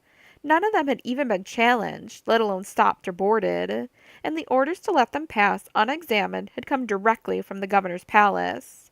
The Emperor's information had been correct. Governor Farouz was a traitor. Mara stepped over to the window, a haze of sadness settling across her mood. Bedor Farouz had been one of the best career politicians to come out of Imperial Center in the past 10 years. The sort of person Mara always thought about when she heard whisperings from the galaxy's citizens about the oppressions visited on them by the Empire. With men like Farouz in power, she always argued to herself, whatever evils might have found their way into Palpatine's grand vision of unity and peace would sooner or later be rooted out. How could a man like Farouz fall so far and so quickly? It was incredible, and yet, somehow, it had happened. Or had it? Mara raised her eyes from the palace to the dome of white rock behind it, glittering faintly in the lights of the city. She hadn't proved Farouz's guilt. Not yet. All she'd proved was that someone high up in the palace was cooperating with the rebels. The most likely candidate was Farouz, but it could also be General Larno, the Defense Department's Captain Gratirin, or conceivably even one of Farouz's 3 senior staffers. No, Mara couldn't be absolutely sure Farouz was the traitor until she got into the palace's own records, and she couldn't do that until she was inside, which would happen tomorrow. She gave the palace one final look, then opaqued the window and started to undress. She would go to bed now and get a good night's sleep. She would pretend that Farouz was still loyal, and this was some serious misreading of the evidence on her part. Tomorrow, once she proved his treason beyond a glimmer of doubt, she would do her job, and the Empire would be a better place for it. Chapter 10. It was one of the truisms of the spacefaring life that spaceports seldom slept, and the farther they were from the local sun, the less sleep they got. In general, Han had pretty much found that to be the case. He'd also added one more observational rule. When the spaceport was a long way from law and order and respectable people, it got even less sleep. Or none at all. All of which meant that Pole Miner's dank camp village, half a kilometer underground and peopled almost entirely by smugglers, mercenaries, wanted criminals, and the people who served them, would probably be up all night. Certainly it hadn't shown any signs of slowing down during the 3 hours since he and Chewie had arrived in town, or during the half hour since they'd parked themselves at a table in this particular cantina and ordered yet another round of drinks. From one of the cantina's 3 entrances across the room came a burst of boisterous laughter. Han looked over as a group of men with identically cut beards, plus a Rhodian with an obviously fake one, strode into the room, all of them laughing over some joke, that joke possibly being the Rhodian's beard. A distinct possibility, but Han's brief flicker of hope faded as they all came into the room and he got a good look at their sidearms.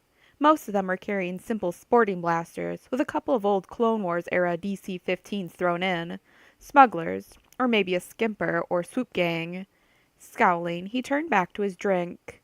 Chewie rumbled a question. Because they're smugglers, not mercs, Han told impatiently, and because asking questions gets you noticed. We don't want to be noticed until we're ready to get the answers we want, and then throttle burn it out of here. That means we have to wait until we find some mercs who'll know what happens if you run a big armed ship past the Golan and the Sarisa. Chewie growled again. How should I know? Han growled back. Okay. If we don't spot someone in 10 more minutes, we'll try that place we saw down the tunnel. If there's nothing there, we'll go find some other town. The big Wookiee muttered under his breath. Hey, don't blame me, Han protested. This was you-know-who's idea. What sort of summon are you looking for? A voice from Han's right asked in Deriz. Han looked up. A Duros was standing there, a military-grade Blast-Tech DH-17 belted at his side. Finally. The sort who knows how things work around here, Han told him. You a local, or just passing through? The Duros smiled, his small mouth curling just slightly upward at the corners. You don't remember me, do you? The skin on the back of Han's neck began to tingle. His Deriz was pretty good, but he was only fair at reading Duros's facial expressions. This one was either amused or really, really angry. Should I? He asked cautiously. I worked for Jabba the Hutt a long season ago, the Duro said. You are Solo, are you not? Chewie rumbled warningly. Be of calm mind, the Duro said hastily, holding both hands up to the Wookiee. I have no longer a connection to the Hutt cartels, and have no interest in seeking the bounty I hear rests on your shoulders. Han grimaced. Even way out here, Jabba had managed to get the word out. Terrific. But others may not be so picky, he suggested. The Duros' eyes glittered. Be of calm mind, he said again. Many here have barely even heard of the Hutts, let alone have thoughts or compassion for them. He cocked his head. I, for one, find inspiration in finding others who have successfully slipped from Jabba's grasp. Glad to hear it, Han said. In that case, maybe you can help me. You're flying with mercs now, right? The Duros shook his head. A mercenary's life is not for you, Solo, he said firmly. Not unless you've learned better how to take orders. Not a lot, Han conceded. What I was looking for. But there is easier money to be made this night, the Duros continued. Do you know how to mount and calibrate Keldorf 7 interceptor missiles? Han felt his back stiffen. Keldorf 7s were medium-range, heavy missiles, usually mounted on capital ships. The Alliance had a bunch of them, mostly on escort frigates and a few other gunships. Sure, he said. I can mount 'em up anyway, he amended. I got a buddy who knows how to calibrate them. What's up? An unusual person has been scouring the city for knowledgeable workers who will accept payment and not speak afterward of what they've seen, the Duro said. I can point him out if he comes in if you choose. He cocked his head again. For, say, 200? Han leaned back in his seat. Seems kind of steep, he said. The price would of course include my personal recommendation of your skills and discretion. Your recommendation carries that kind of weight? Han asked. Several of my group have already been hired, the Duro said, but we leave tonight, and our experts depart with us. I assure you, the payment for the work will far exceed your payment to me. So you'll be taking off right past the Dreadnought and Golan, huh? Han asked. That's not a problem for you? The Duros waved a hand. Neither is a threat, he said. Do you wish me to point out the employer if he arrives? Han looked across the crowded cantina. Tell you what, he said. For 500, how about you go find him and bring him here? The Duros eyed him. 500? That's right, Han said, digging out 100 in high-denomination coins and handing them over. Here's the upfront. Bring him here, and you'll get the rest. Very well. The Duros started to turn away. Han caught his arm. Of course, he added, if you try pulling some scam like bringing in one of your buddies to con me with a dip line, you'll answer to Chewie. Chewie rumbled, his voice even deeper than usual. There will be no game, the Duros promised. I already have Jabba watching the skies for me. I have no interest in you doing so as well. Good, Han said. Hurry back. The Duros nodded and headed briskly across the room toward the door. As he walked out into the large cavern that contained the bulk of the village, Han saw him pull out a comlink. Chewie gave a contemptuous snort. Of course he's just going to call around to his buddies until they find the guy for me, Han said, pulling out his own comlink. No one works any harder for their money than they have to, but it still buys us some time. At this hour, he expected Leia to be sound asleep, but if she was, it didn't show in her voice. You have something? She asked. Yeah, but not exactly what you're looking for, Han said. Do we have anyone here who can calibrate Caldorf 7 interceptors? There was a short pause. Caldorf 7s? Yes or no, Han growled. I've been offered a job mounting them, but I need someone who can calibrate the things too. Yes, we have someone, Leia said. Who's this job for? No idea, Han said. But I figure you could probably undersling a Caldorf 7 on an airspeeder without too much refitting. You mean like the T-47s we found in the cavern? Leia said doubtfully. I don't know. They're not really designed for that sort of thing. Well, somebody's trying to load them on something, Han said. If it's those T-47s, this might be our chance to find out who owns them. I suppose, Leia agreed. Where are you? Capperlane's Cantina in Dank Camp Village, Han told her. You need directions? We can find it, Leia said. How soon do you need someone? 5 minutes ago, Han said. No way to know how long it'll take my friend to find his contact and get back here. You have a friend here? You going to talk or are you going to get your tech over here? Han growled. We don't have time for this. Experts on the way, Leia assured him. I'm more interested in this so-called friend you conveniently found. He's more like a passing acquaintance, Han said. He's a Duros who used to work for Jabba's cartel, same as me. Really? Leia said suspiciously. Small universe. Big cartel, Han said, and if I were hiding out from Jabba, this is the kind of place where I'd do it too. What if he's planning to turn you in for the bounty? Then he wouldn't have bothered offering me a job, Han said. No, I think his plan is to help me make a big enough stack of money that I can keep running. The more I'm out there drawing Jabba's attention, the less Jabba will be looking for him. Maybe, Leia said, still sounding suspicious. All right, wait there. Han clicked off the comlink, rolling his eyes. Wait here, like he had anything else to do. Chewie, go check out that other back room, will you? He said, nodding toward an archway that led off the side of the main bar. If the Duros is thinking about pulling an ambush, that's where they'll get everyone organized. Chewie warbled a question. Sure, if you're still thirsty, Han told him, experimentally swishing his own half-full cup. Picking up another bottle will give you a better excuse to go over to the bar anyway. Just get whatever you want for yourself. I'm still okay here. Not in acknowledgement, Chewie got up and started weaving his way through the tables toward the archway side of the bar. Han watched him for a minute, then looked over at the door where the Duros had disappeared. Coming up with the 400 he still owed would be a little tricky. Maybe the Duros would accept a little less, or maybe Han would get an advance from this mysterious employer. There was a brush of air as someone stepped over to his table. And Han's stunned disbelief, Leia dropped into the chair beside him. That fast enough? She asked. It took Han 2 tries to get his mouth working. What are you doing here? We were checking out the conveyance tunnel that runs along the southern edge of town, she explained. The ones designed to accommodate ore freighters. We wanted to confirm that they're big enough for our transports to use. That could be handy when it comes time to... What are you doing here? Han interrupted as patiently as he could. In this cantina. In that seat. You wanted someone who can calibrate missiles, Leia said. Here I am. Uh-huh, Han said firmly. No. It's me or no one, Leia said just as firmly. I'm the only one within half an hour of here who can do it. Her eyes flicked over Han's shoulder, and if that's your Duros, it looks like I'm just in time. Swallowing a curse, Han turned around in his chair. It was the Duros, all right, along with a human and a robed and hooded alien. The alien was humanoid, with black hair and yellow insectoid eyes peeking out from the hood. Even with most of the alien's face in shadow, Han could see that his skin shimmered with color as he moved, like the rainbow haze from a spray of water. Han shifted his eyes to the human, and felt his heart seize up. Because it wasn't just any human. It was Baldy, one of the 2 men who'd been with Mustache at the Quartz Ed port when Han and Chewie first landed on Pole Minor. Han still didn't know who those men were, or who they were looking for, but given that he'd told them he was going to be at the Anyeta mines, it was a good bet they knew he and Chewie were with the Alliance. It was an even better bet that whoever they were working for wouldn't want the Alliance knowing about that private stash of weaponry and T-47 airspeeders. And, depending on how badly they didn't want the Alliance knowing that, they might open fire right here and now.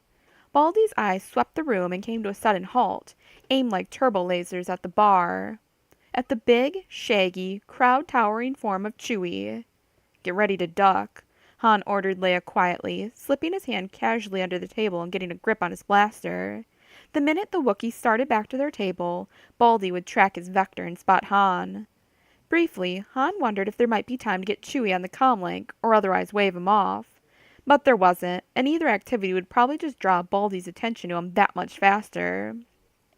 He looked sideways at the bar, wishing fleetingly that Chewie had some of that Force stuff Luke had. But to Han's surprise, he found that Chewie wasn't looking back at him. Instead, he was looking at Baldy and his friends. For a couple of seconds, he and Baldy seemed to lock eyes. Then, as the bartender set a bottle on the bar in front of him, Chewie turned his back on the three by the door. He gestured, and the bartender pulled 2 mugs from beneath the bar and set them beside the bottle. Chewie gave Baldy one final look over his shoulder, then picked up the bottle and mugs. Only, he didn't head back to Han's table. Instead, he lumbered through the archway and disappeared into the back room. "What's he doing?" Leia murmured. "Saving our skins," Han murmured back, watching Baldy out of the corner of his eye. Baldy was murmuring urgently to the yellow-eyed alien, his hand on his holstered blaster, his eyes on the archway where Chewie had disappeared. The alien said something in return. Baldy nodded and headed after the Wookiee, his hand still on his blaster. The alien turned and murmured something to the Duros, who nodded and gestured toward Han. None of the byplay had been lost on Leia. "Han?" she asked tensely. "Just play it casual," Han told her as the Duros and alien headed toward them. "What about Chewie?" "He can take care of himself," Han said shortly. "Sit there and be quiet. I'll do the talking." Normally, he knew, she would have found something snide to say to an order like that, but she remained silent. Han watched the 2 aliens coming toward them, also keeping an eye on Baldy as he disappeared through the archway. 3 seconds later, the Duros and alien sat down at their table. "I greet you," the Duros said, gesturing to Han. "This is my friend." "Call me Shrike," Han interrupted. "This is Payne. I hear you need some weapons work done." "Which of you is the expert he spoke of?" the alien said. His voice was as shimmery as his skin, with clipped edges to each of his words. "We work together," Han said. "I load, she calibrates." "If the pay is good enough," Leia added. "I pay for speed and expertise," the alien said, focusing on her. "You can calibrate Keldorf 7 and Regis Maul interceptor missiles?" Han felt his throat tighten. It was a trap, a trick question. A real weapons programmer would spot it in an instant. He should have expected something like this and warned Leia about it. Fortunately, she was already on top of it. "Keldorf's, yes," she said. "Good luck finding anyone who can do Regis Moles." "Why?" the alien asked. "Because they stopped making those 20 years ago," Leia said. "That was a Clone Wars era weapon. Not a very good one either." The alien relaxed just slightly. "My mistake," he said. "I pay 200 per missile mounted and calibrated. Do you wish the job?" "Yes," Han said. "Where and when? And what do we call you?" "Call me Ranquive," the alien said. "We leave at once." Beside him, Han felt Leia stir. "I'll need to stop at my room and get a few things first," she said. "I have all you'll need," Ranquive said. "We leave at once. Or you don't leave at all." Han looked at Leia. Her mouth was tight, but she nodded. "Fine," he said, looking back at Ranquive. "You've got yourself a deal." "There is also the matter of my fee," the Duros reminded him. "Right." Han jerked a thumb at him. "He gets another 400, he told Leia. "Pay him, will you?" Without waiting for a reply, he stood up. "Ready when you are." "My transport awaits," Ranquive said. "It'll be a 6-hour trip. Come." Han felt his eyes narrow. 6 hours? "You've agreed," Ranquive said, his shimmering voice going suddenly dark. "You may not refuse now." "And would do so at your own risk," the Duros added warningly. Other armed beings would come quickly at Ranquive's order. Han grimaced, and the first one who would answer that call would probably be Baldy, charging in from the other room. The minute he recognized Han, "Fine," he growled. "This just better be worth it." Han had assumed that Ranquive's transport would be a space-going vehicle, at which point 6 hours from Dank Camp Village would be on the far side of Pole Minor or nearly anywhere on Pole Major. But the vehicle instead turned out to be a 30-seat speeder bus, in as bad a shape as all the rest of the machinery seemed to be down here. The bus was nearly full, but Han and Leia managed to find a pair of seats together. They'd barely settled into them when the bus took off, maneuvering through the dim lights of the half-dozen caverns that made up the city and heading out into one of the wide main tunnels. It was quickly clear that it wasn't going to be a particularly pleasant journey. The bus was old, the paint was peeling off the walls, and it smelled. There was also some malfunction in the left repulsor lift's regulator circuit, and every few seconds the vehicle gave a little lurching dip to the side. But with the rumble of the repulsor lifts filling the bus, he and Leia finally had a chance to confer in private. Han, what have you gotten us into? Leia demanded, her eyes flashing ominously. We're not heading for the Anyet region. Even in this thing, that's less than 2 hours from here. Yeah, I know, Han conceded, but this whole business still seems pretty shady. If you want to investigate shady business, go join Corsac, Leia said tartly. We should have backed out. Oh yeah, that would have worked, Han growled. You know that guy Chewie decoyed away? He was one of the ones who hit us up at the Quartz Edge port 3 days ago. The ones who weren't there when we got back. The ones who know we're Alliance. Oh, Leia said in a slightly more civil tone. Right. Oh, Han mimicked. If he'd spotted us pretending to be guns for hire, Ranquiv would probably have called in all those guns the Duros promised he had waiting to jump. That could still happen if his friend gets away from Chewie, Leia pointed out. He won't, Han promised. Not a chance. Not from Chewie. I hope you're right, Leia said. Let me see if I've got this straight. You and I are headed for an unknown location up to 1,000 kilometers away to load missiles for an unknown alien with an unknown purpose, with no one in the Alliance knowing where we are. That about cover it? Han thought it over. Put that way, he admitted, it sounded worse than it probably was. Yeah, I suppose, he agreed. Why? Is that a problem? She gave him a single glare and then looked to gaze out the window at the utterly uninteresting rock wall flowing past outside. Casually, Han looked around. The other passengers seemed about evenly split between hardened fringe types and young, earnest, hungry-looking kids, who probably figured they could do anything with computers and were desperate to earn some money. Grimacing, he settled back into his seat. He could try to watch their route in the hope that he could find his way back if he needed to. But unless this was a real straight route, 6 hours of zigzagging was going to be nearly impossible to memorize or even track on his datapad. Besides, Leia was probably planning to try that anyway. She was the senior command staff here, after all. That kind of planning was her job. Han's job, as low-level order follower, was merely to keep up his strength and stamina for whenever senior command staff decided to issue him some orders. Leaning back in his seat, he drew his blaster and slipped it inside his vest, folding his arms across it so that no one could accidentally walk off with it. It would be all right. He would make sure of that, if only because Her Highness would never let him hear the end of it otherwise. Closing his eyes, he settled down to try to get some sleep. Slow down, Chewie, Luke said as the rumbles and roars poured from his comlink. I can hardly understand you. There was a short pause as Chewie took a deep breath. Then the rumbles resumed, only marginally slower. But it was slow enough this time for Luke to get all of it. Okay, calm down, he told the Wookiee, trying to think. Han and Leia gone, no idea where they'd disappeared to, no idea even whether Chewie had gotten to the mysterious fake smuggler before he could clue in the Duros and the unknown alien as to who Han really was. First things first, what did you do with the guy you clobbered? Chewie's answer was short and succinct. Okay, Luke said. You better call Leia. Sorry, better call Kraken, and have him send someone to get him out of the dumpster. They might be able to question him and find out where they took Han and Leia after he comes to. Chewie growled in acknowledgement, then another question. Yes, absolutely, I'll come up and help, Luke promised. Though what he could do to find Han and Leia that Kraken's people couldn't do on their own, he couldn't imagine. You call Kraken, and I'll let Axelan know I'm heading up. He keyed off and punched in Axelan's code. The ambassador had made it clear that he wanted Luke near the palace today, but under the circumstances he would surely be willing to modify his plans. To Luke's surprise, he wasn't. But it's an emergency, Luke protested.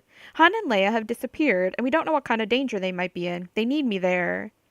And I need you here, Axelan said flatly, more than Kraken does. Luke felt a tingling run through him. There was something in the man's voice. Is something about to happen? He asked carefully. Axelan hesitated.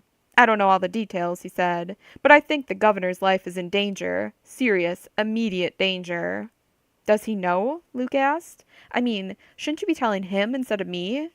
I've tried, Axelan said, but he's determined to go ahead with our agreement and says he won't hide from shadows. Luke grimaced. Leia was like that too.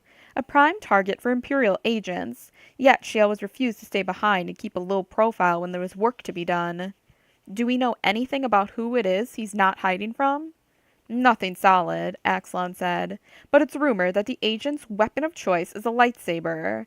In fact, I can tell you now that that's the main reason I wanted you to come here with me. The only weapon that can block a lightsaber, after all, is another lightsaber. Luke felt his mouth drop open. Was Axelon seriously suggesting what Luke thought he was suggesting? You do realize I'm not a Jedi, right? He said carefully. Ben barely got me started on lightsaber combat. I'm not ready to take on anyone who knows what they're doing. It won't come to that, Axelon assured him. You have to understand the psychology of the situation. In general, no one carries a weapon like that unless they know how to use it. Therefore, just having you and your lightsaber in sight near the palace gate will force the agent to assume you do know how to fight with it, and to wonder what kind of obstacle you might be. That will force her to rethink her plan. Her plan? Luke asked. The agent is a woman? So I hear, Axelon said. As I was saying, she'll have to rethink her plan, and anything that buys time is to our advantage. Unless the agent decided to test Luke's skill before she went to the bother of changing those plans, Luke thought, grimacing. Still, the Force was with Luke, wasn't it? I'll call Kraken and tell him we're sticking with the original plan, Axelon went on. You just settle down and get some sleep. I want you outside in the vicinity of the palace gate at 10 o'clock sharp tomorrow morning. Understood? Understood, Luke said with a sigh. He had already told Chewie he didn't think he could do anything to help. Chewie hadn't listened. There didn't seem much point in telling Axelon the same thing. Good lad, Axelon said. Now go get some sleep. He paused, and Luke could almost see the other's tight smile. Tomorrow, Master Skywalker, you will see the rebellion start on the path to victory. I guarantee it. Chapter 11. The early morning traffic rush had faded into the steady but not road-jamming level that Lerone had seen the previous day when he and the others had first arrived in the palace area. Now 3 blocks away from the palace gate, he and Marcross waited for Jade to make her move. Lerone didn't know how Marcross felt, but personally, he felt like an idiot. An idiot standing at the center of an optical site's cross lines. The full-length hooded robes he and Marcross were wearing weren't going to work. They just weren't. Never mind that robes like these were worn by lower-class workers, farmers, and traders all across the galaxy, and that he'd seen at least 5 other people wearing similar outfits in the past half hour. Never mind that the robes reached to the ground and that the sleeves draped past his fingertips, completely covering the stormtrooper armor he and Marcross were wearing underneath them. The problem was that their armor was way too bulky to pass his human physique. Even worse, every time Marcross moved, Lerone could see the brief but obvious impressions of the various armor sections pressing against the cloth. Lerone knew he was undoubtedly showing off the same impressions himself. Jade, naturally, hadn't had the slightest qualm about throwing them to the battle dogs this way. She'd assured them that the general population never noticed things like that, especially not in a neighborhood they were already intimately familiar with. They would travel blindly on their respective errands without seeing anything beyond where their feet were striking the ground. She had a point, Lerone supposed, but the common people weren't the population segment he was worried about. Whitestone City's citizens might ignore their environment, but he doubted the patrollers and roving stormtrooper teams would be so inattentive. Particularly, say, those 2 stormtroopers who were even now coming toward them down the quiet side street where Jade had ordered them to wait. Beside him, Marcross murmured something under his breath. Just stay cool, Lerone advised quietly, feeling the sweat breaking out on his skin as he tried not to stare at the approaching Imperials. And don't move, he added. Moving accentuates your outline. Like that's going to help, Marcross muttered. Where is she, anyway? She'll be here, Lerone assured him. Unless, of course, Jade's real plan was simply to set up him and Marcross to be captured. A pair of stormtrooper deserters might easily make enough of a diversionary fuss to let her slip into the palace undetected. 20 meters in front of the approaching stormtroopers, a hooded figure emerged from a narrow alley, moving with the careful fragility of extreme old age. The person started to turn to the right, caught sight of the stormtroopers, and abruptly turned and fled back into the alley at a considerably enhanced rate of speed. The stormtroopers, Lerone reflected, were only human.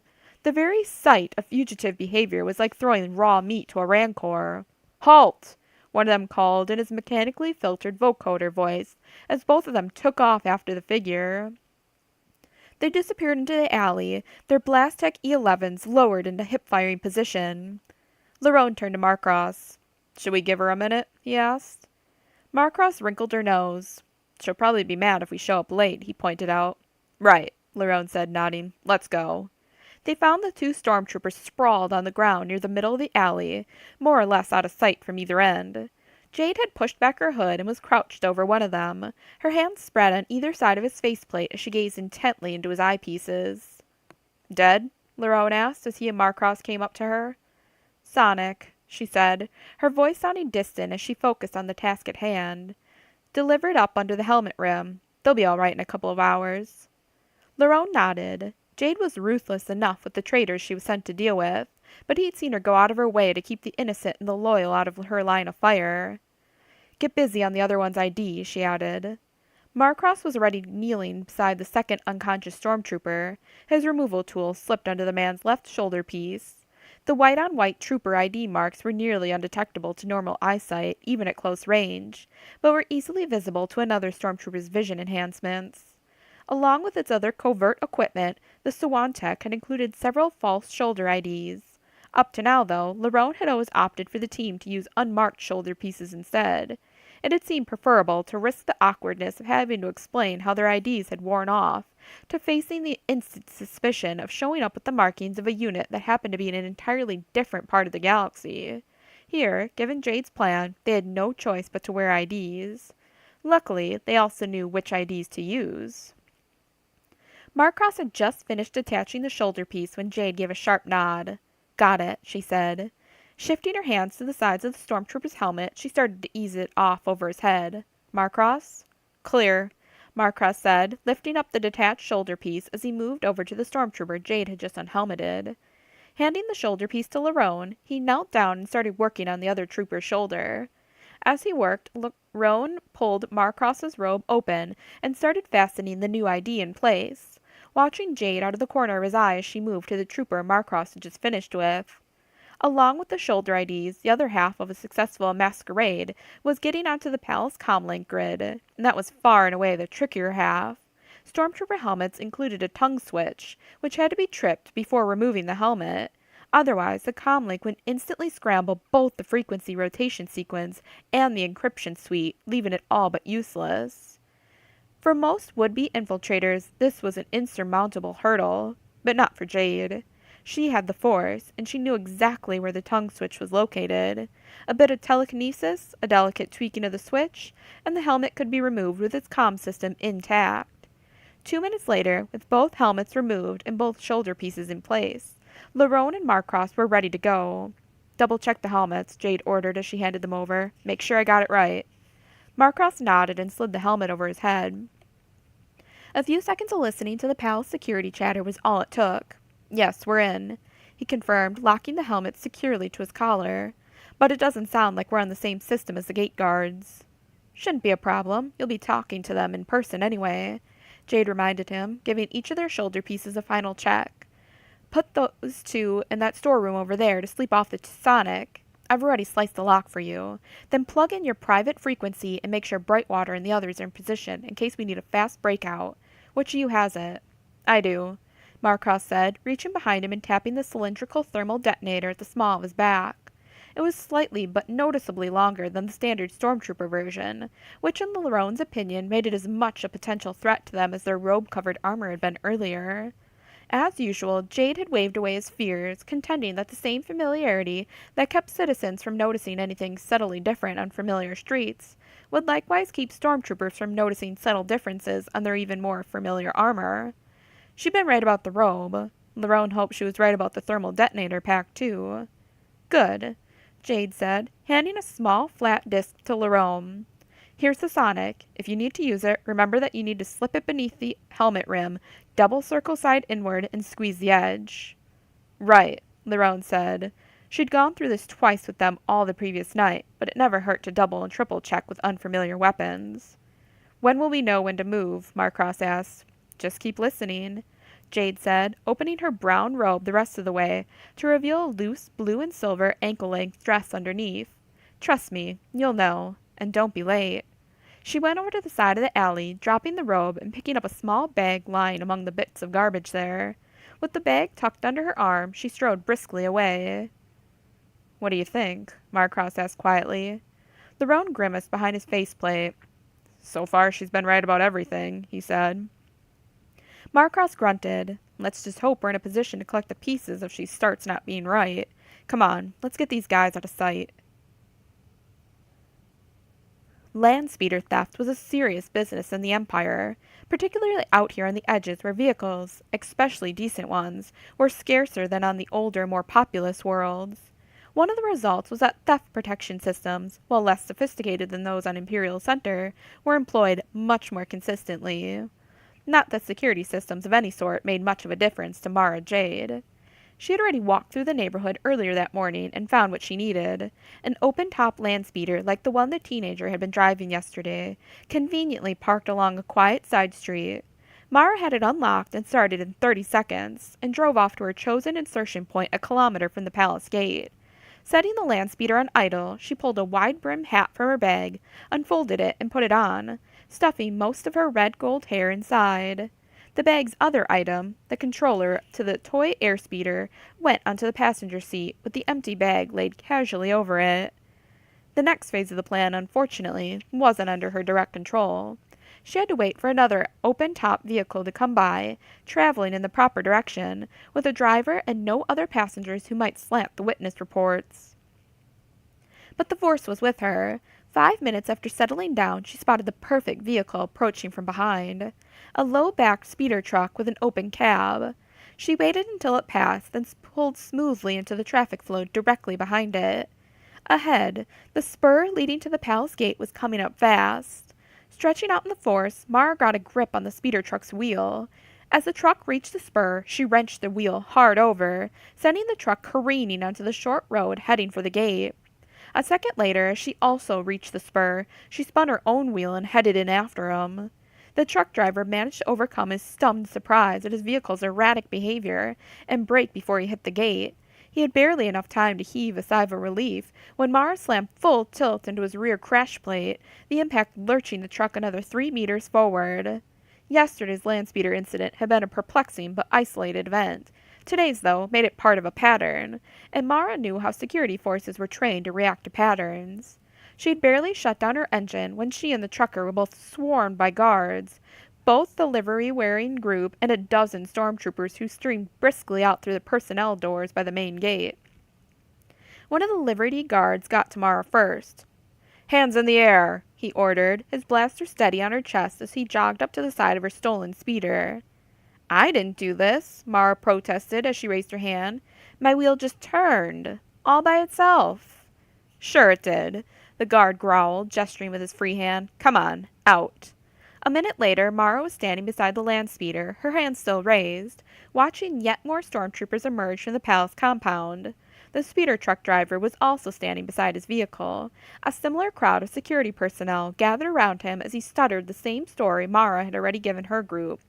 "I tell you, this wasn't my fault," Mara went on, watching the Liberty guard's face as his helmet comlink murmured into his ear. There was a slight hardening to his expression.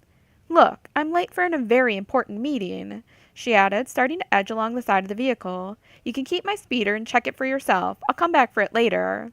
"Stay where you are," the guard snapped, taking a long step to cut off her escape. "You're not the registered owner of this vehicle." "Yes, thank you, I know that," Mara said in a tone of exaggerated patience. "It belongs to my friend Carol. Go ahead and call her. She'll tell you she let me borrow it." "There she is." A flat stormtrooper vocoder voice came from the right. Mara turned. Lerone and Marcross were marching toward her clump of guards, their gait and posture stiff and determined. "Hold that woman. We saw her shoplifting from an electronics store." "An electronics store?" the guard echoed, frowning as he shifted his gaze from Mara to the land speeder itself.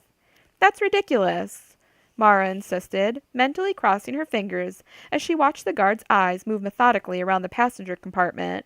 If necessary, Lerone or Marcross could perform the next step, but it would be better if an official palace security man figured it out on his own.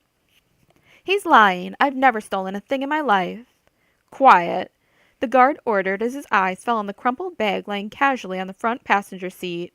"Watch her," he ordered the stormtroopers and walked around the rear of the land speeder to the passenger side.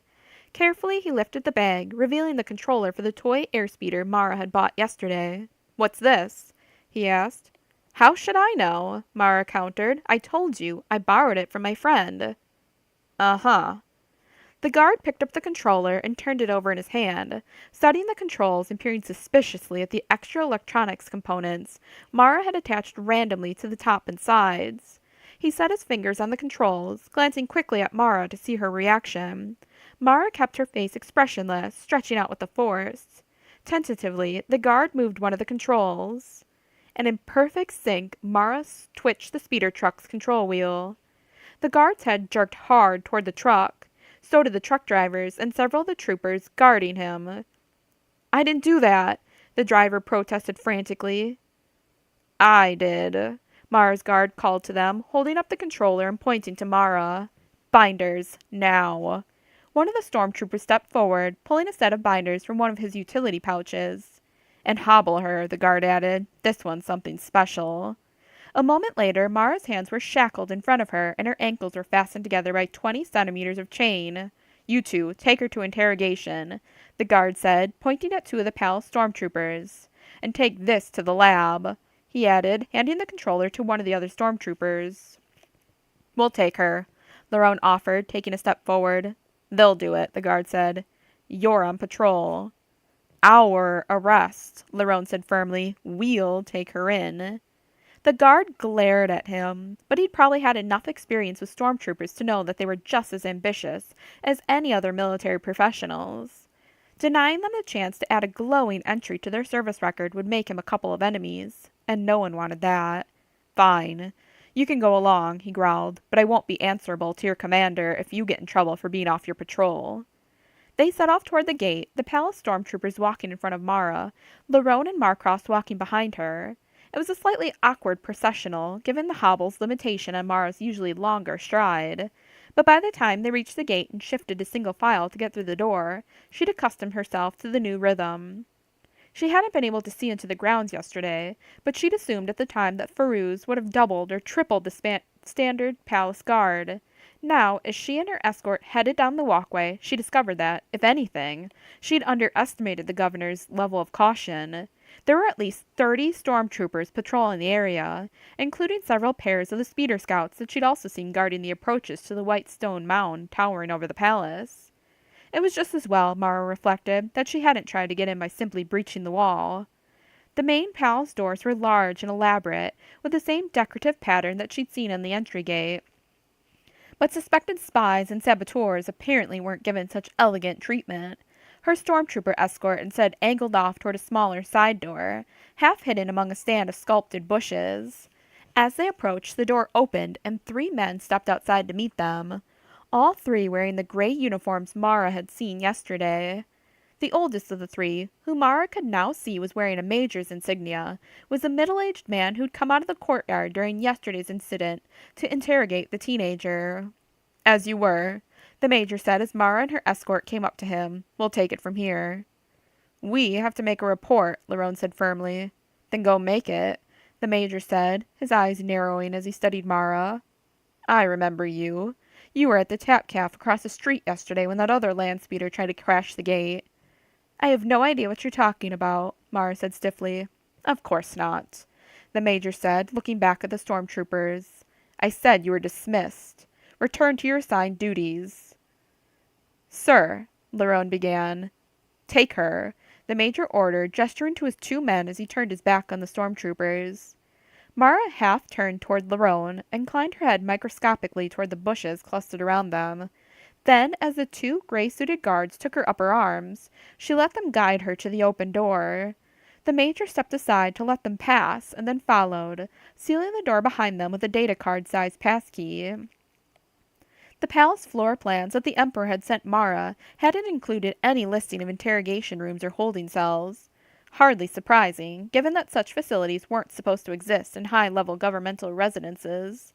It was usually up to each individual local ruler to make whatever quiet and strictly unofficial arrangements he chose in that area. Mara had seen many such facilities over the years, ranging from deep, terrifying dungeons to light, airy containment rooms designed to lull prisoners into a relaxed sense of false hope. But such minor details apart, the one thing all interrogation specialists had in common was a desire to keep their activities as secret and unobserved as possible. This one was no exception. The hallway Mara found herself in was short, unoccupied, and without any doors at all lining the sides. Besides the door they'd entered by, there was only a single turbolift door 20 meters away at the hallway's far end. It was the perfect place for a prisoner to disappear, possibly never to be heard from again. It was also the perfect place for that same prisoner to make her escape. Mara let them walk her halfway down the hall, giving the palace stormtroopers outside plenty of time to start back to their posts, and hopefully be out of earshot of anything that happened in here. Then, looking down at the binders on her wrists, she used the force to pop them free. As they clattered to the floor, she reached over to the blaster of the guard to her left and fired the weapon, still in its holster, along his right leg. And as he bellowed in surprise and pain, she yanked the blaster from its holster and swung it hard against the throat of the man to her right. She continued her turn as he collapsed to the floor, bringing the weapon to bear on the Major only now beginning to react behind her. "Don't," she warned. The Major froze, his hand on his still holstered blaster, his face tight. "You can't escape," he warned, his voice under rigid control. "Maybe I don't want to," Mara said. The guard whose leg she'd shot started to stagger toward her, and she shifted her aim away from the Major just long enough to slam the side of her blaster along the guard's throat, sending him sprawling to the floor the way she had the other one. "Maybe I like living here," she added, bringing the weapon back to the Major. "How about you?" The Major snarled something under his breath, but he was smart enough to know when further resistance would be a waste of his life. Still glaring, he lifted his hands and put them on his head. "Thank you," Mara said. Dropping her aim, she blasted through the hobble chain linking her ankles. Blaster and comlink on the floor. Gingerly, the Major drew his blaster with 2 fingers and lowered it to the floor beside him, following it up with his comlink. "Now your passkey," Mara continued. "It won't do you any good," the Major growled as he dropped the passkey beside the other items. "Governor Feroz doesn't rely on locks and droid sentinels. You'll never get to him. Never. And you certainly won't get out of the palace alive." "I appreciate the warning," Mara said. "2 steps back and lie down on your stomach, face to the wall." Glowering, he obeyed. Mara picked up the passkey and retraced her steps to the door they'd entered through. Slipping the passkey into the slot, she keyed the release. The door slid open. "Lerone?" she called softly, her eyes still on the Major. There was a breath of air, and the 2 stormtroopers slipped through the doorway into the corridor. "You all right?" Lerone asked. "We heard a shot."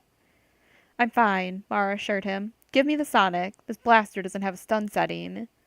Lerone handed it over, and Mara headed back to the Major. A minute later, all 3 gray-suited men were asleep. "Well, this looks nicely ominous," Marcross commented as Mara returned to them. "One exit, no doors, no monitors." "Typical interrogation center entrance," Mara said, gesturing for him to turn around. "Consider yourself lucky you haven't seen one before." "What happens now?" Lerone asked.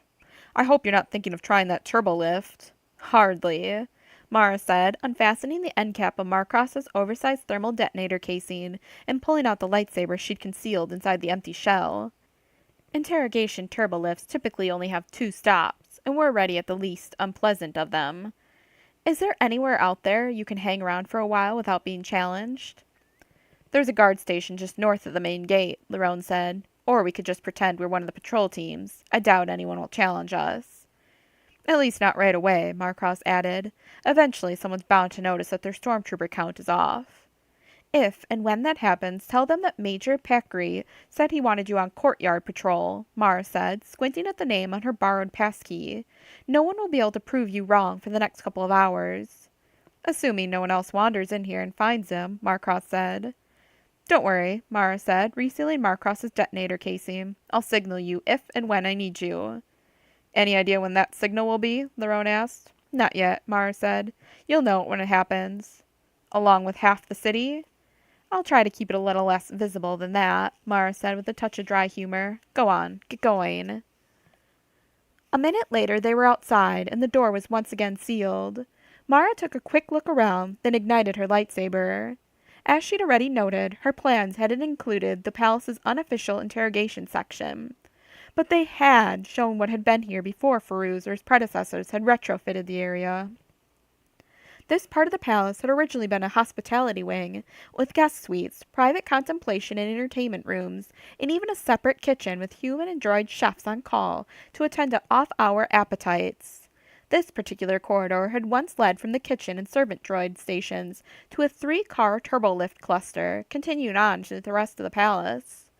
Mara also knew that even with a completely sealed interrogation section like this one, most governors instinctively try to keep prying eyes and ears at a distance. This implied that the kitchen and droid stations on either side of her were probably closed down and abandoned, which furthermore suggested that a quick exit from the corridor was only a couple of lightsaber cuts away. The problem, as Marcross had pointed out, was that there was no guarantee someone wouldn't come looking for Major Packery and his men, either from the courtyard or from the underground interrogation room itself. A hole in the wall would be something not even the dimmest security recruit would miss. But fewer people bothered to look up, especially when their eyes and hands were busy with something else. Something such as lining up a passkey with a door's security slot. The hallway was a bit above average height, but the ceiling was still easily reachable without Mara having to jump. Standing directly in front of the door, she swung her lightsaber blade in a conical pattern, cutting a beveled circle through the slab of duracrete above her. Closing down the weapon, she stretched out with the force and lifted the plug she just cut, moving it away from the opening and setting it down off to the side. She leapt upward, catching the edge of the hole, and pulled herself cautiously through. She was in the relaxation room of a nicely appointed guest suite. From the drawn shades and the faintly musty smell, it was clear the room had been unoccupied for some time. That probably also meant that the room's computer wasn't active. But there would be other rooms nearby where she could tap into the palace system. She dropped back to the corridor below and, using the force, lifted the unconscious security men one by one up through the opening. The last of the 3 was a bit wobbly. For some reason, lifting bodies always seemed to take more out of her than moving the equivalent amount of inert matter. But she made it without dropping him. Then jumping back up to join them, she lowered the duracrete plug back into place. It was far from perfect, but the beveling would keep the flabs firmly in place, and her cut was neat enough that even if someone spotted it, he might wonder if it was something that had always been there that he simply had never noticed before.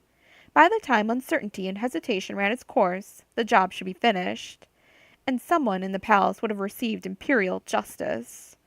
In the dim lights seeping around the closed curtains, she discarded her hat and stripped off the blue and silver dress, readjusting the long, dark green tunic and leggings she had on underneath.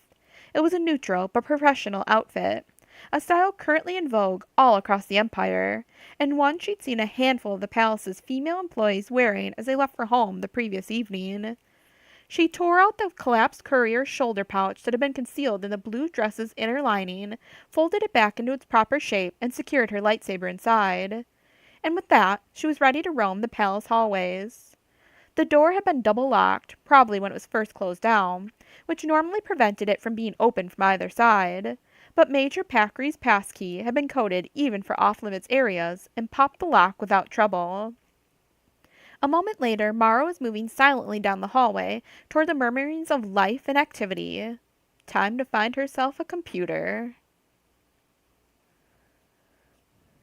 It was 10:15, and Luke had just settled himself by one of the shops across the street from the governor's palace, when he saw Axelon emerge from the crowd and head toward the small pedestrian door at the side of the main gate.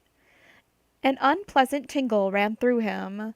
Axelon had his fancy pass from Governor Firouz, and so far neither the roaming stormtroopers nor the handful of men in bright red and blue uniforms had seemed inclined to do more than watch the older man's approach.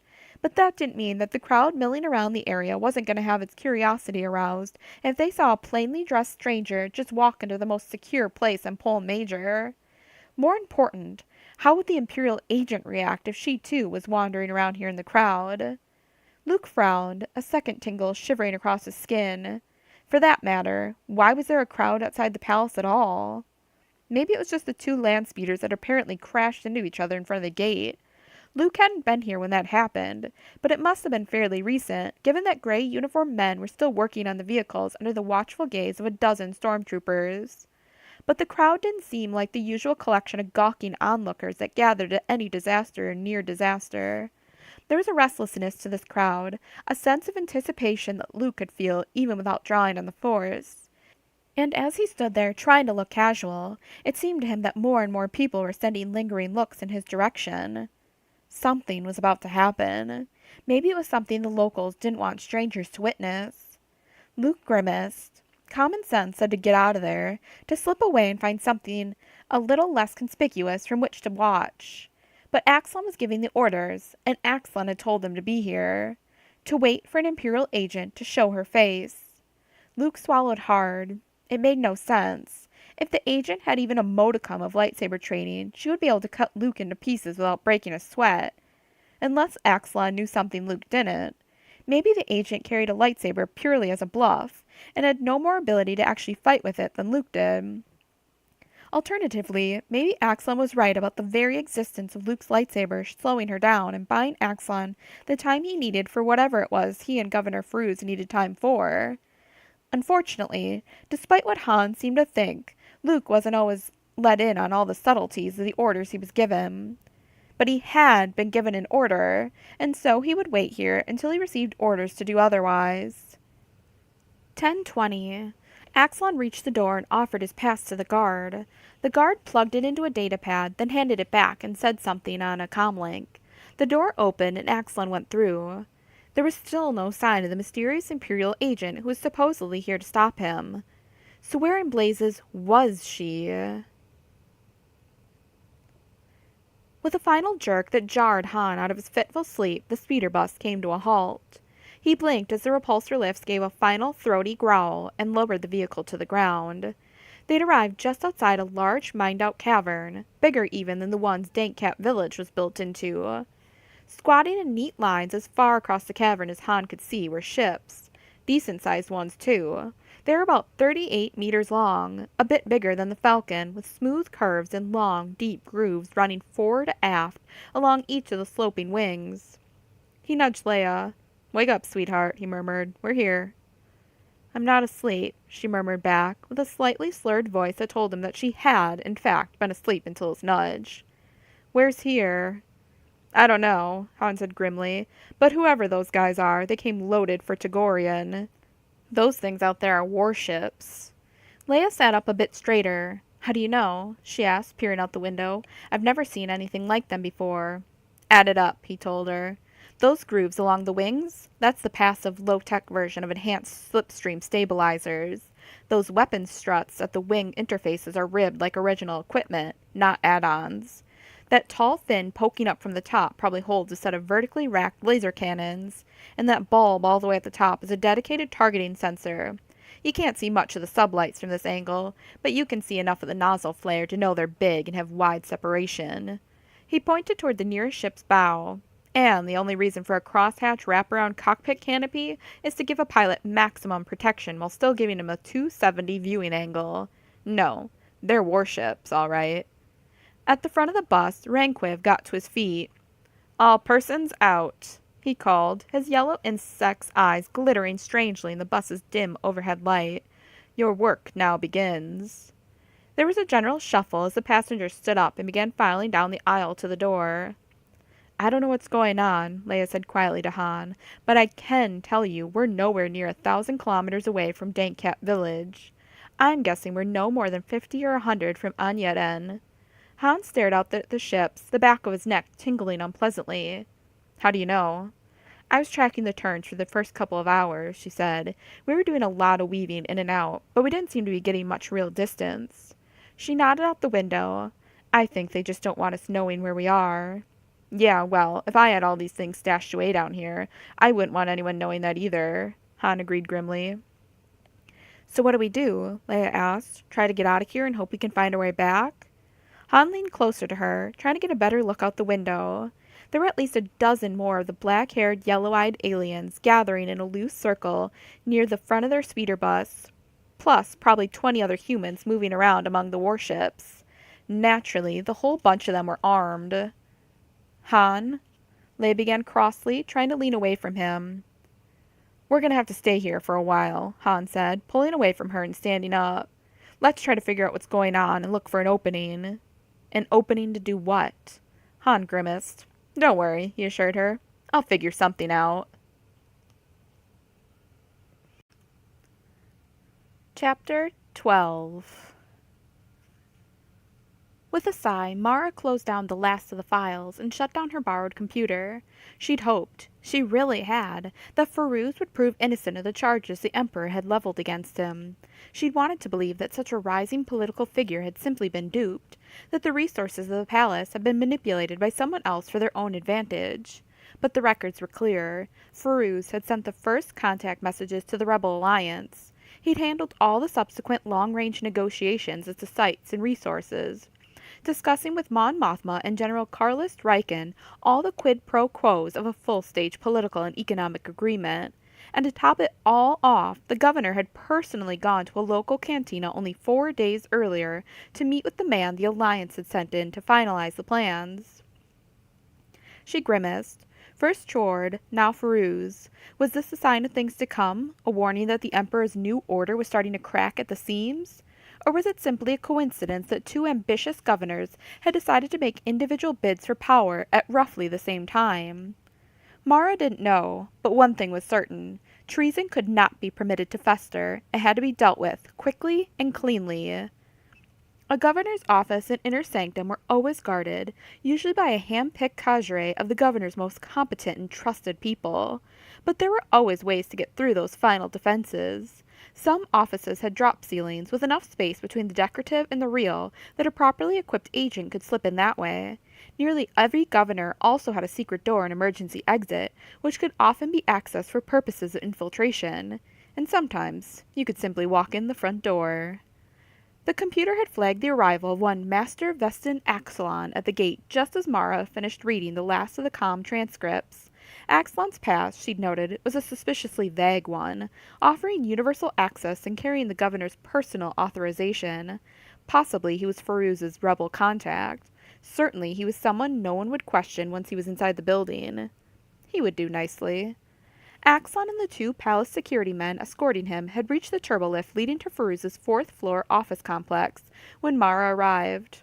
"I'll take it from here," she said briskly as she came up to them. "Excuse me?" the senior guard, a lieutenant, asked. "I said I'll take it from here," Mara repeated. "I'm to escort Master Axon the rest of the way to Governor Firuz. Major Packery's orders." The lieutenant made a little sniffing sound. Apparently, Packery's name didn't carry much weight among his troops. "We'll need to see your authorization." It was verbal, Mara said, pulling out her comlink. In front of them, the turbo-lift door slid open, and she strode toward it. "The governor's waiting. We'll sort it out on the way." As she passed Axelon, she caught his arm and pulled him away from the guards and into the car with her.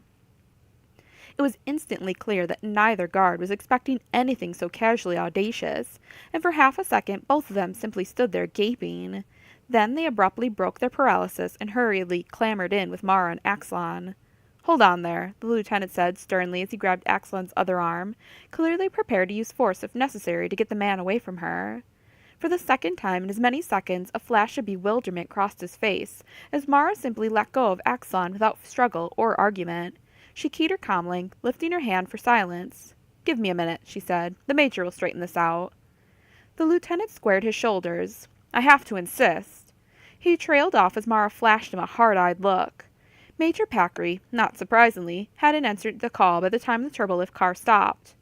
"Where is he?" Mara ground out to the universe at large as she jammed the comlink back into her belt and increased the level of simmering fury she was working hard to radiate.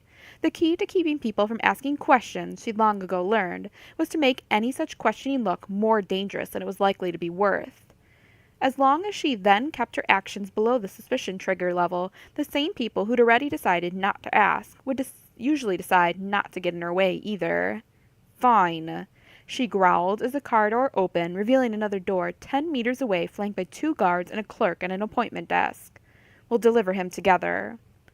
"Yes, ma'am," the lieutenant said, relief in his voice at having found a compromise that would permit him to carry out his orders without simultaneously annoying an unknown but clearly connected person. Beckoning to Axelon, he and his partner stepped out of the car and headed toward the guarded door. Axelon strode out after them, with Mara taking her place behind him. But then her whole stance, expression, and demeanor suddenly changed. Instead of the arrogant imperial official she'd played for the first set of guards, she was now the lowly personal assistant, trailing after her employer with the quiet efficiency and quieter resignation of someone who knows she will never be anything more than a servant and helper to others. And as she stretched out to the force, she could see that the guards flanking Feruz's door had completely bought her act. Axlon, whom they would have been alerted to expect, had apparently brought an assistant with whom no one had thought worth mentioning to them. Master Axlon to see Governor Feruz, the lieutenant said briskly as they approached. Yes, the receptionist said, her voice carefully neutral as she reached beneath her desk and triggered the door release. From the tension in her voice, Mara guessed that she either knew or strongly suspected who the visitor was, and didn't much care for the company her employer was keeping. He's expecting you. The lieutenant nodded and gestured to his partner. They stopped, stepping to either side out of the way as Axelon walked between them and the door guards and through the open door. Mara, still half a step back, went right in after them. The lieutenant's expression, Mara reflected, would have been interesting to see, but she didn't give him the chance to show it to her. Glancing to the side as she cleared the door, she stretched out to the force and hit the inside control, sliding the door shut again behind her. Another telekinetic twitch, and the door was locked. The room she and Axon had come into turned out to be a small waiting room equipped with couches, low tables, and a large transparent steel cylinder in the center inhabited by brilliantly colored butterflies. 5 meters past the column, the door to Feruz's office itself was already open. "Come in, Master Axlon," a voice called. Axlon continued forward. Mara stayed at his heels, still wearing her assistant's persona. A moment later, she got her first look at the man she'd been sent here to kill. Hollows and vids, in Mara's experience, seldom captured the full essence of a person. Such was again the case here. On the surface, Governor Feruz certainly looked like his hollows, with his lined but still boyish face and thick brown hair that always seemed slightly mussed. But now, in person, Mara could see an overlay of tension to his face, a deep sadness the hollows hadn't shown. His eyes were on Axlon as he and Mara came through his door, shifting almost unwillingly to Mara. "Good to see you again," he continued, rising slowly to his feet. "Who's your associate?" Axlon turned, his jaw dropping as he saw that Mara had come in with him. "What are you? This is a private meeting." "Go back into the waiting room, Master Axlon," Mara ordered. "I have business with the governor." Axlon shot a hooded look at Feruz, then turned back to Mara, clamping his mouth firmly shut again. "What's this about?" "The waiting room," Mara said, nodding her head back to the open door. "I won't tell you again." "Go ahead, Master Axlon," Feruz said, his voice under rigid control. "Close the door behind you." Axlon's throat worked. "As you wish, Your Excellency," he said. With a final look at Mara, he turned and retreated to the waiting room. Mara didn't give him the chance to obey Feruz's order about closing the door. Stretching out to the force, she did that herself. She turned back to Feruz, half expecting to find a blaster in his hand, but he was just standing quietly, his hands empty. "Are you who I think you are?" he asked quietly. "I'm the Emperor's Justice," Mara said, striding across the soft carpet toward him. As she did so, she opened the pouch at her side and withdrew her lightsaber. "Is there some reason you're expecting Justice to come calling?" "I hardly think you need to ask that question," Feruz said. The tension was gone from his voice, a melancholy resignation in its place. "No, I don't," Mara said. She pressed the lightsaber's activation stud, and with a snap hiss, the magenta blade appeared. "You're accused of treason, Governor Bedor Feruz, of conspiring to hand over land and equipment belonging to the Galactic Empire to the Rebel Alliance. Do you deny these charges?" "No," Feruz said. "Am I permitted to plead extenuating circumstances?" "Not for treason," Mara said flatly. "The Emperor recognizes no excuses. Neither do I." Feruz let out a quiet sigh. "No, I suppose not." Mara stepped up to the front of the desk, putting herself within range of Feruz. "Judgment has been passed, Governor Bedor Feruz," she said formally, lifting her humming lightsaber high. "Have you any final words to say in your defense?" "I have no defense," Feruz said, "but I do have a request." Mara frowned. Pleas, excuses, and curses were all familiar parts of a condemned criminal's final moments. Requests weren't. "What sort of request?" Feruz took a deep breath. "That once you've dispensed justice," he said, "you'll find my wife and daughter and free them." Mara felt her eyes narrow. There had been several notes in the records, she remembered now, where Feruz had asked his security staff to track his wife's comlink usage. At the time, it hadn't seemed important to her mission. Explain. 3 weeks ago, my wife and daughter disappeared after returning from a shopping trip, Feruz said, his voice shaking with emotion. The kidnappers sent me a holo of them in binders, along with a list of instructions. He swallowed hard. This deal with the rebellion was one of them. Are you saying that the rebels kidnapped your family? Actually, I don't think it was them, Feruz said. His eyes flicked to the humming lightsaber, then back to Mara's face. I think they're being manipulated the same way I am. By whom? I don't know, Feruz said. The note was sent by someone calling himself Warlord Nusa Isfa, but who he is, or whether he exists at all, I haven't been able to discover. For a long moment Mara gazed hard at him, stretching out to the Force to try to read the emotions behind those tortured eyes.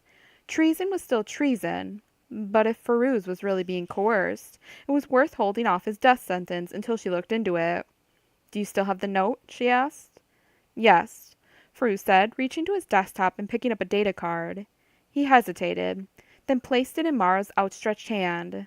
Please be careful with it, he said. It may be the last picture I ever have of them. I'll be careful, Mara promised as she slipped the data card inside her tunic. Is there a time limit on his demands? Just a general schedule, Feruz said. Nusa Isfa seems more concerned in getting everything done right than in doing it quickly. Really, Mara said thoughtfully. Interesting. Why interesting? Feruz asked. Does that mean something? It might, Mara said.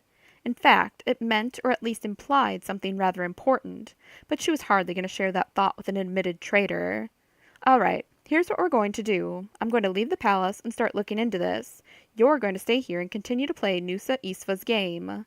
She reached across the desk and picked up his datapad.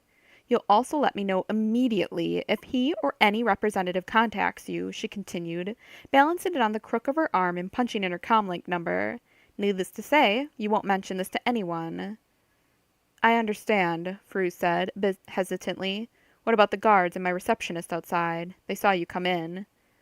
There are also the 3 guards I had to take out, Mara told him. One of them is a Major Pakri, who by the way has no business holding that rank if he doesn't know proper prisoner escort procedure. He's somewhat new to the job, Feruz murmured. It shows, Mara said.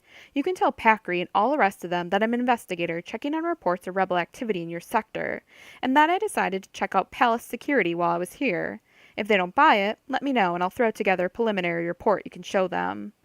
They'll buy it, Feruz said firmly. May I ask where the Major and his men are? Sleeping off a Sonic in the guest suite above the interrogation room entrance, Mara said. You can send someone to collect them after I leave. I'll do that. Feruz hesitated. Agent, Thank you. Don't thank me yet, Governor, Mara warned. Understand that if your story doesn't check out, I will be back. Of course, Feruz said. Understand in turn that all that matters to me is my family's safety. If you can bring them back, I'll accept whatever punishment you feel is necessary. Yes, you will, Mara said. I'll check in with you if and when I find anything. Feruz nodded, pulling another data card from a rack and handing it to her. Here's my comlink information and my personal encryption. Both of which Mara already had, of course, but it seemed impolite not to take the card anyway. Right, she said, sliding it into her tunic with the other one. I'll be in touch. Closing down her lightsaber, she turned and headed back toward the door, her senses fully alert. She hadn't felt any duplicity in the man, but it was still marginally possible that this whole thing was a straight-up, faceless lie. If it was, Feruz's best move right now would be to try to shoot her in the back before she made it out of his office. But she sensed no stealthy movement behind her, and no blaster shot sizzled across the room. Keying open the door, she stepped into the waiting room. The lack of attack didn't prove Feruz wasn't lying, of course, but it was a strong mark in his favor. Axelon was still in the waiting room, pacing restlessly across the far side. He looked up as Mara entered, a flicker of something crossing his face. What are you... You can go in now, Mara said calmly, tucking her lightsaber back into her shoulder pouch. Circling the cylinder and its flapping butterflies, she headed for the outer door. But... Axelon's eyes shifted briefly to the office door. Didn't you... Relax. He's fine, Mara said. We just had a little chat, that's all. She was 2 meters from the door when its entire edge abruptly exploded into a shower of sparks. Before she could do more than jerk to a halt, the door blew inward, and as Mara stepped hastily back, blinking against the smoke and dust, 2 men with blasters strode through the jagged opening. With her lightsaber tucked away in her shoulder pouch, the only thing that saved Mara in that first crucial second was the fact that the 2 men seemed as surprised to see her as she was to see them. They froze, their eyes going wide, their bulk blocking the doorway and the handful of other men she could see pressing in behind them. But that moment wouldn't last, and Mara knew she would never have time to open the pouch and draw her weapon before they recovered and started shooting. She took a long step backward toward the cylinder enclosure, snatching up her pouch and squeezing, crushing the thin material inward around the lightsaber. Her searching fingers found the activation stud. And suddenly, the room lit up with a magenta glow as the blade lanced out, burning through the side of the pouch. The side of the blade seemed to snap the men out of their paralysis. One of them shouted something, and abruptly the smoky air lit up with a blaze of blaster fire. But Mara was no longer in the direct line of fire. She was already in motion, sidestepping the cylinders as she tried to deflect the incoming shots, even though the pouch strap across her shoulder severely restricted her lightsaber's movements.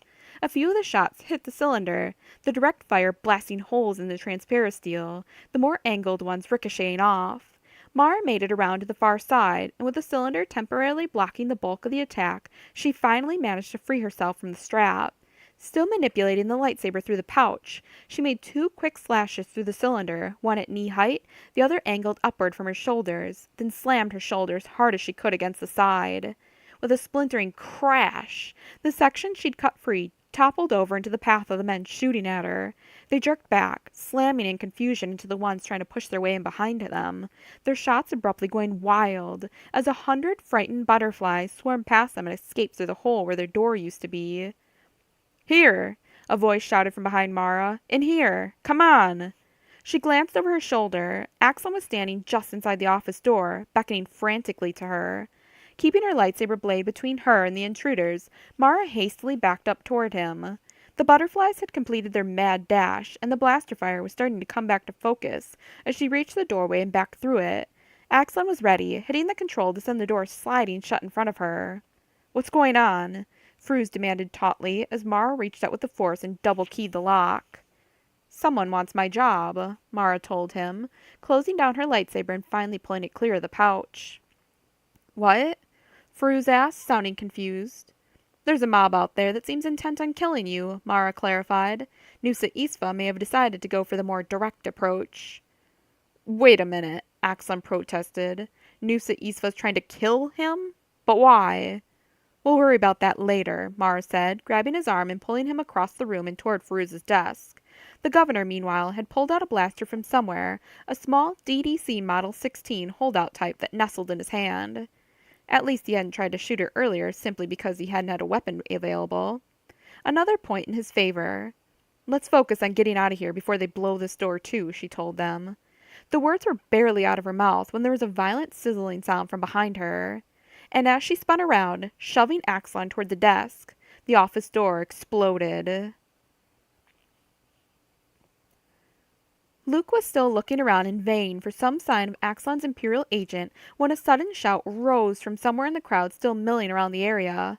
"The governor is dead!" a voice called. "The governor is dead! Long live the rebellion!"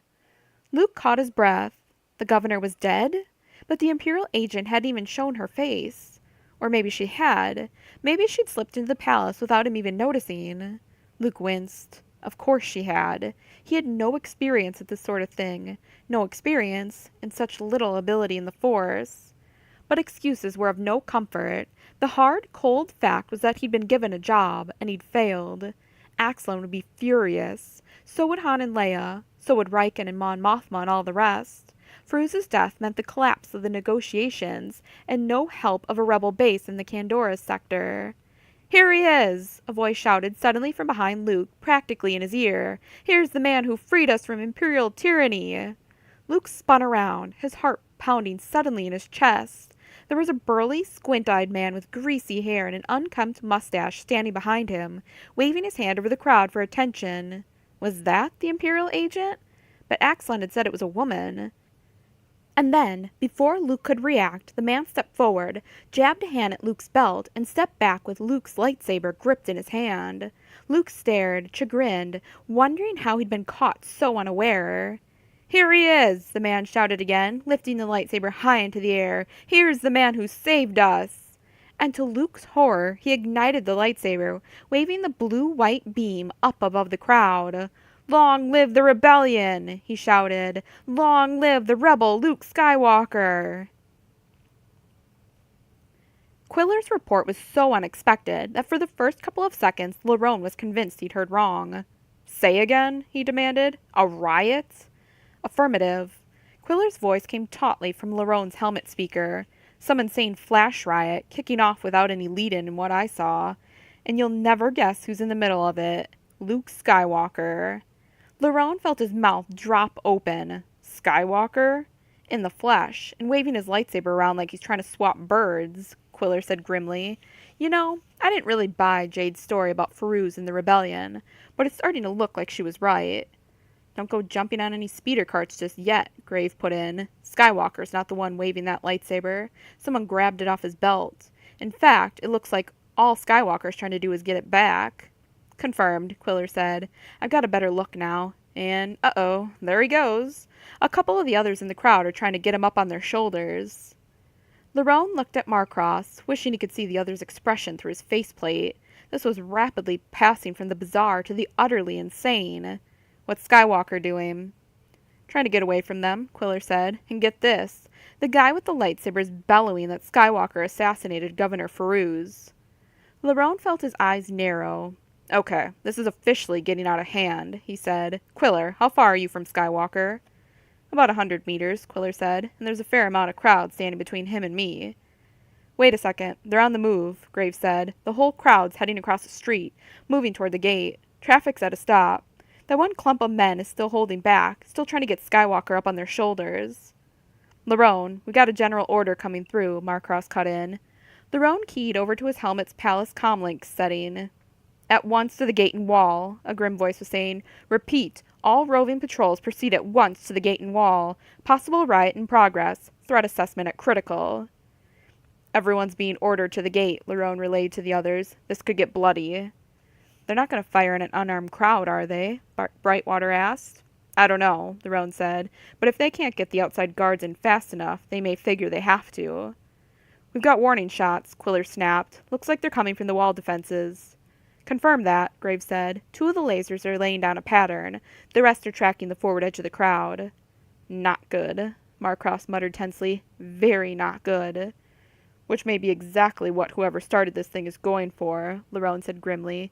"A bloody confrontation with multiple deaths and injuries." "That doesn't sound like the usual rebel tactics," Marcross said doubtfully. "I'm not convinced it is the rebels." Lerone glared across the grounds at the stormtroopers and gray-suited security men hurrying across the grass toward the wall. Skywalker in the middle of a riot, Jade inside the palace and out of contact. No idea who or what was driving any of this madness. "We need information," he said. "Right now we're shooting blind." "What do you want us to do?" Quiller asked. Lerone pursed his lips. "Grave, what's your angle on Skywalker?" "Reasonably clear," Graves said. "There are a few business flags and a couple of table umbrellas in the way, but nothing serious." "Quiller?" "That man's still got Skywalker's lightsaber," Quiller reported. "There are another 8 men still grouped around the 2 of them. From their positioning, I'm guessing they're trying to keep Skywalker from leaving." Lerone felt his throat tighten. Suddenly, like a flash of lightning from a rolling black storm cloud, he realized what was going on. Part of it, anyway. "Brightwater?" "Within view of Quiller." "Okay," Lerone said. "First job is to get Skywalker out of there. Quiller, you and Grave clear a path. Brightwater, you go in and grab him." "Him and the lightsaber?" Brightwater asked. "I doubt he'll leave without it," Grave said. "Yes, absolutely get the lightsaber," Lerone said. "Destroy it if you have to, but don't let the mob keep it. Don't let them keep any pieces either if you have to blast the thing." "Got it," Graves said. "What about you 2? "We're heading inside to find Jade," Lerone said. "If I'm reading this right, she may be in serious trouble in there." "Be careful," Brightwater said. "Believe it," Lerone assured him. "Come on, Marcross. Let's see if the Emperor's hand needs a little help." You want it? The mustache man asked mockingly, waving the lightsaber in front of Luke. Well, come on, Master Jedi Skywalker. You want it? Come and get it. Luke clenched his teeth, watching the blade weaving back and forth in front of him, fully and painfully aware that the whole thing was hopeless. With better control of the Force, he might be able to get a telekinetic grip on the handle and wrench it aside. Or he might be able to pick up one of the chairs from the Tapcaf's outdoor tables and hurl it at the man. Or he could even pick up the man himself and physically move him aside. But he couldn't do any of those things. He wasn't the Master Jedi the other had derisively called him. He wasn't any kind of Jedi. And even if by some miracle he was able to get the lightsaber back, what then? There were 8 other hard-looking men gathered around him, all of them big, all of them probably armed, all of them clearly intent on keeping him here until the palace guard or stormtrooper patrol got here. Even with the lightsaber, there was no way he would be able to cut all of them down before one of them got him. Behind the ring of thugs, a shout rang out, and the crowd suddenly surged away from them. Luke glanced over his shoulder and saw them streaming into the street, halting the landspeeder traffic that already slowed to a crawl. They're heading to the palace, the mustache man confirmed. They're going to storm it. Luke winced. They'll be killed. Or they'll get in and take it over, the mustache man said offhandedly. Makes no difference to me. Not as long as the rebellion gets the credit. You're not part of the alliance, Luke bit out. Yeah? The man grinned evilly. Good luck proving it. With an effort, Luke pushed past the shifting sands of despair threatening to roll over him. The Force was with him, and there was a way out of this. All he had to do was find it. The mustache man swung the lightsaber again, casually, mockingly, and as Luke watched him wielding the clearly unfamiliar weapon, he had an idea. He couldn't yet call on the Force for the strength to physically attack the man, but his full throttle flight down the Death Star trench had showed him he could call on the Force for guidance. Maybe that would be enough. I don't have to prove it, Luke said, reaching down and unfastening his belt buckle. All I have to do is bring you in. You can prove it. The mustache man frowned as he watched Luke pulling his belt free. What do you think you're doing? He demanded. Like I just said, Luke said, sliding the belt through his hands, and as he did so, he slipped the comlink free, palming it in his right hand. Fighting with a lightsaber isn't as easy as it looks, he continued, finishing the belt slide with the tip in his left hand and the buckle hanging free. Let's see how fast a learner you are. The other looked down at the belt as Luke began swinging it loosely in his hand. You're joking, he said flatly. I've got a friend who says that hokey religions and ancient weapons are no match for a good blaster at your side, Luke said, glancing to his right and left.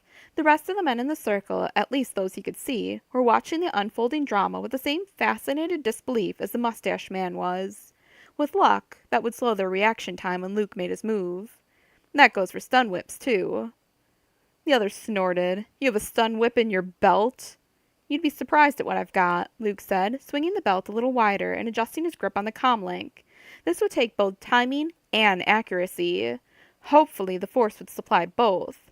Stretching out as best he could, he snapped his wrist, sending the belt swinging in a wide arc toward the other man's right knee as if trying to get the buckle past the glowing blade between them.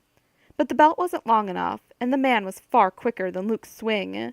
As the buckle arced toward him, he twisted his wrist, swinging the lightsaber down into his right and slashing it across the belt.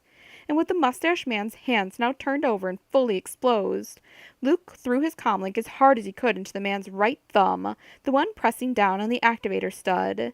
The man bellowed in pain, reflexively yanking his injured hand away from the lightsaber, and with the usual sizzling hiss, the blade vanished. The man recognized his mistake instantly, of course, but it was already too late to fix it. Even as he tried to get his hand back to the lightsaber's activation stud, Luke was on him, grabbing the hilt of the lightsaber with his left hand and slamming the knuckles of his right fist into the back of the man's left hand. With another bellow, the other let go, lunged forward, and gave Luke a shove that sent him staggering 2 meters backward. Then, shaking his injured right hand once, he reached into his jacket and pulled out a blaster.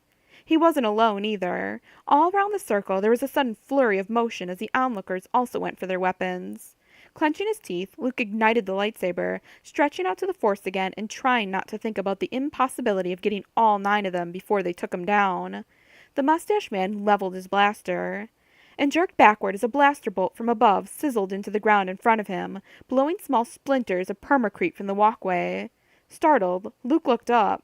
Standing on one of the nearby rooftops was an Imperial stormtrooper with a long sniper rifle pressed against his shoulder.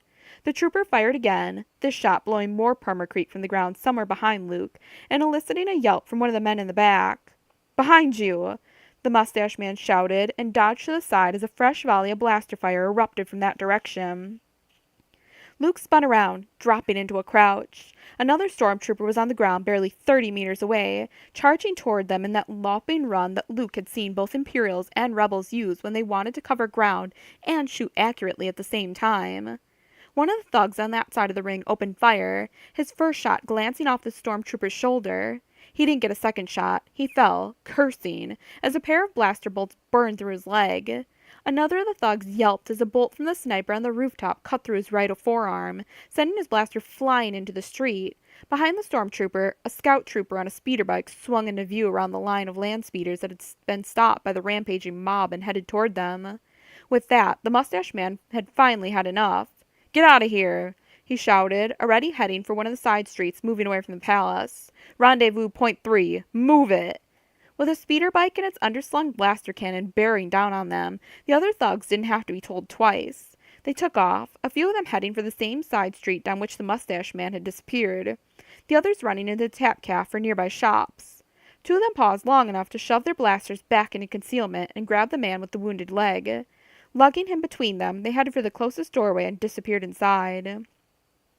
And now, instead of facing 9 thugs, Luke was facing 3 armed stormtroopers. All in all, the thought occurred to him, it wasn't much of an improvement. So why did he feel an unnatural calmness flowing into him from the Force? The running stormtrooper had jogged to a halt, his eyes and blaster turned away from Luke and toward the swirling mob and the sounds of blaster and laser fire that Luke suddenly realized were coming from that direction. Focused on the Force and his own danger, he'd completely lost track of what was happening on the far side of the street. He winced as someone screamed with pain or rage, and jerked back as a speeder bike braked to a halt beside him. "Get on," the trooper's filtered voice ordered. "Lerone says you need to get out of here." For a second, the name didn't register. Then Luke got it, and he felt his eyes widen. Lerone, Marcross, Grave, Quiller, and... "Brightwater?" he asked. "You were expecting Lord Vader?" Brightwater growled. "Come on."